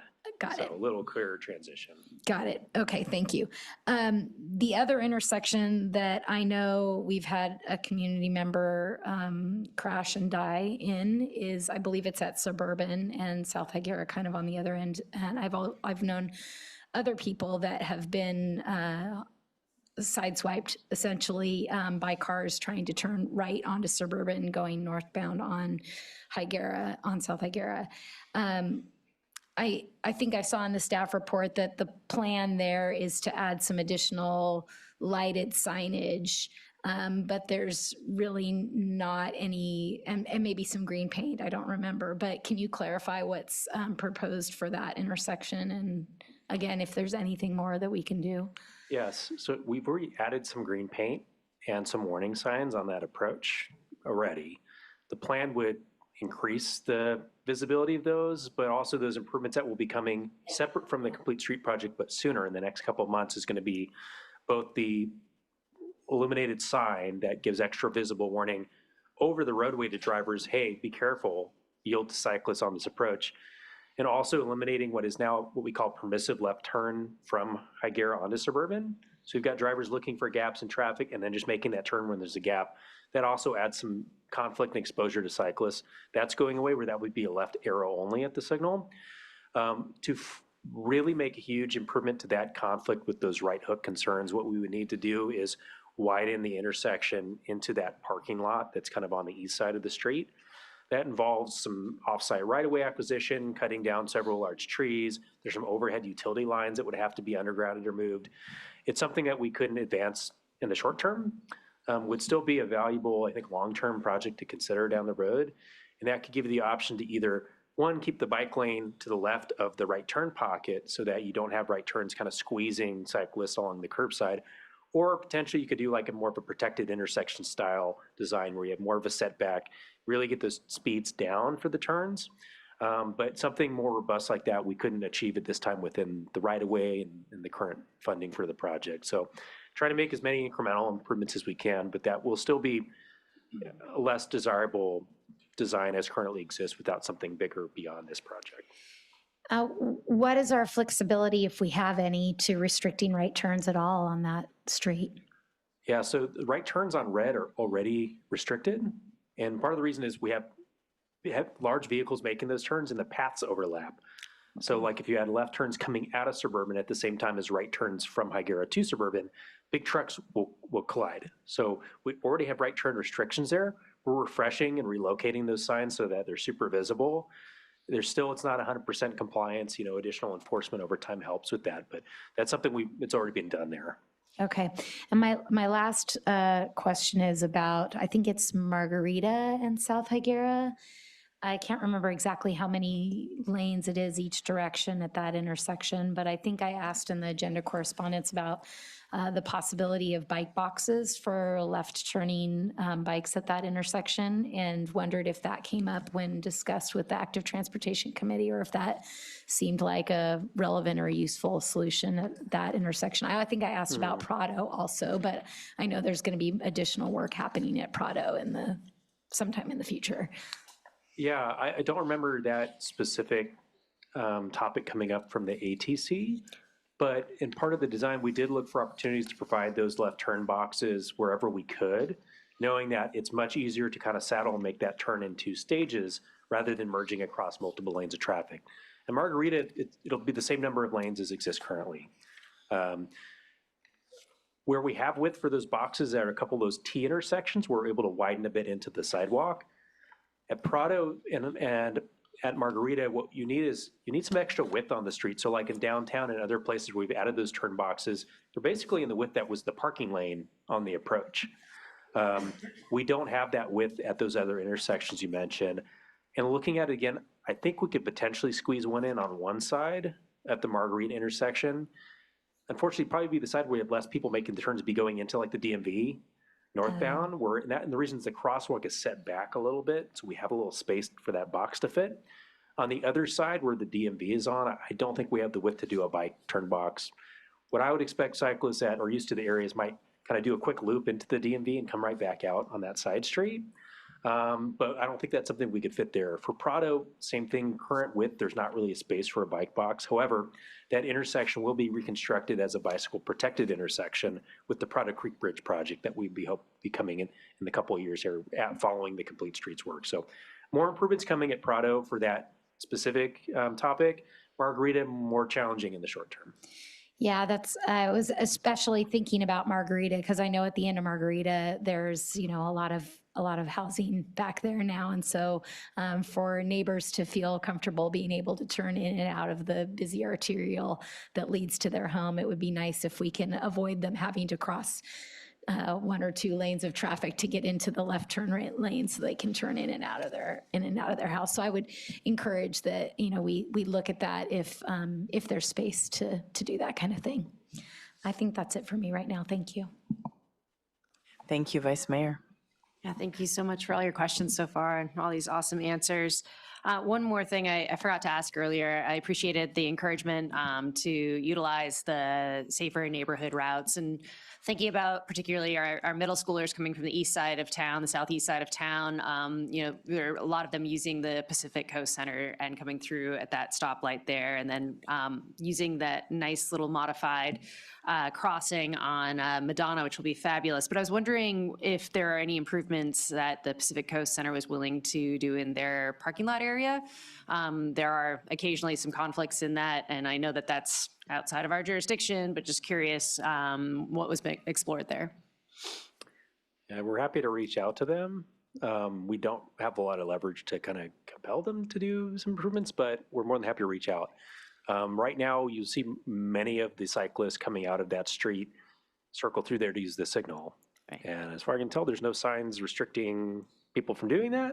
We can't really tell them to do that, but we're happy to reach out. I'd say also another option is if you're a cyclist, you could come out to Bridge Street and make a right, and then we're adding a two-stage turn box at that leg of the Madonna-Hyera intersection. So you could make a quick right, be on Hyera for, 70 feet, and then saddle up in that two-stage turn box to cross the intersection. So there's a way to get to that same point without having to go through their parking lot. Yeah, I was looking at that, but I was thinking about kind of our younger riders that are, 12, 13 years old, trying to navigate getting out onto Hyera, and that Pacific Coast Center just offers such a safer feel, but it is tricky having parking lot in there. So any outreach you can do on that front would be really fabulous. Appreciate it.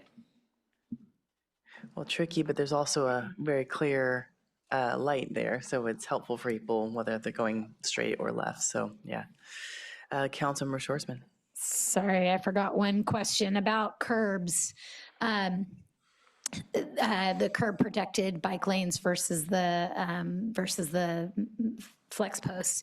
I noticed that, and this was in the agenda correspondence, and thank you for your answer, but just for the public and for council when we get to deliberations, I noticed that it seems like the additive alternative A that you propose is basically just adding curbs in some of the spaces as opposed to just the flex posts, and the estimate right now is approximately $358,000 just for that part of the RFP, which is a relatively small amount in the grand scheme of $12 million for the whole stretch of roadway, including all the different neighborhood components and everything. Just wondering, usually when we do these additive alternatives, you're looking at how much the bids come in at within the total allowable amount. And the allowable amount right now is based on your total estimate, which includes the additive alternative and the rest of the project, I believe, correct? My question is,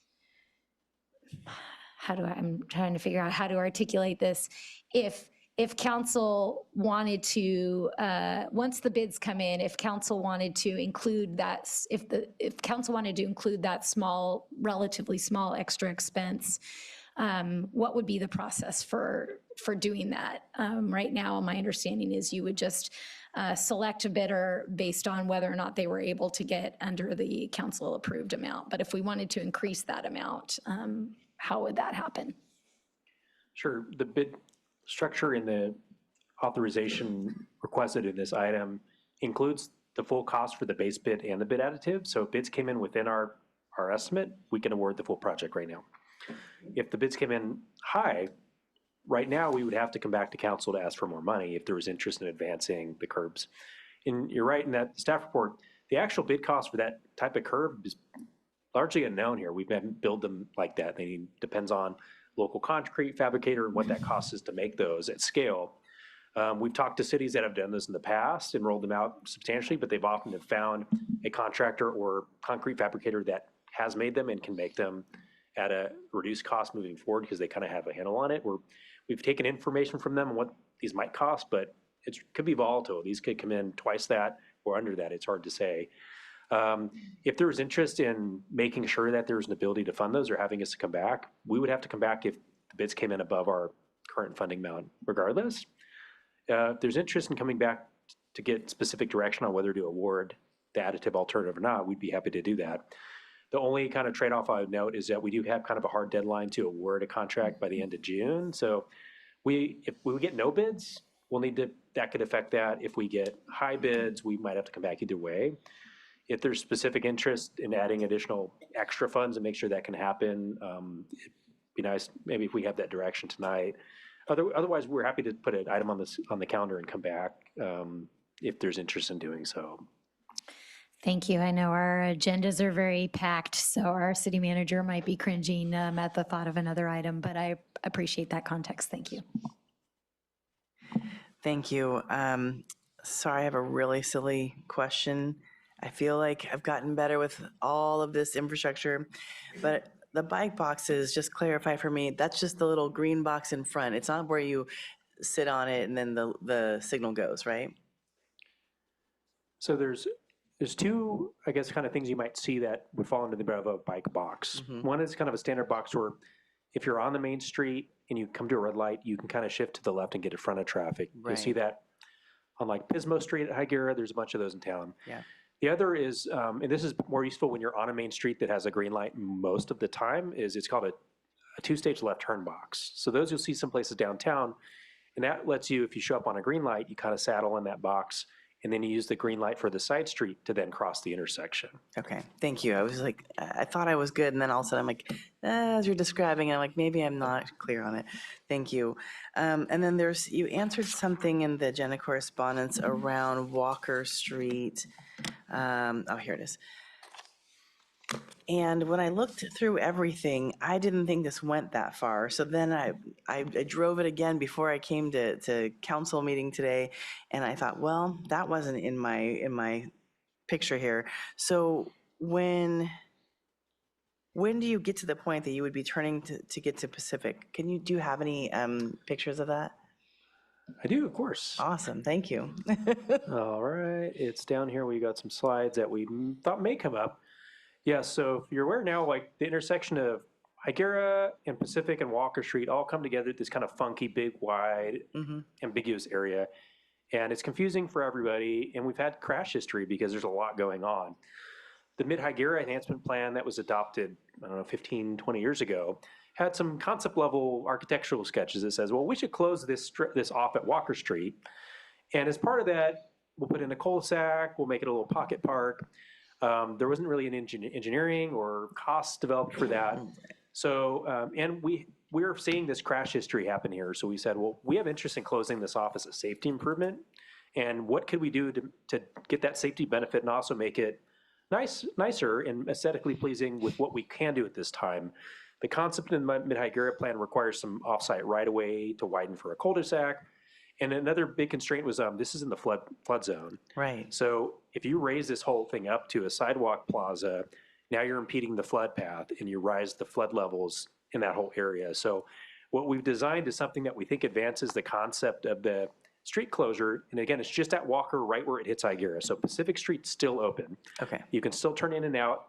It really just closes that very end of Walker Street, but with ways that make it somewhat nicer looking, but also with removable bollards that if there's an emergency need or maintenance need, you can reopen it to traffic temporarily if you need to. Okay, perfect, thank you. And you said in your presentation, but I just thought to kind of like highlight a little bit our conversation about a C, in my mind, grade-wise isn't very high. But as we were looking at our emergency, that whether we do this project or not, we're basically still in the C range as far as emergency response, right? Yeah, and specifically, you're talking about like the Chumash intersection. We use a term called level of service as kind of a traffic engineering term to describe like the performance of a road. It's largely based on level of congestion and driver experience. It's measured from level of service A to level of service F, where A would generally be free flow. There's no one else on the road. You can go clear as fast. Or F would be complete gridlock. And what we're seeing is at that specific intersection, the level of service would be C, both with and without the project in the near term and long term horizon. And what that means is a driver making a left turn at a Chumash is going to have somewhere between 15 to 25 seconds of delay on average during those peak morning and afternoon commute times where traffic's heaviest on Hyera, and waiting for a gap to make a left. The project would increase that by about 5 seconds of delay. I'll note too, level service C is within our acceptable range. Getting this to like a level service A would require something like signalizing this intersection. With that said, it might still operate at B or C as a whole because now you're stopping traffic and a much higher volume of traffic on Hyera more frequently. So you're not flowing. You probably aren't going to get to an A at this intersection short of like an interchange or something where there's just not an intersection any longer. Okay, thank you. I don't see any other questions, so I think we'll move on to public comment. And as usual, those who are speaking for 1 minute go first, 2 minutes go second, 3 minutes go last. City Clerk? Oh, all of ours are about 3 minutes, and there are 15, but I think some of them have left. I'm going to call 3 names at a time, and so you'll know when you're ready to come up and speak. Our first speaker is Jean Nelson, then Robert Ikela, and then Helen Mostache.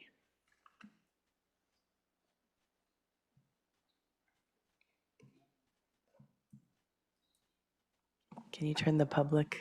Yes. Thank you. I keep hitting it and it's not going. Can you reset the 3 minutes? Thank you. Good evening, Mayor Stewart and Council. My name is Dr. Gene Nelson. I live in Chumash Village in the city of San Luis Obispo.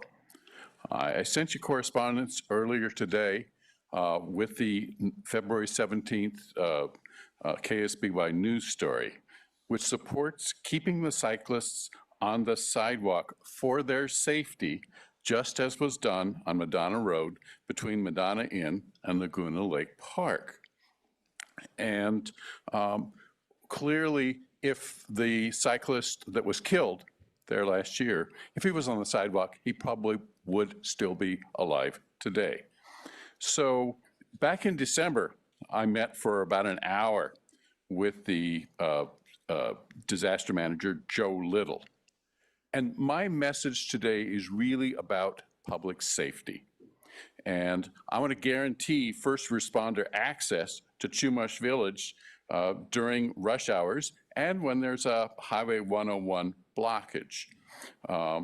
And what we've got right now in this plan is basically something that's going to eat precious seconds. And I've seen fires go fast.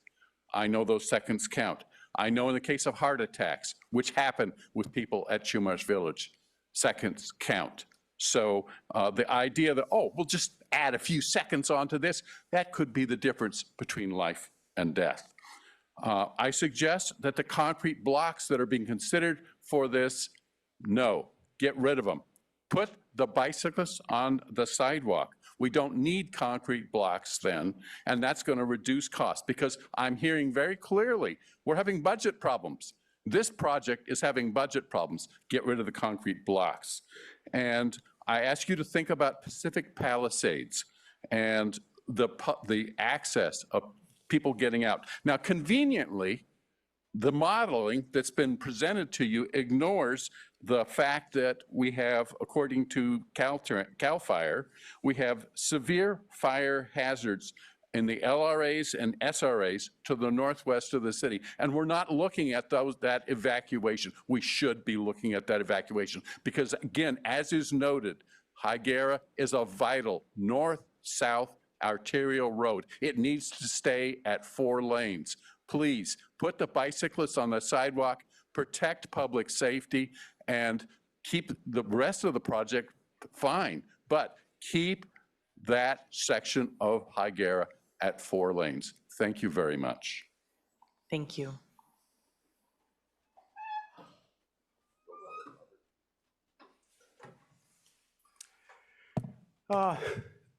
Hello, my name is Robert Akalian, and I just had a spirited debate with someone who doesn't agree with me or Dr. Nelson. I totally concur with the idea of having the bicyclists, oh my God, anyway, ride on the sidewalks. Okay, this is done in other cities, Los Angeles, San Diego, San Francisco even does it. They allow it for under 13 years old. Having people on the sidewalks with bikes is not necessarily a conflict. Every time I go hiking, I run into mountain bikers. We share the same trail. It's narrower than the sidewalk. They're even going up and down together.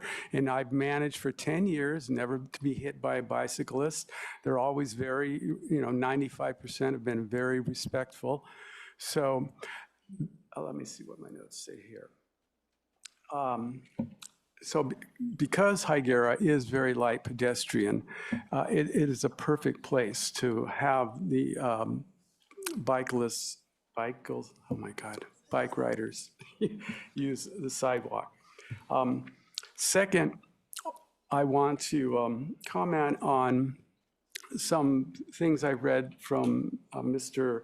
Fukushima. And I think some of the impetus behind the safety issues have been the statistics like 4 fatalities that occurred. And one of them was Saul Goldman. And Jean mentioned correctly that if he had been using the sidewalk, very most likely he would still be alive, or at least not been killed at that time. And then one thing about the popularity of it here is the topography of San Luis Obispo. And this ambitious goal that Adam has about getting us up to 20% bike ridership is not going to happen. And the reason is because San Luis Obispo is not flat. We're in a bowl. And all the neighborhoods are, to get to them, you have to go up on grades. And these grades can be up to 10%. And it's just not friendly for older adults, families, and people commuting to work in professional attire. And it's the reason that you don't see thousands of Cal Poly students who are young and fit riding on the streets. And we've got plenty of these safe roads to ride on. Thank you. Thank you. Helen Mustache, and then Mark Mustache, and Dan Gebhardt. Gebhardt, I guess it's my turn. Are the Mustaches here? My name's Dan Gebhardt. I do not represent formally any bicycle club or neighborhood. I represent someone who has ridden 30,000 miles on a bicycle since 1984 after my knee operation. From San Diego to Seattle. I haven't ridden the distance. I've been in those cities riding. And I would say 20,000 miles of those is probably commute traffic. I agree with several things Dr. Nelson said that needs to be 4 lanes. In the presentation, I saw a big semi truck there. I don't want that truck coming down my back when I'm going down that road. I want a right-hand lane I can go in and go my 25 miles an hour. I don't go 40, I don't go 35, you know. And then, but they should not be on the sidewalk. Bicycles should never be mixing with cars or people. You're just asking for trouble. Matter of fact, on those 30,000 miles I rode, never a scratch, never a broken bone. So I know what I'm doing. Yeah, like I said, the 4 lanes is better for slow drivers like me. I come out, and for people coming out of the businesses there on the west side, they have a lane to get into. They don't have to quick get in there and cut in front of somebody. The cement and barrier blocks, he's right, they're terrible. Throw them away. I find them more of a hazard. I ride my bike from Margarita. Well, I've ridden all the way from Tank Farm Road all the way down to Santa Rosa. But the scariest part on that bike ride for me is when I get downtown with those protected bike lanes. They're hazardous. I get a guy behind me, I ride my bike slow too. I get a guy behind me, wants to pass me, well, he can't. And now with the advent and the popularity of electric bicycles, that's even worse because they're wider than a regular bike. There's no way they're gonna get by me. They try. And if I don't watch in my mirror, I get knocked off the road. And then another issue with those bike lanes like that, like the story earlier where the piece of theater fell off today, what if that falls in the bike lane? How do I avoid that? If I can't go out into the street and go around, what's gonna happen? And now with all the rain, the flood water is gonna congregate towards the curb. How do I go through a puddle? I have a mirror and I know when I can get into the car lane. And I would suggest that all bike riders do the same thing. And there needs to be no light at Elk Lane. Nobody lives there. It's by a cemetery. You know, the only people on Elk Lane no light? Huh? What was that? No light? There's nobody living on Elk Lane. There's no traffic there. You don't need a light there. You don't need to interrupt the traffic anymore because it's by a cemetery. And any life there is at the other end of the road, and they'd be better off going out that way under Prado Lane than over to Hyera. Well, I'll have to write you a letter for the rest. Thank you. We'll read it. We have plenty.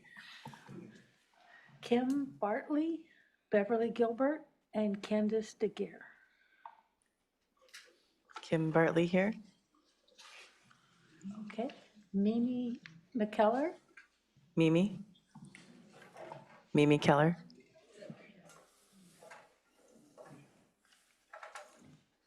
Give me a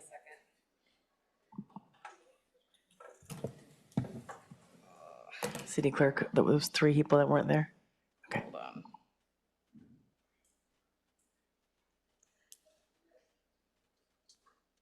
Okay. First of all, thank you, everybody. I have been to quite a few of these meetings. Thanks. Hi, Kenny. Been to quite a few of these meetings. I've owned a business on South Hyera for the last 33 years. I also live over there for the last 10 years off of Prado, so I have a lot of experience on that side of town. First, I would like to say that I think the Hyera Street project is incorrectly named because it's South Street, all these different streets that are involved. I think it should be delayed for a number of reasons, including the budget. I also would like to suggest that maybe the city come up with a bike GPS for alternative bike routes to keep the bikes off the busy lanes and the busy streets. My suggestion has always been the same, that you put a really nice bike path from Madonna on the widened sidewalk where the trees are that you were just talking about. It's already a wide sidewalk there. It's also an extra wide street in front of Central Coast Brew. I'm sure you could make a bike lane by the graveyard there that goes on to Elks Lane a beautiful bike path, because there's not even sidewalks over there, and down to Prado Road. And eventually the overpass will connect it to Madonna, Target, all of that. Bike path that's already created. That's a nice bike walk path. But you can connect to the infamous, already there, Bob Jones Trail. That goes all the way to Los Osos, Valley Road. So there is no reason to put protected bike lanes on South Hyera. I agree. I look at all the work and everything that goes into this and all the intricacies that seem to be causing issues when we already have a 1 mile stretch of a bike path parallel to South Hyera. It doesn't make sense to interrupt South Hyera with protected bike lanes. I do agree that they need to be striped better. And the main issue is the homeless shelter. So just tonight, a gentleman was riding the wrong direction on on South Hyera. He was going north towards Prado. He was literally coming the wrong direction, which happens every single day, because I make that left turn off of Prado onto South Hyera. We almost hit him. So he wasn't even in the bike lane. He was riding into the lane. So there's a lot of issues with this project. I commend these guys. I know they've been working hard. It's just a shame that grant money is making decisions rather than what's best for our community. Thank you. Thank you. Cynthia Prest, Danielle Chimo, Jack Chimo. You can come next. I'm just calling the next ones after you. Oh, I'm sorry. We call 3 in a row so people could be ready to go next. Okay, thank you. Thank you for this time, and I thank the gentleman for the presentation that I have not seen quite that thorough before. But I find that, like it said, a lot of, they're talking about bikes all the time. We're not talking about people who live there. There are 6 communities between Margarita and Elks Lane. They have not even been addressed. I appreciate the fact that we had time with these gentlemen and all, and to come to Shumash. I've lived there for 24 years, and I definitely have seen the change in the traffic and what's going on there. But there are 6 other communities there that try to go in and out, and their businesses there in that short distance. And yes, there's more than 1 graveyard. There's 2 at that corner. And there is, yeah, so slowing the traffic down at Elks Lane, to me, doesn't make a lot of sense. Traffic speed would make more sense. And I know there's a lot of confusion about where a bike should be. I really would like to see them safe and up out of the way. I see families coming down there with children on the back and cars going by them 35, 40, 50 miles an hour. I'm good at judging speed because I like speed. But that's no place for people to be riding bicycles. And number one, they think they have, quote, the right of way, but they only weigh 200 pounds. Opposed to 2,000 pounds. It's really not a good choice. And I really thank you for this time. Gentleman answered most of the questions I had here and the concerns, and that was the choking of Hyera, the safety. The safety is the biggest concern. The entrances for emergency equipment. I've lived there and I see what they have to do just to get around our community, let alone choke that area. Why can't they go on Bridge Street? You know, get them off of that crazy corner that goes to South Street. That would be easy if they're going that way. So I thank you for your time. Thank you.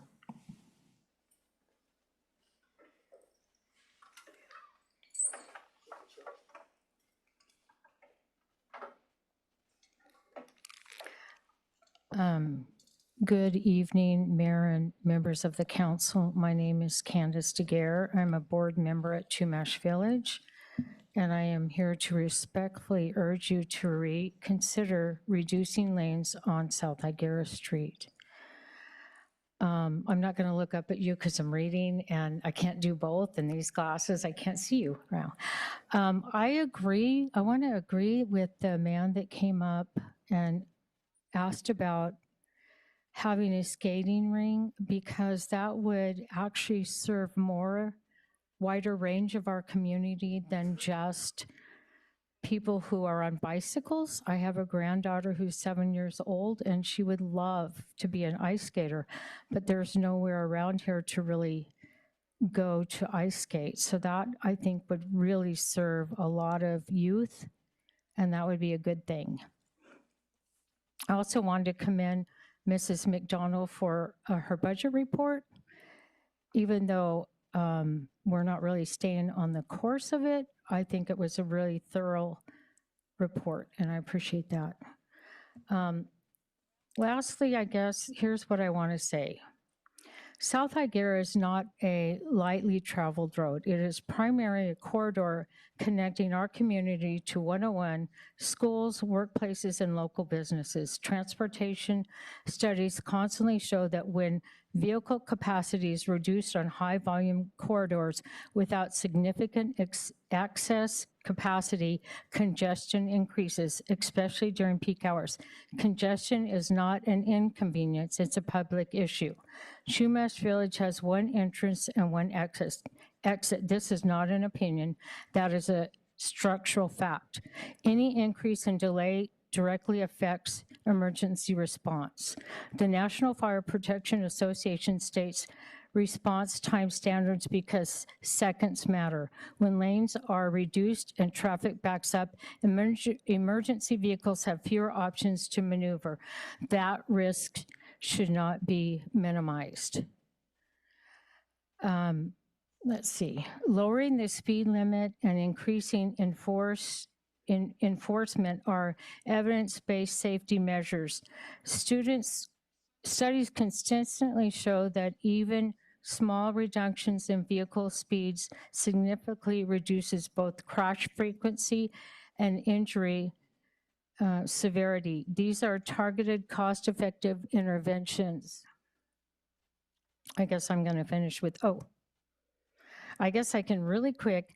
What are the projected peak hour delay increase? Well, what is our projected hour decrease? I got dry mouth. Thank you. Thank you. And feel free to send in an email if you want to finish the rest. Beverly Gilbert, Cynthia Prez, Daniel Chimo. Beverly Gilbert? Okay, that was Beverly. Okay. Cynthia Prez? Cynthia? Cynthia? After Cynthia will be Daniel Chimo and then Jack Chimo. Hi, my name is Cynthia Pretzel.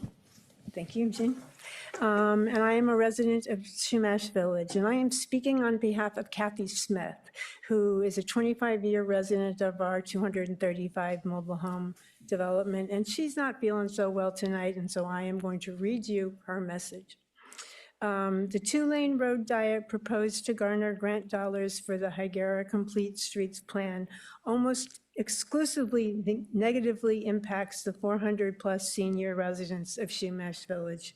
The four-lane roadway Hyera, which begins all the way south of Los Osos Valley Road, is reduced to 2 lanes just south of our entrance, and then is hampered by an unnecessarily enlarged turn lane and permanent concrete barriers.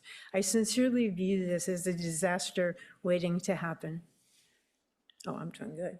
It cannot be compared to the South Street Road diet experience, as the residential pockets in that area have numerous opportunities for access to other roadways in SLO.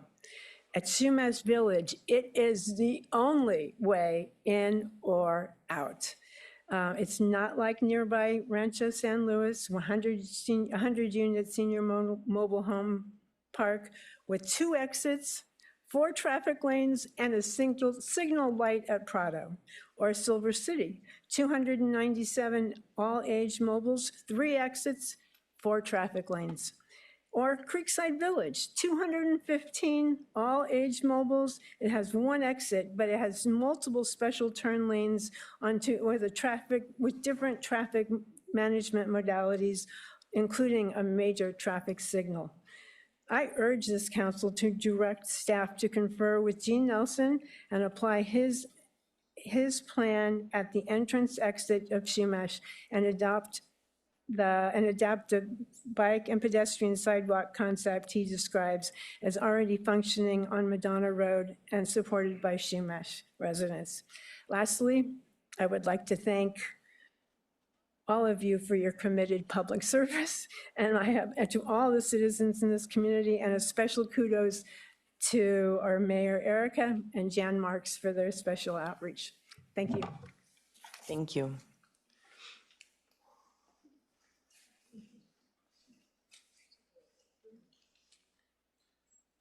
Hello, my name is Daniel. I am an avid biker, and in the 15 years that I've been living in San Luis Obispo, I have used biking as a way to commute to work in downtown SLO, to school when I went to Cuesta, and to get groceries. And I've felt that the work that has been done to the bike infrastructure in the downtown area of San Luis Obispo has been fantastic, but if you live outside of the downtown area, it's very difficult to get from those periphery areas to downtown. And this proposal, I feel, would greatly help a lot of the issues that I've seen with the bike infrastructure on the outskirts of town. And I want to encourage the council to go forward with protected bike lanes. And I think the idea of having concrete protection for the bike lanes is a really good idea. There have been many moments when I've been afraid of getting hit by a car, and when I'm downtown, I don't feel that way when I'm in the protected bike lanes. So I think it's a great idea. I think one thing that comes to mind when talking about the South Street area by the gas station, I wish there was a better solution for that. That intersection is very scary, especially when you get past that intersection. There's a sewer grate right in the curb there that's basically takes up half the bike lane. And if you're on a road bike and you're not paying attention, the slats for the sewer grate, it'd be very easy to fall into those. And so that's something that I wanted to bring to attention. There are several of those sewer grates throughout the city that maybe there's a solution that they could just have horizontal slats as well. Anyway, just thank you guys, and that's it. Thank you very much. Jack Chimo, then Ken Dewar, and Bill Toma. Thank you, council and staff. It's really encouraging to see all of the incredible details that you guys have gone over back and forth. It's honestly, I wish I knew more about it to be able to speak better, but these are just some thoughts that I had. I live down at the south end of Hyera, like near Trader Joe's, so I frequently bike from down there to downtown, so I would be heavily utilizing this, and I have been waiting for this for many years. I know it's like kind of been in talks for like 10 or 12 years or something like this, so it's kind of like, yeah, finally here. So I really want to encourage you, please do not delay. We've been waiting for this for a long time, and it's really encouraging to see it happen. I just wanted to echo a couple of comments that Daniel made. I feel also very scared sometimes, and I have had near-death collisions, specifically near where South Hills is. Along that, there's like a billboard there. Unfortunately, sometimes drivers, it seems like it's personal aggression or something, and I'm sure bikers do the same thing. So I think it's a really good idea to keep that separated because, personal safety comes into, public safety comes into the conversation a lot. And I think this would be safer for both drivers and bikers. And just a couple other little quick things so I don't forget. So I also would support as much concrete curbs as possible. And the precast curbs are fine. I think we could do some public artwork potentially. I know we did a great job with artwork on the electrical boxes. So maybe there's something there that could be thought of, or the flex posts, the same idea. And then lastly, just something else that was mentioned, which I didn't know about, was this Bridge Street widening project.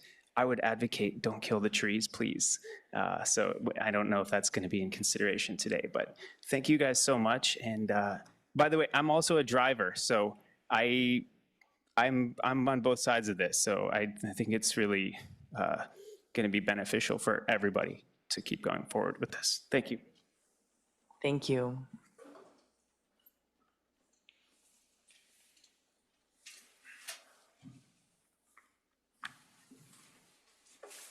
Good evening, Madam Mayor, Vice Mayor, Council. Thank you for this time. My name is Ken Dewar. I'm urging you to delay this project at this time. I am partners in 3 different properties on South Hyera and also owner of a piece of property on Prado Road. I'm looking at this from my business interest. I'm getting ready to endure 2.5 to 3 years of construction on Prado Road while we widen the bridge at the creek, which will make Elks Lane the primary entrance and exit for many of us who work on that road, in addition to those who travel from Hyera to 101. I'm not all-knowing. I don't know everything, but I do observe. I fear that by reducing the lanes on Hyera to the center lane, it will become a truck parking and loading and unloading zone, as you see in downtown San Luis Obispo every morning when the produce trucks and the FedEx and UPS drivers do their job. That's just my observation. So thank you again for your time. I'm sure I forgot something, but I didn't come prepared to speak tonight. Thank you. Thank you. After the next speaker, our final speaker will be Leah Brooks. I also came unprepared to talk tonight. I was just going to listen, but, and for whatever reason, I thought I knew a lot about city council, but I didn't get the message, apparently. I wasn't in one of those groups. My business has been there for 40 years. I've lived in San Luis Obispo since I was born 71 years ago. Saul Goldberg was my teacher at Cal Poly, but he was killed by a drunk driver. It wasn't because of the bike lane. Bike trails are all, we have a thoroughfare from Broad Street through Damon Garcia. We're going through Avila Ranch. We have that connection already to the south of us.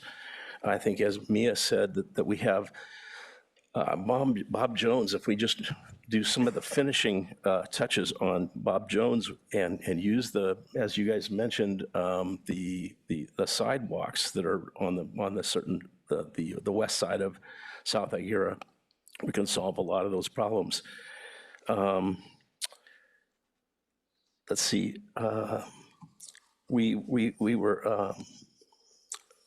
There's probably thousands of employees that are in that Commerce Park area. We're CS zoned. We are manufacturing zoned all through that area. That's where trucks are supposed to go. And there are, yes, lots of residential areas in that area, but that's where all the trucks are supposed to be. If you want us out of town, then you need to tell us. because this is insane, because trucks have to go down that road. That's how our products get to our businesses. I have 80 employees that come and go every day. I have 45 trucks that are up and down. I usually have them go to their job sites, but some of them have to come into the office to pick up equipment.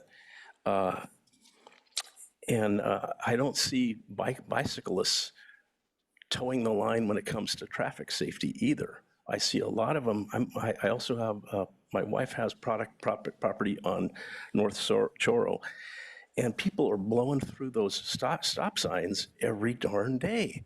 So again, I'm sorry, I wasn't prepared, but I think this project is crazy.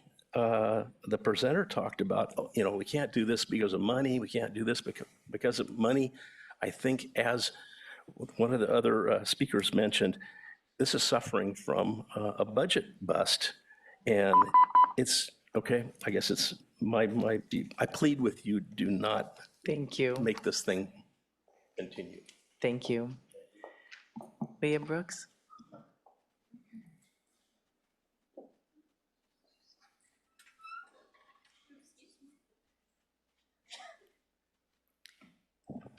Well, good evening. I'm Leah Brooks, and I am representing your Active Transportation Committee. We enthusiastically support the staff recommendation. These significant projects will help address the dangers posed by distracted, speeding, and drunk drivers who have been responsible for some horrific crashes. Increasing active transportation trips to meet city goals requires facilities where bicyclists and pedestrians feel safe. These projects will really help.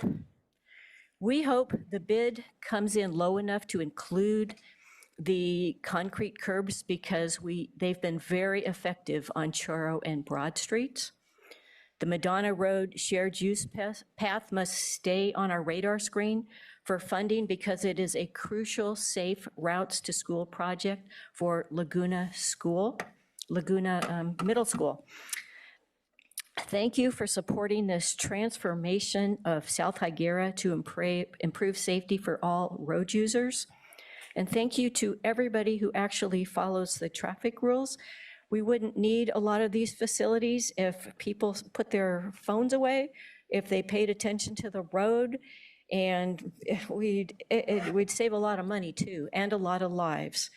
So it hurts my heart to hear the hostility towards bicyclists and to say you could only ride on a bike path. I'm sorry, we ride everywhere. It's our transportation. And we need to be safe. This is the bottom line is this is a safety project. And thank you very much for supporting this. Thank you. No other speakers? No, that's my last speaker card. All right, thank you. Well, let's bring him back. I would love to hear from Chief Harris about the safety. When I hear adding 7 to 14 minutes of additional time, there's the conversation of, EMS and just if people are trying to get to someone's heart attack, has been mentioned, but also in the case of a fire or something of that sort. So I'd love to hear from you as to what you have experienced, what kind of the norms have been from a public safety side. Madam Mayor, members of the council, Randy Harris, Interim Fire Chief. I couldn't agree with Dr. Nelson anymore. Seconds do count, but the team from engineering has been super collaborative on this project.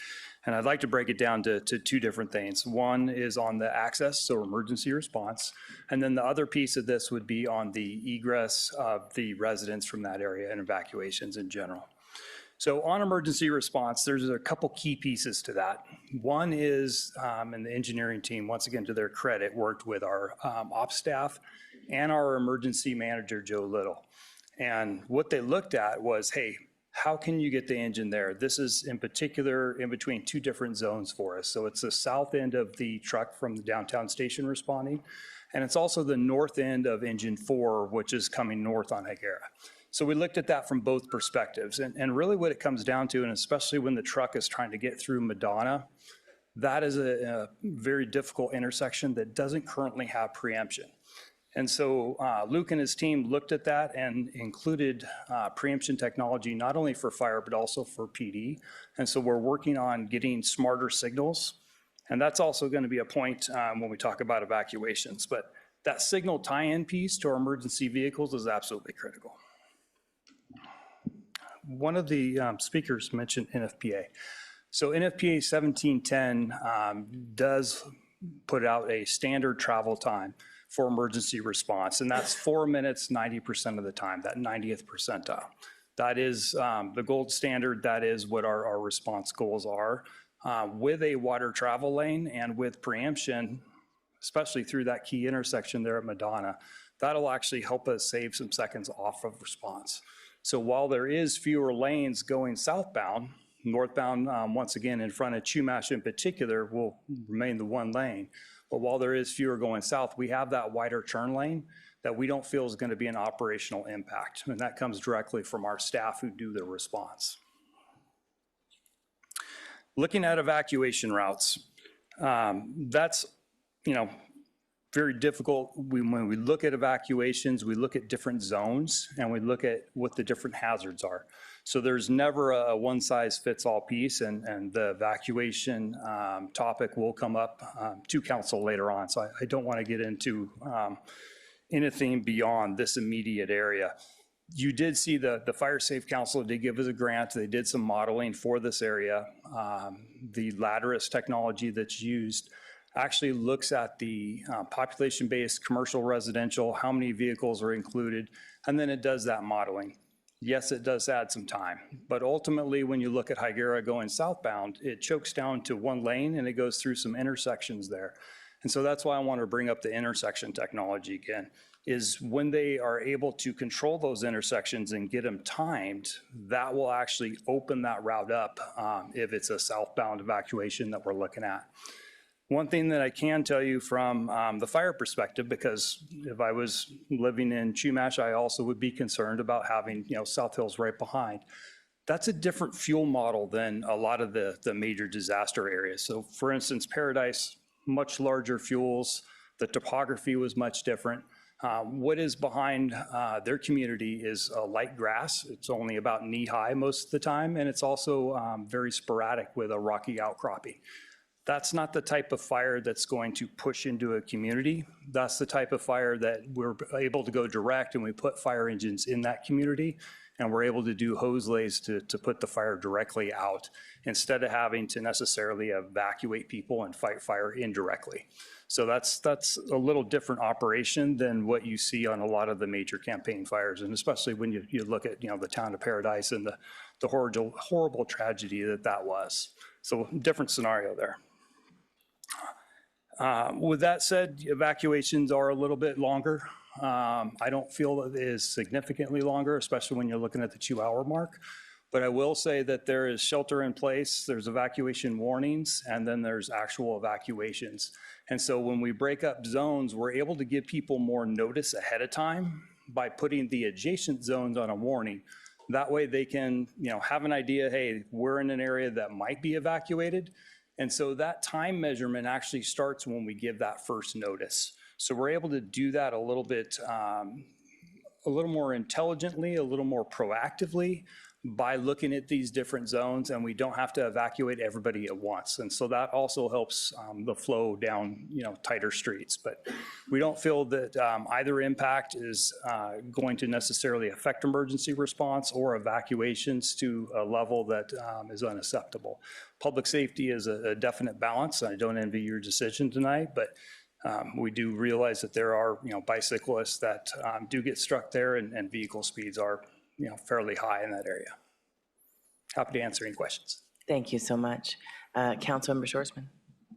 Thank you. Don't go anywhere. I have a follow-up question for you. Thank you for touching on the wider center lane, because that was one sort of thing that I was wondering about is with fewer traffic lanes, it seems like having that big open space sort of running down the middle of the road would actually give an emergency response vehicle a little bit more space than they currently have with just a double center line and 2 traffic lanes. If those traffic lanes are congested, then there's nowhere for the emergency response vehicle to go. So thank you for touching on that. The other thing that I wanted to ask about was in the next few-ish years, we're planning to have a new fire station in the Avila Ranch area, and I'm wondering if that will impact response times in the South Hyera area that we're talking about here. That will certainly help, depending on where the permanent station is located. The interim station located on Cessna Court will be able to get up to the lower Hyera area to about Hind. North of that is outside of the 4-minute response time, but it still gives us redundancy in service. And that's huge because basically what we have right now is if an engine goes on a call, that's a large coverage area and a large drive time for somebody else to come across town if there's a second call in that area. So as we start looking at our data and looking at calls, we want to just especially take into consideration overlapping calls. That's really what puts us outside of our ideal response times on a regular basis is the overlap of calls. So that 5th engine will be critical for that. Thank you. That's all the questions I have for the chief. I have a couple follow-up questions for other staff. I don't know if other people have questions for the chief. I don't have anyone else with their light on, so go ahead with the rest of the Okay, questions. just a couple more based on some of the comments that people made. The question that was brought up about loading and unloading of trucks in the center lane. Obviously, this is a pretty big arterial with some pretty large businesses along the route. Do we anticipate any problems with people using the loading or using the center lane as loading and unloading? And do we have a way of dealing with that if it does happen?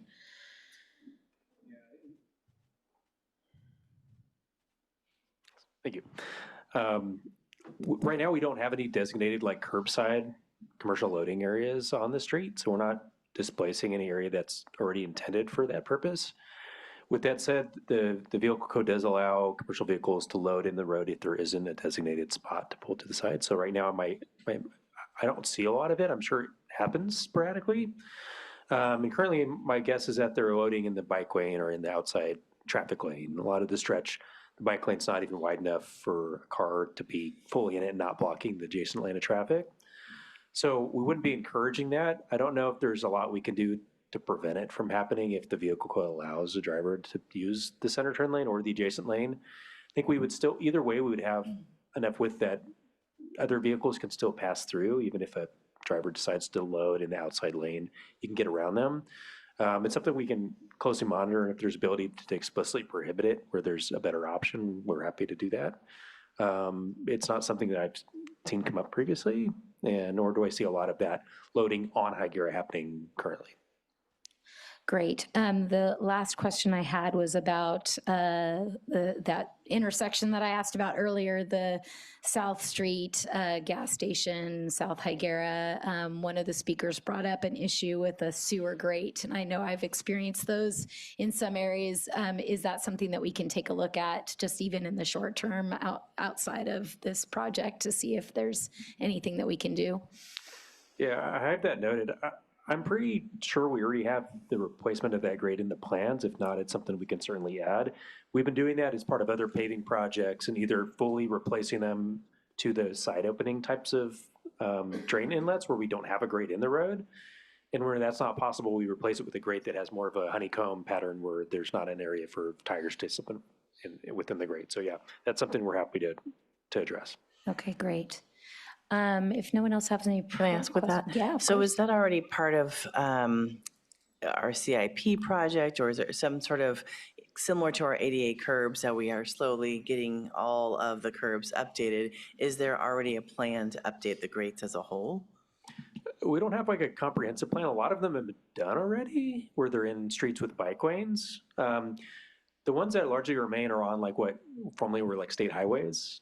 We don't even do that style of like inlet anymore. And we've been incrementally upgrading them as we have other projects, or if there's a request. So if we get a request from a bicycling resident or the ATC saying, hey, there's one that's really a problem, we've often swapped those out sooner if we can. So I'm hearing Ask Slow app, scan it, send it in. That's a good Ask Slow request, Okay, yes. perfect, thanks. Councilmember? Yeah, great. And so my last sort of question, I guess, is, I know we had this discussion when we were embarking on the construction of the North Truro Greenway, and we've made some alterations to that as a result of experience over the last year and a half or so since it's been fully operational. To some of the people who have concerns about specific parts of the construction or the road diet or the curbs or the flex posts, if we put all this in and there are problems with it, it causes massive traffic congestion, or we start seeing other sorts of collisions or accidents at some of these points along the route. Do we have a process for making modifications along the way or tearing things out if needed? I'd say yes, and the prominent design features are pretty relatively easy and quick and low cost to modify. We're not, if you widen the sidewalks into the road and realize now the road's too narrow, it's hard to unwiden the sidewalks, for example, where you can modify striping, you can remove things like flex posts pretty easily. Even the precast curbs, you can pick up with like a pallet jack or a forklift and put them on a truck and haul them away. And there's something that will need to be refined with almost any large capital project. And so we're prepared to be watching and monitoring for those, getting input from the community, emergency response providers, and our ATC as the project's moving along, and prepared to make those changes as quickly as we can. And be coming back to the council saying, here's what we're seeing over these first months or a year of this project. Are we seeing traffic patterns change? Are we seeing delays? Are we seeing pinch points? Are we seeing crashes go down? That's the kind of stuff we want to guide refinements to this project and future projects on other streets that maybe we're not doing something quite like this, but we're trying to get better with each project of these types. Thank you. And I know with the North Truro Greenway, you all just completed a report looking back on the last 12 to 18 months of that project's completion. And there's plans in the staff report, if folks didn't get a chance to read the whole thing, for a pretty robust monitoring and look back after the fact in a year or 18 months, that sort of thing, as we move forward. So I'm just gonna, I'll try to keep my comments short. I want to go back to the sort of beginning of this, though, for those who aren't familiar with the statistics on this particular stretch of road. We've had 11 fatal or severe injury crashes between 2018 and 2023 on this stretch of road. That's 29% of all the fatal crashes in the city have happened along this route. So these improvements are really a safety, some of our speakers mentioned these are safety measures that we're proposing to put in place here. And just for context too, if you look at page 342 in the packet, the staff report, there's a table 6 that talks about the breakdown in costs. And from the comments today, you would assume that a lot of the improvements are related to bike lanes, but in fact, that's really only 5% of the cost. So this is a safety plot project that really benefits everybody. Just, let's see, 56%, if I do math quickly, is paving, pedestrian curb ramps, sidewalks, and crosswalk beacons. So a lot of the costs is really on those pedestrian and street safety elements that are going to be used by everybody, no matter what type of mode of transportation they're using. So I think that's really important to point out and remember as we look at these improvements going forward. And that's why we got over $9 million of grant funding. So the $9 million of grant funding are not just to put in curb separated bike paths or flex posts. That stuff helps, but it's the whole Complete Streets project and a lot of the pedestrian and just paving elements that are going to benefit the corridor overall that got us that over $9 million in grants as a city. And congratulations and thank you to staff who are very, very good at getting grants for our city. So I want to give them a little bit of kudos for that.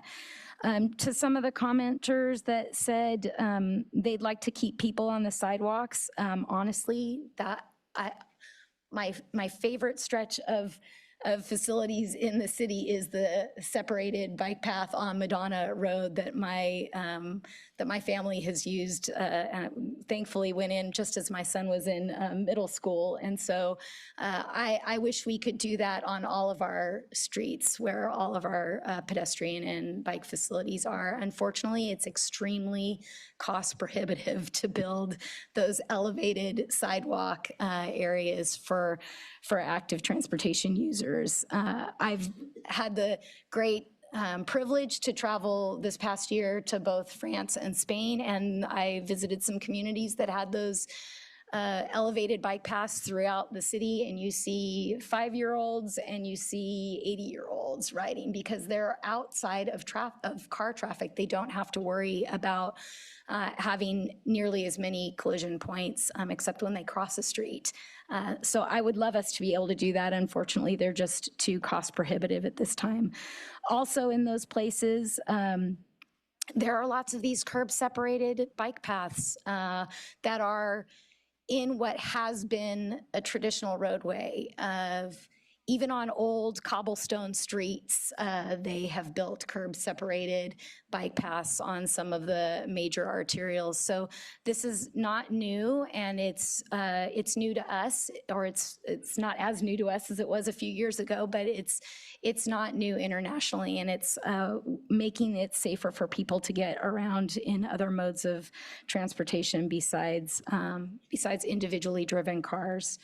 So with that, I think staff has done a really good job at listening to the community members. I know that not everybody is getting everything the way they want in this project. That's unfortunately how these projects work. Everybody gets some things that benefit them and some things that they don't like. And it's up to staff to do the best they can to listen to as many voices as possible and make things as safe as they can for everybody. And if it doesn't work, we will pivot, we will adjust, and we will make corrections as we go. But I'm prepared to support the project. I appreciate the work that staff has done.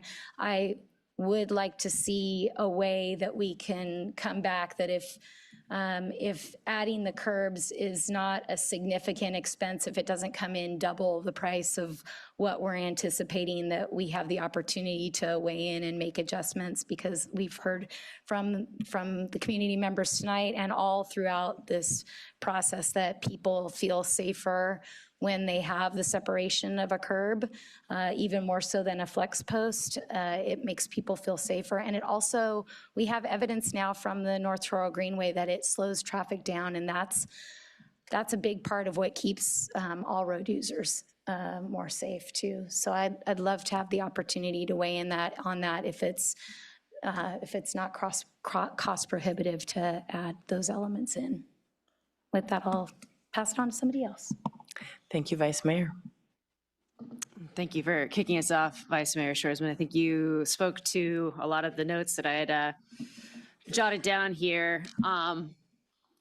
Ultimately, in trying to decide how to navigate this project, I feel like my biggest responsibility is safety for our community.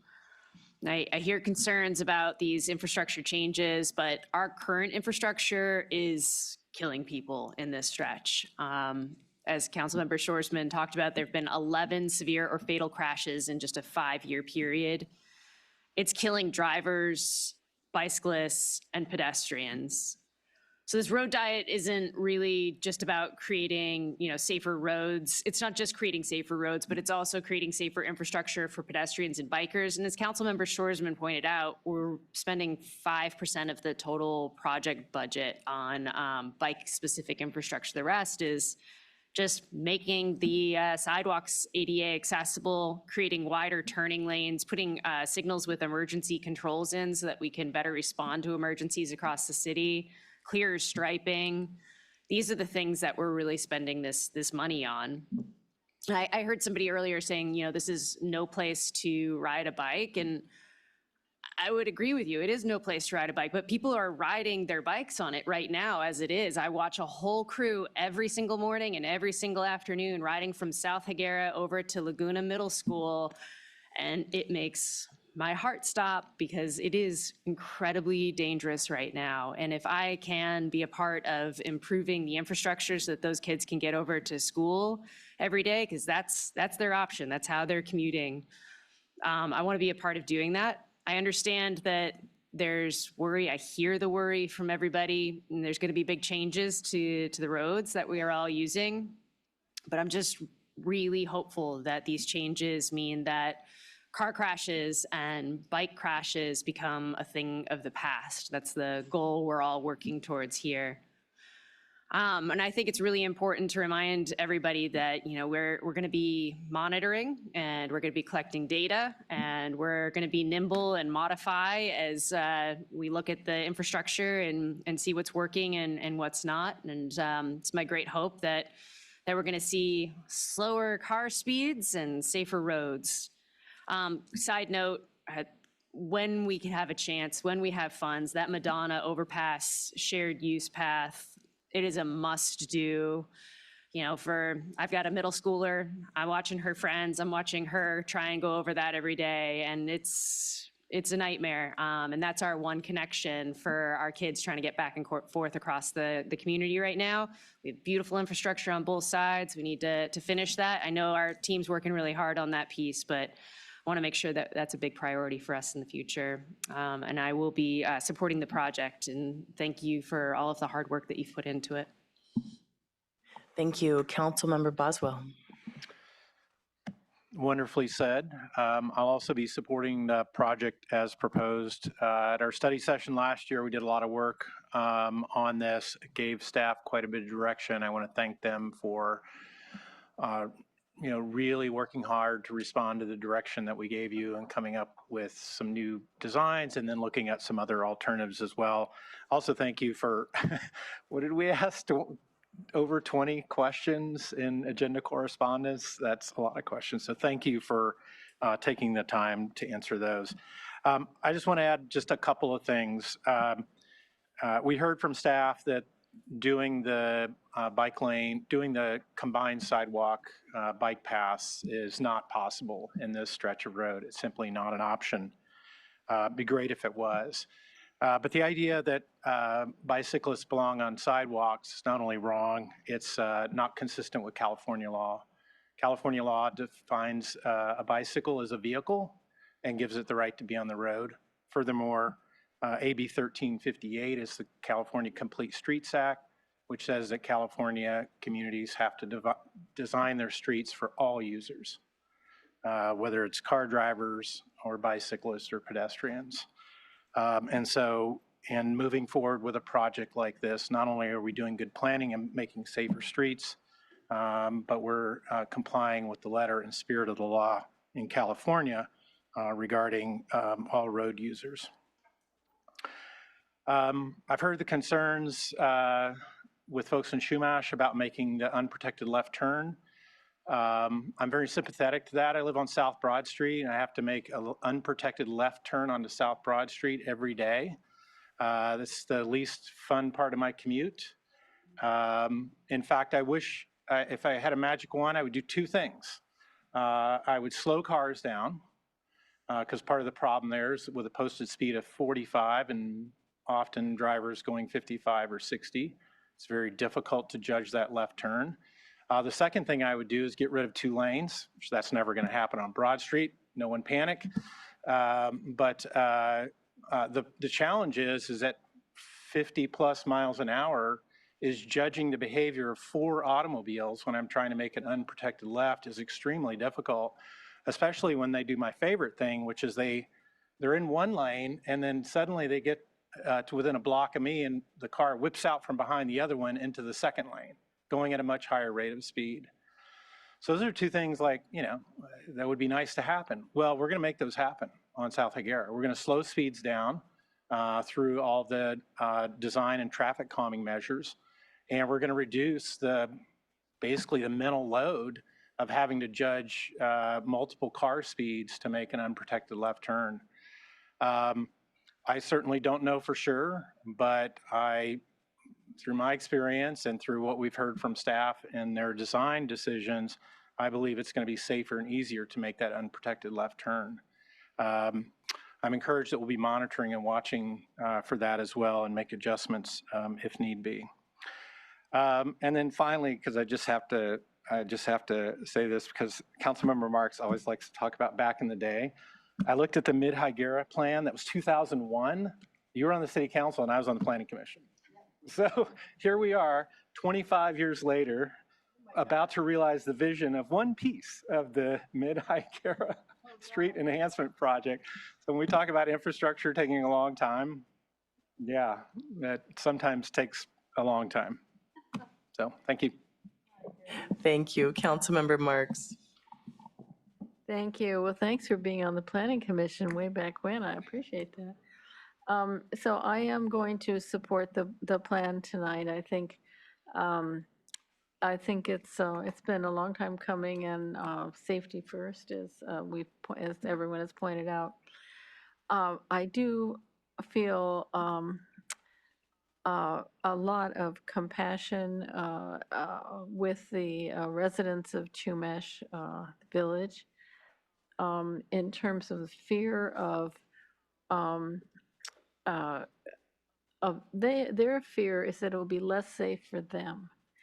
And I appreciate the way that staff has taken that seriously and made as many accommodations as possible. I'd like to just add a couple more, which is that if you're going to put concrete curbs on the east side, I guess, east side of Hyera, I hope that they can be painted with reflective paint, or possibly some kind of solar powered lighting somewhere along the bike path, because at night, if there's no street light there, and you're, let's just say, making a right-hand turn out of Chumash, and you can't see the concrete, I'm imagining there's not a bicyclist there with a light on. If you can't see the concrete curbs, it's possible that could cause an accident. So I just hope that, and I know the flex poles, they are not very pretty, it's true, but they do reflect the light, right? So it's more visible that something is there.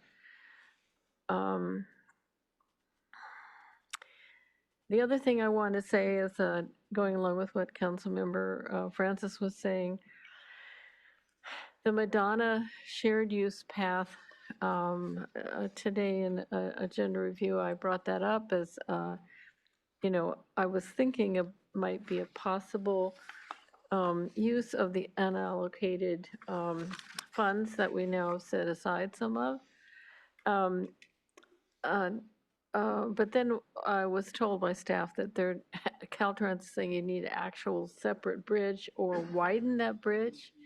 And anything that can be done to make it safer, not just for the bicyclists and not just for the cars, but the pedestrians. And there are a number of pedestrians who are crossing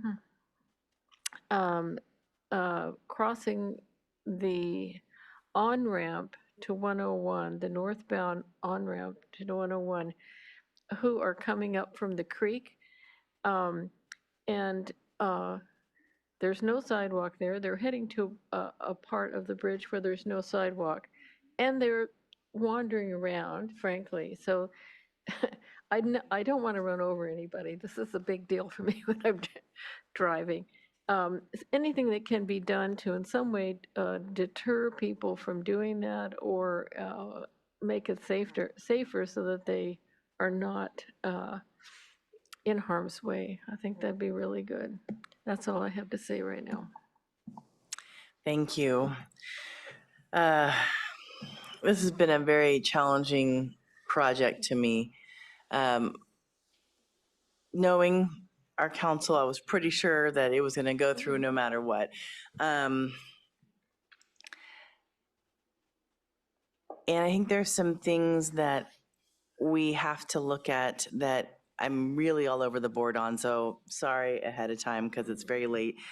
On one hand, we are trying to make it safer to get around this town, this city, whether you bike, drive, walk, one-wheel, stroller, wheelchair, whatever it is, however you get around. And that is our goal. And that being said, I think there's some challenges to money driving projects. And there's a bit of that's true, because we can't do some of the work without the money.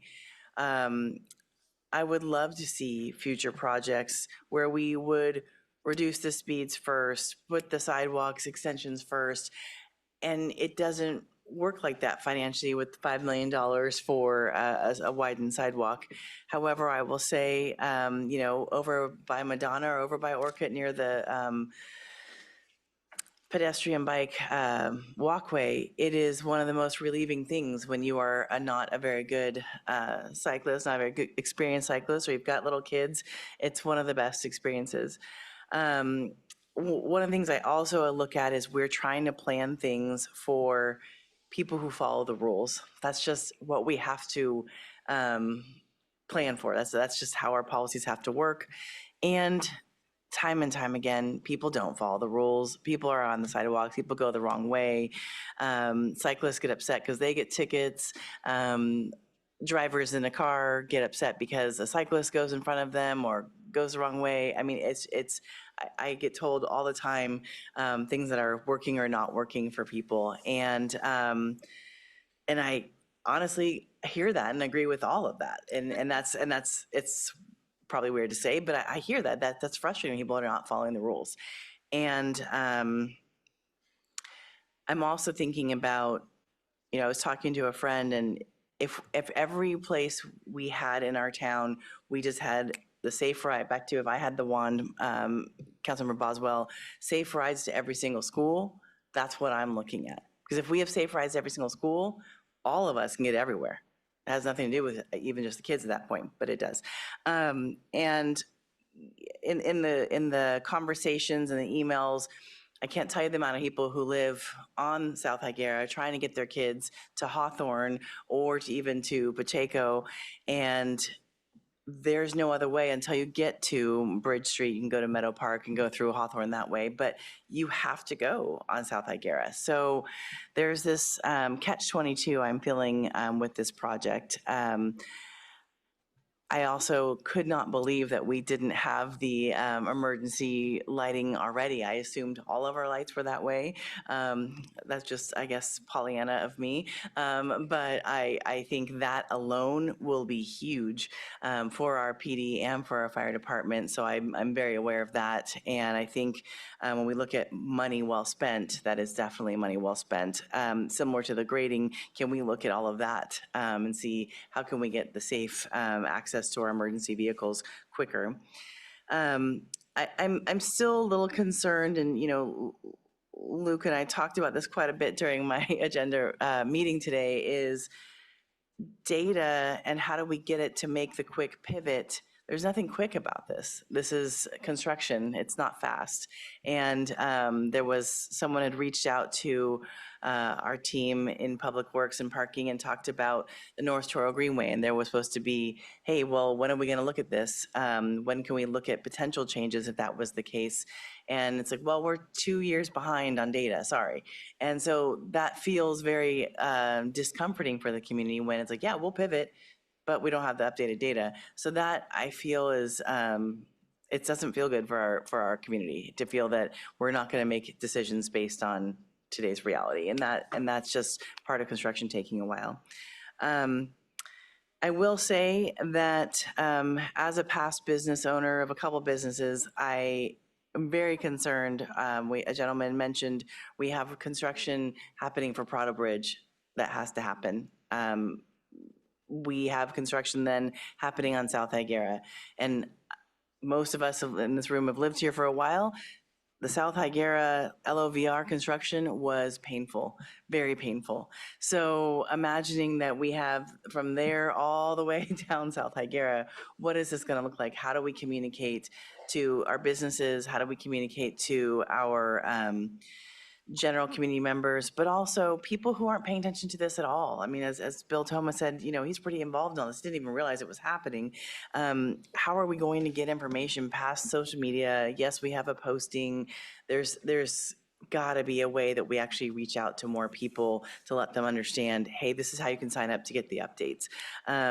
Because as small businesses, they're working on a thread. I mean, just a margin of profit that is so small, and they're gonna have construction around them all at once. And that is, I don't wanna be the reason to have the city be the reason that their business goes down. That is not okay.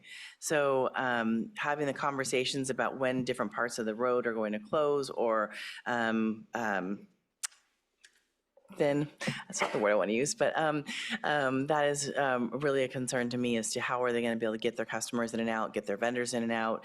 And we had a lot of questions around semis and unloading downtown when we went through our major change downtown, and that's been difficult.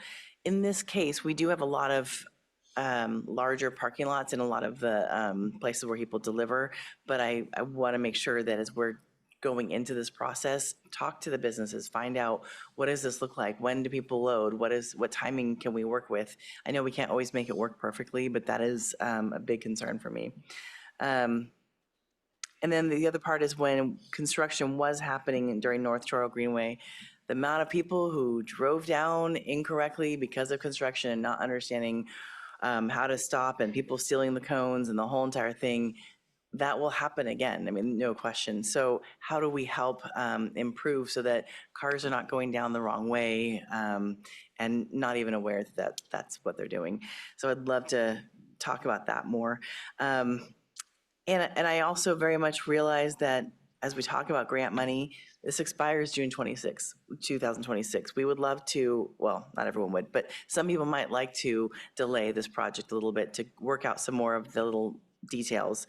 And if we delay this project, $9 million gone.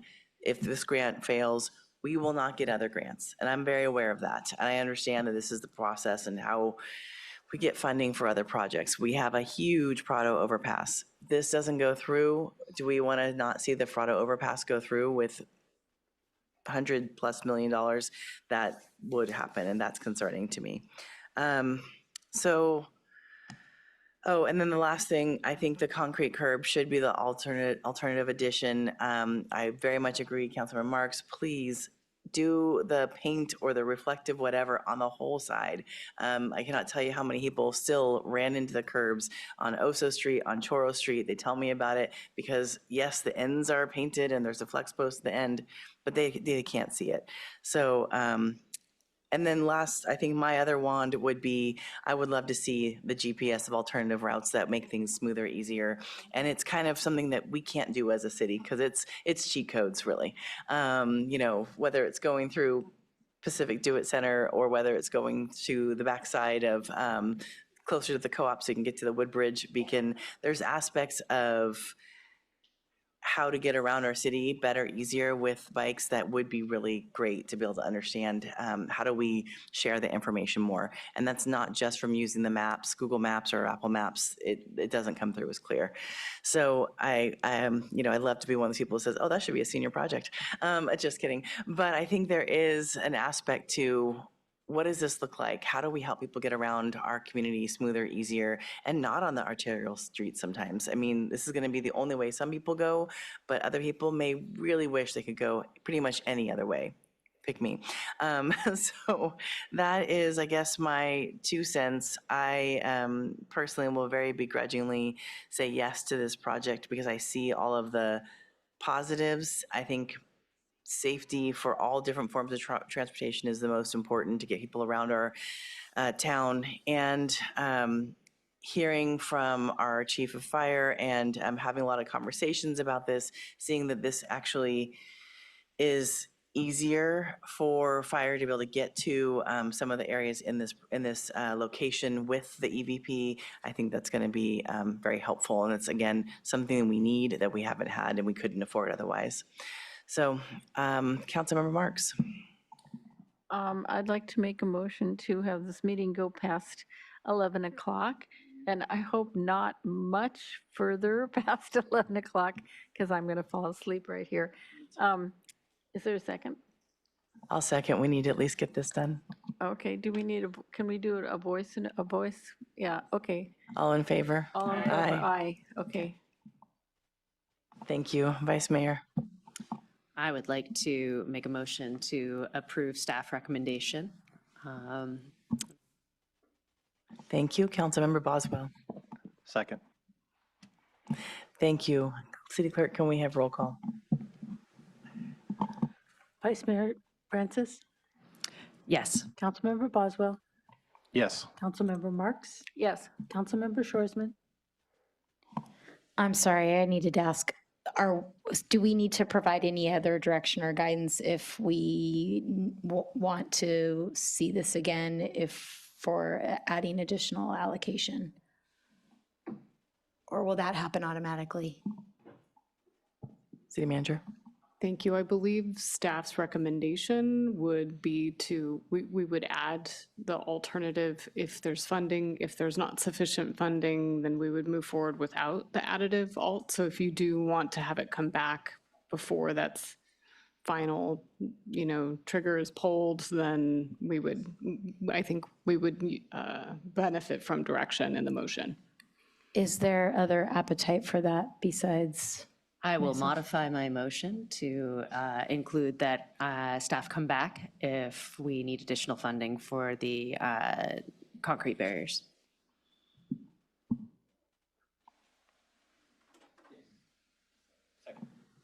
Councilmember Boswell. Yeah, second. Okay, approving the second. All right. So Mayor we need to Stewart. roll call again? Since we changed it? Yep. Vice Mayor Francis? Yes. Councilmember Boswell? Yes. Councilmember Marks? Yes. Councilmember Shorsman? Yes. Mayor Stewart? Yes, and the motion passes 5-0. With that, we have one last final topic. Thank you so much to Luke and Adam for all of your hard work.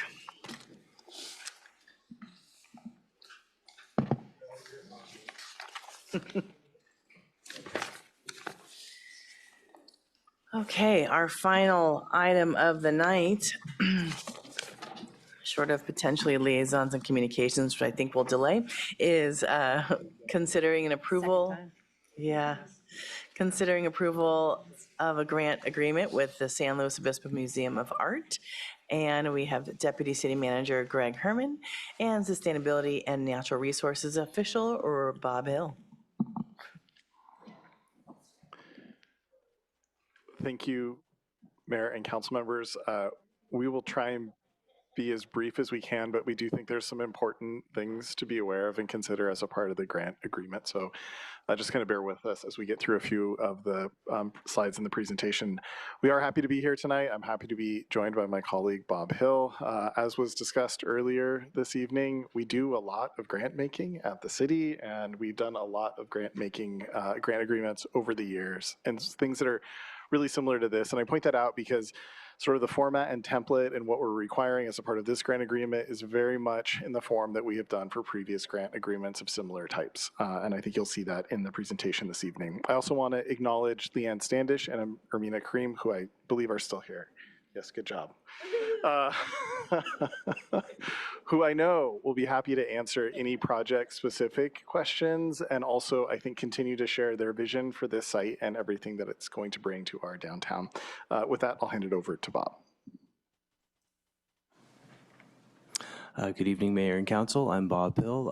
Really pleasure to be here tonight and present this particular item following Council's direction last November 4th of 2025. Tonight we're here to talk about the San Luis Obispo Museum of Art and a draft grant agreement that comes pursuant to their proposal for the future museum in downtown San Luis Obispo.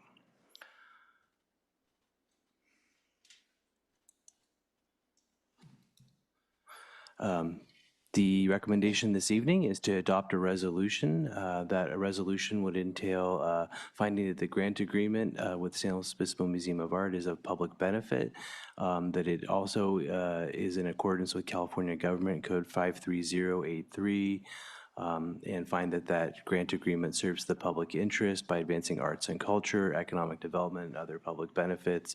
And lastly, to approve that grant agreement, authorize our city manager execute the agreement in a final form satisfactory to our city attorney.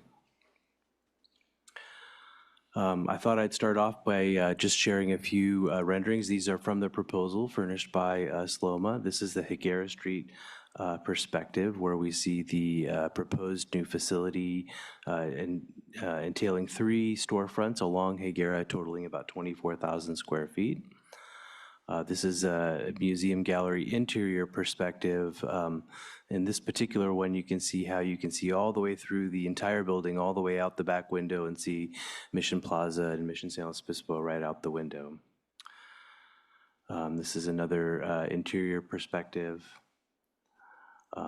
Then here we also have a patio perspective that would be introduce an outdoor element to the museum, as well as provide that connectivity all the way from Hyera Street through the museum to the Creek Walk, and then ultimately to the Cultural Arts District parking structure. As council is aware, the San Luis Obispo Museum of Art currently occupies an existing facility on land that we lease for $1 per year at 1010 Broad Street, tangent to Mission Plaza.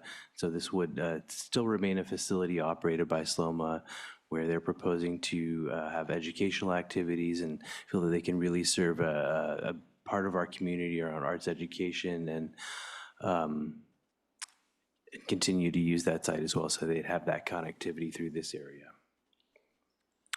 In terms of policy context, I also appreciated the conversation that occurred earlier about how do we evaluate a grant like this and how do these proposals happen. I think it's really important to take a close look at the policy context that is associated with this particular grant. And when we really took a step back and looked at how that this project meets with existing policies and plans and priority setting documents that we have, it really shows out and has a lot of consistency. Thought I'd just start with some of our most current. I don't list them all here, but one of our major city goals is for cultural vitality, economic resilience, and fiscal sustainability. Goal number 2 is support the arts, including the Cultural Arts District. Our Economic Development Strategic Plan is just a few years old now, from 2023, has a whole section called Placemaking and Promotion. One of them includes a goal: highlight the diverse culture, history, assets, and amenities of the city to help foster a sense of inclusion. It also states that we should support opportunities to speed the implementation of the downtown concept plan, and that strengthening working relationships with and maintain financial support of the arts community to enrich the cultural offerings of the city. And lastly, continue to work with community partners to ensure the vitality of the city. That downtown concept plan preceded that document in 2017 and was referred to, and it has a goal to foster a strong identity, an economically and culturally diverse downtown. And also a section about art, culture, and history, stating, expand cultural, historical, and artistic opportunities. And lastly, myself being from a planning background, our general plan and our land use element of our general plan in particular is on point here. Policy 4.1, downtown is the community's urban center, serving as the cultural, social, entertainment, and political center of the city. The city wants its urban core to be economically healthy and realizes that the private and public investments in downtown support each other. Finally, and bluntly, cultural facilities such as museums and galleries should be downtown. So there you have it. I think that this was what we looked at when we were evaluating this proposal and having early conversations with SLOMA and their staff and their board to really help assess and make our recommendation to City Council. And so just again, as brief background, our relationship dates back to the 1950s with the San Luis Obispo Museum of Art, and our original lease for the facility where they're located now at 1010 Broad Street, if I'm remembering correctly, is from 1954. The San Luis Obispo Museum of Art has really built a strong staff and board and invigorated itself as an organization. And they've done their due diligence. They've hired professionals to help them investigate their needs for assembling a contemporary museum space of sufficient size and characteristics to meet their needs.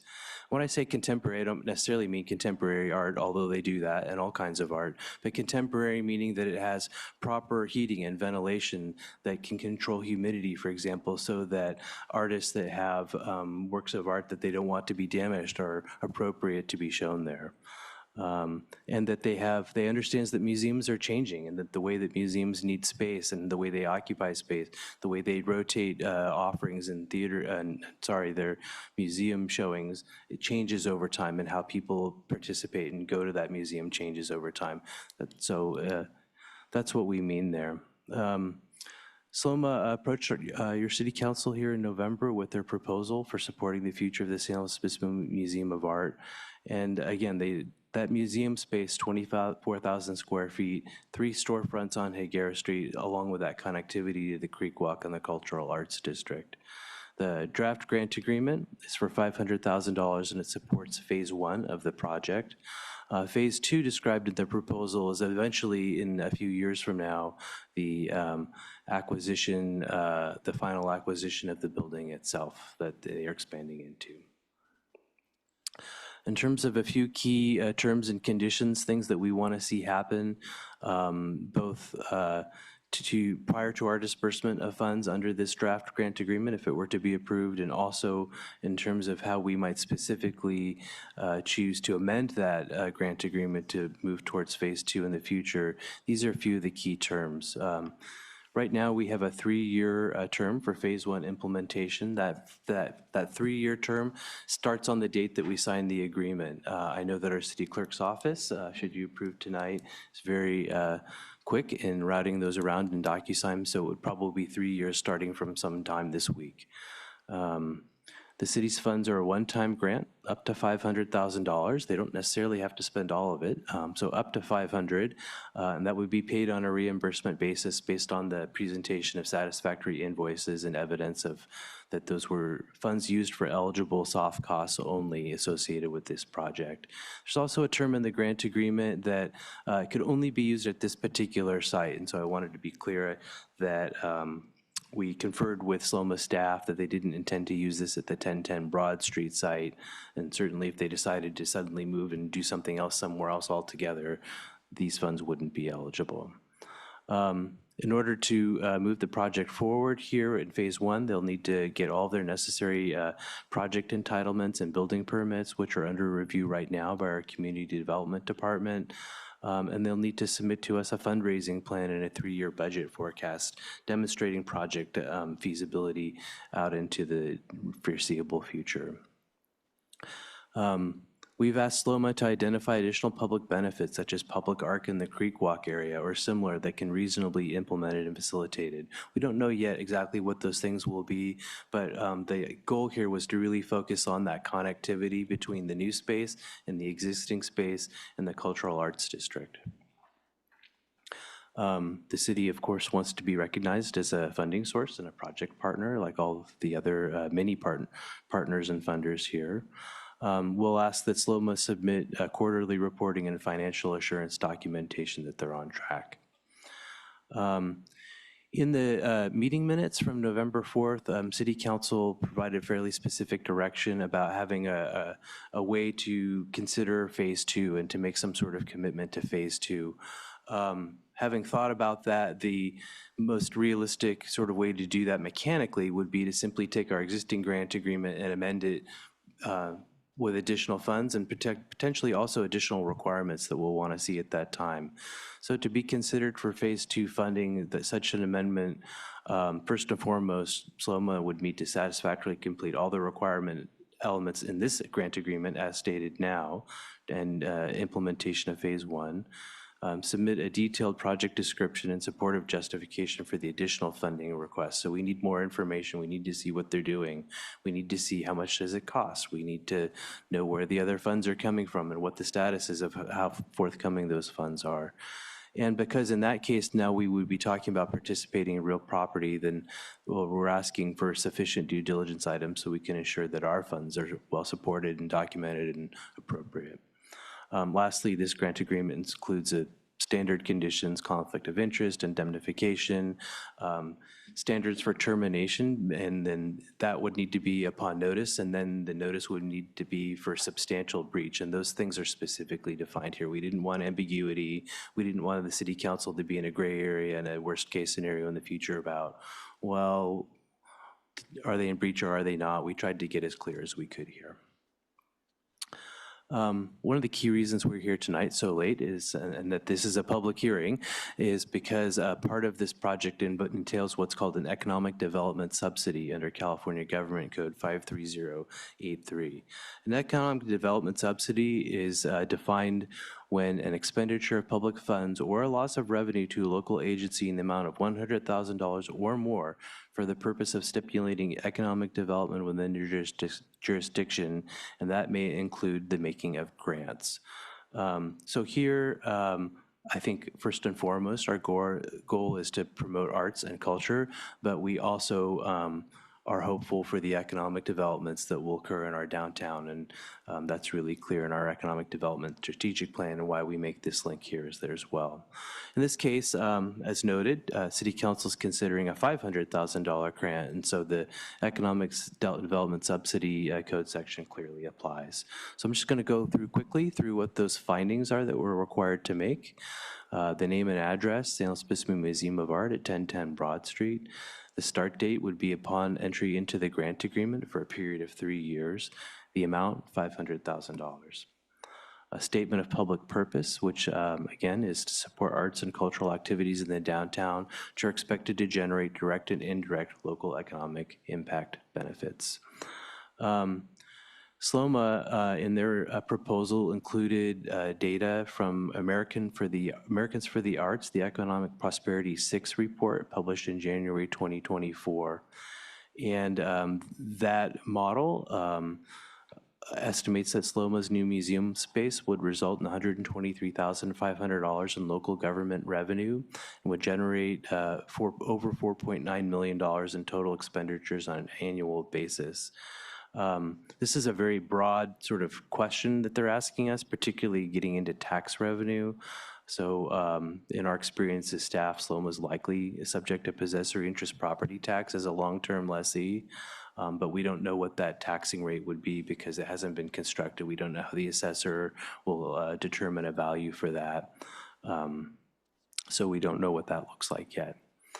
It is also true that if SLOMA is able to move forward and purchase the building, that they would be eligible for what's called a welfare exemption, so they can reduce for a reduced property tax rate in that situation. That's based on annual filing, based on State Board of Equalization rules. The last part is the estimated number of jobs created by the economic development subsidy. Again, according to the Americans for the Arts data report, the operation of the new museum space would generate 93 jobs. It's important to note that the way that that data is calculated is based on a commonly accepted model called the M-Plan model. If we were, for example, to decide to apply for a grant with the Economic Development Administration, say for a workforce development hub, they would ask us to use the M-Plan model. So this is the sort of standard method of doing that. And it's based on an annual average of head count for full-time, part-time, and seasonal employment. Same way that other Bureau of Regional Economic Accounts uses it, Bureau of Labor Statistics, Census of Employment and Wages. Sorry, I'm going fast.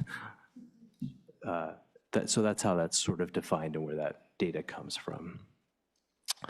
In terms of next steps, the staff would work closely with SLOMA, establish a regular meeting cadence to maintain timely communication, support their project delivery, answer questions, ensure proper oversight of grant funds and reporting requirements. When we have this type of a relationship, and we're seeing this now with our other relationships, it works best when there's a sort of a point of contact, somebody that can, be on speed dial, so to speak, and make sure that questions get answered and that we know how to get things a get to yes attitude with this type of a project. In terms of phase two, SLOMA needs to complete property negotiations for that acquisition, and more particularly share that with us, and complete fundraising plans towards the eventual purchase of the buildings. They need to complete all of their conditions preceding to be considered for phase two funding shown in the grant agreement itself.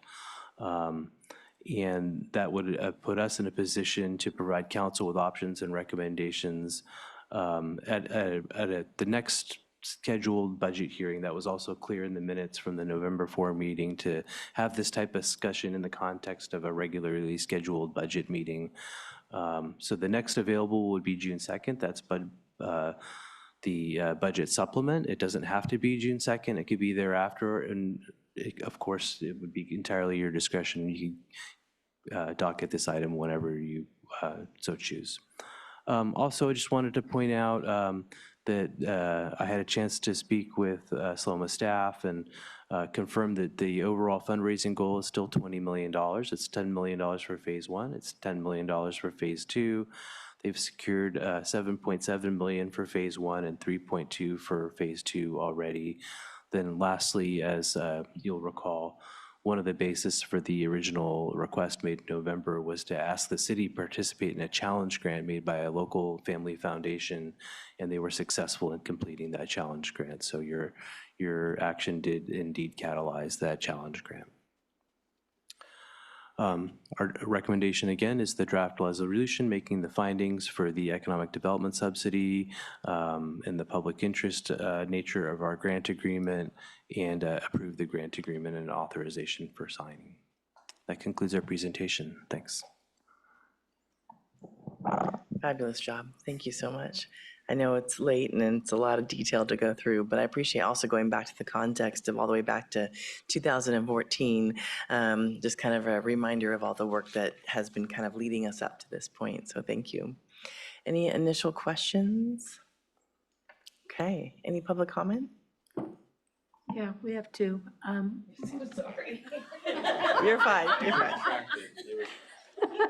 Leanne Standish and Hermina Kermit. I'm so sorry. Either. Good evening, and thank you, Mayor Stewart and honorable council members. At the end of 2020, when I took over the San Luis Obispo Museum of Art, we were in a financial tailspin. We had lost the trust of our community. On top of that, we were forced to be closed due to COVID.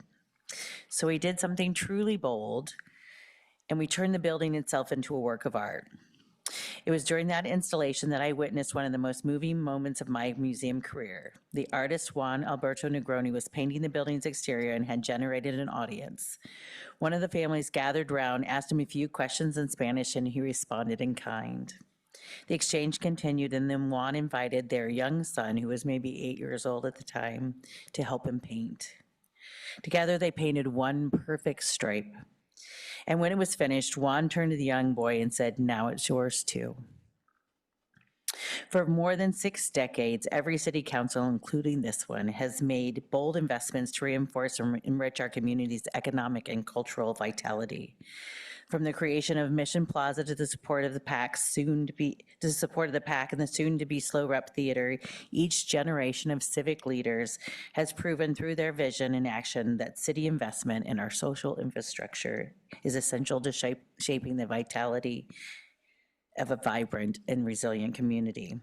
In each case, the presiding city councils recognize that transformative projects seldom come without risk. They weighed long-term returns, ensured alignment with major city goals, and moved forward to strengthen the cultural and economic fabric of our community. SLOMA's planned expansion has been conceived in that same tradition, and your continued support is essential. Thank you. Thank you. Thank you, and good evening.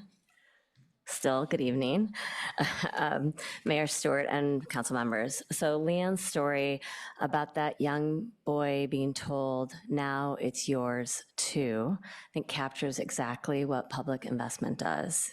It creates belonging.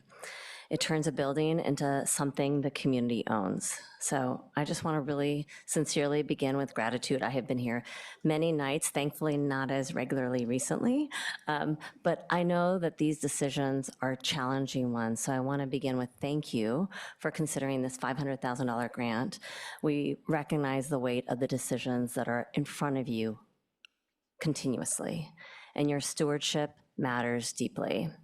So as was shared earlier, this grant allows us to really further phase 1 of our ambitious project. It will allow us to fully outfit the new museum so it can open its doors to serve students, our families, our residents, and our visitors from day 1. And it really, very importantly, allowed us to meet that Forbes Family Grant, the $2 million matching grant, so doubling the impact of these public dollars in real time when you signaled your critical commitment in November. And you haven't been alone, as was shared earlier, over the last 7 months. I love hearing those numbers. Over $11 million committed by community members to further what has been a long-held community goal, as Bob noted. So I just want to respectfully ask that as part, as you consider all of this, as part of your upcoming normally scheduled budget discussions, that this conversation comes back if there are additional funds, one-time catalytic funding, because this is not an ongoing operational request. It's a strategic investment that secures this property as a permanent public-facing asset.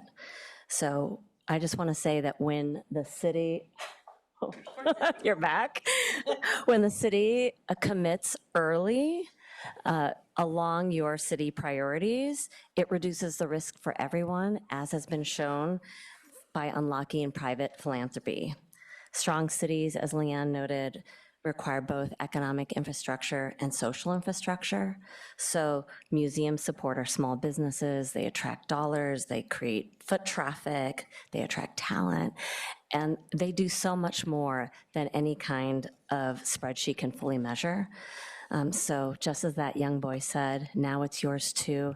This museum belongs to all of the people of San Luis Obispo. So thank you for the support of this $500,000 grant tonight. And I hope it comes back soon. Thank you tonight. Thank you. And thank you for being here this long. Vice Mayor.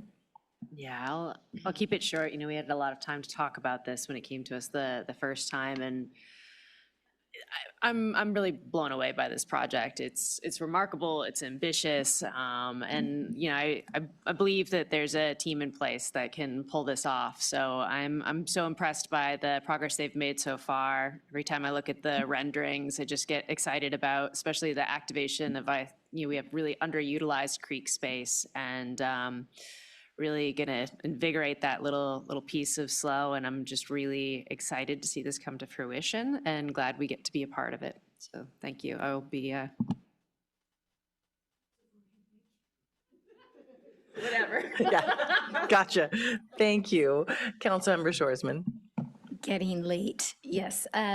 Thank you for your comments. Thank you for giving the city this opportunity, and thank you for shepherding in this next phase. I'm really excited to see where it goes next, and really happy. This has been a big night of lots of discussion about being very thoughtful and careful with the city's money, yet still making big changes and improvements to infrastructure and arts and culture, and I love that story. It gets me a little choked up every time. I've heard you tell it a couple times now, and it chokes me up just every time you tell it.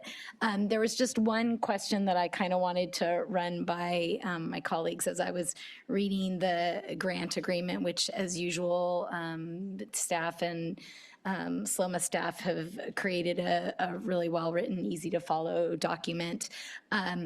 Just thinking back, well over tonight, but also back to our November meeting when we discussed making this commitment, I remember pretty clearly talking about making that commitment at that time and bringing this back to possibly consider a phase 2 donation at another time if funds allowed. And there's honestly just one phrase in the grant agreement that made me a little uncomfortable that it was promising something that we might not be able to deliver later.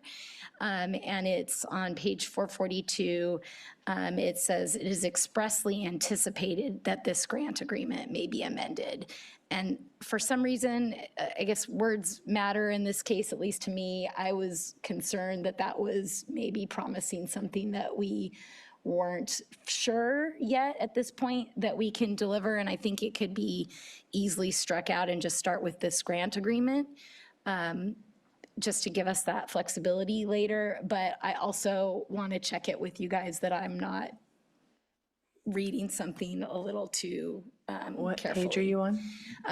442 of the, it's section 8 of the grant agreement. It does say at the end of that section, city shall have no obligation whatsoever to enact and approve an amendment to provide additional funding of any amount which is subject to the actual availability of funds at the time a request is made and is within the then seated council's sole discretion. So I do recognize that there is some other language there, but I just wanted to check my own gut and the rest of yours that we weren't over-promising, I guess, with the initial start of that sentence. Yeah, I'd be comfortable if you just started with this grant agreement and just got rid of the "it is expressly anticipated that." You could totally get rid of that. You sure may, city attorney. I believe that that language is incorporated to try to avoid the successive contracting issue and so we're contemplating if this is going to happen, it's contemplated as part of a single transaction and it creates that potential. You also have language in there that does not obligate you to do that, but it wouldn't require then a sort of successive stage that wasn't originally contemplated within the original project. So there is a purpose to that. So I would recommend that we not alter that. Love it. Thank you so That's much helpful. for the legal Thank expertise. you. I just needed to hear that. So thank you. Councilmember Marks. Well, I just want to say it's been a long time coming. I think we made a good decision when we earlier pledged the funds, and I'd like to move the staff recommendation tonight. Thank you. I have to say that I agree. This has been an amazing process to watch, not just currently, but through the years. It's been an amazing process to watch. So I would be happy to second that motion. City Clerk, can we have roll call? Councilmember Marks? Yes. Mayor Stewart? Yes. Councilmember Boswell? Yes. Councilmember Shorsman? Yes. Vice Mayor Francis? Yes. And the motion passes 5-0. Thank you so much for all the work and making sure that all the I's are dotted and the T's are crossed. So thank you, thank you. And with that, I look forward to the future home of SLOMA. And I will say that we will be skipping the liaison communications report. Sorry, it's again, but it is 11:38. Thank you so much. Have a good night. And we'll see you next week for the rental registry study session.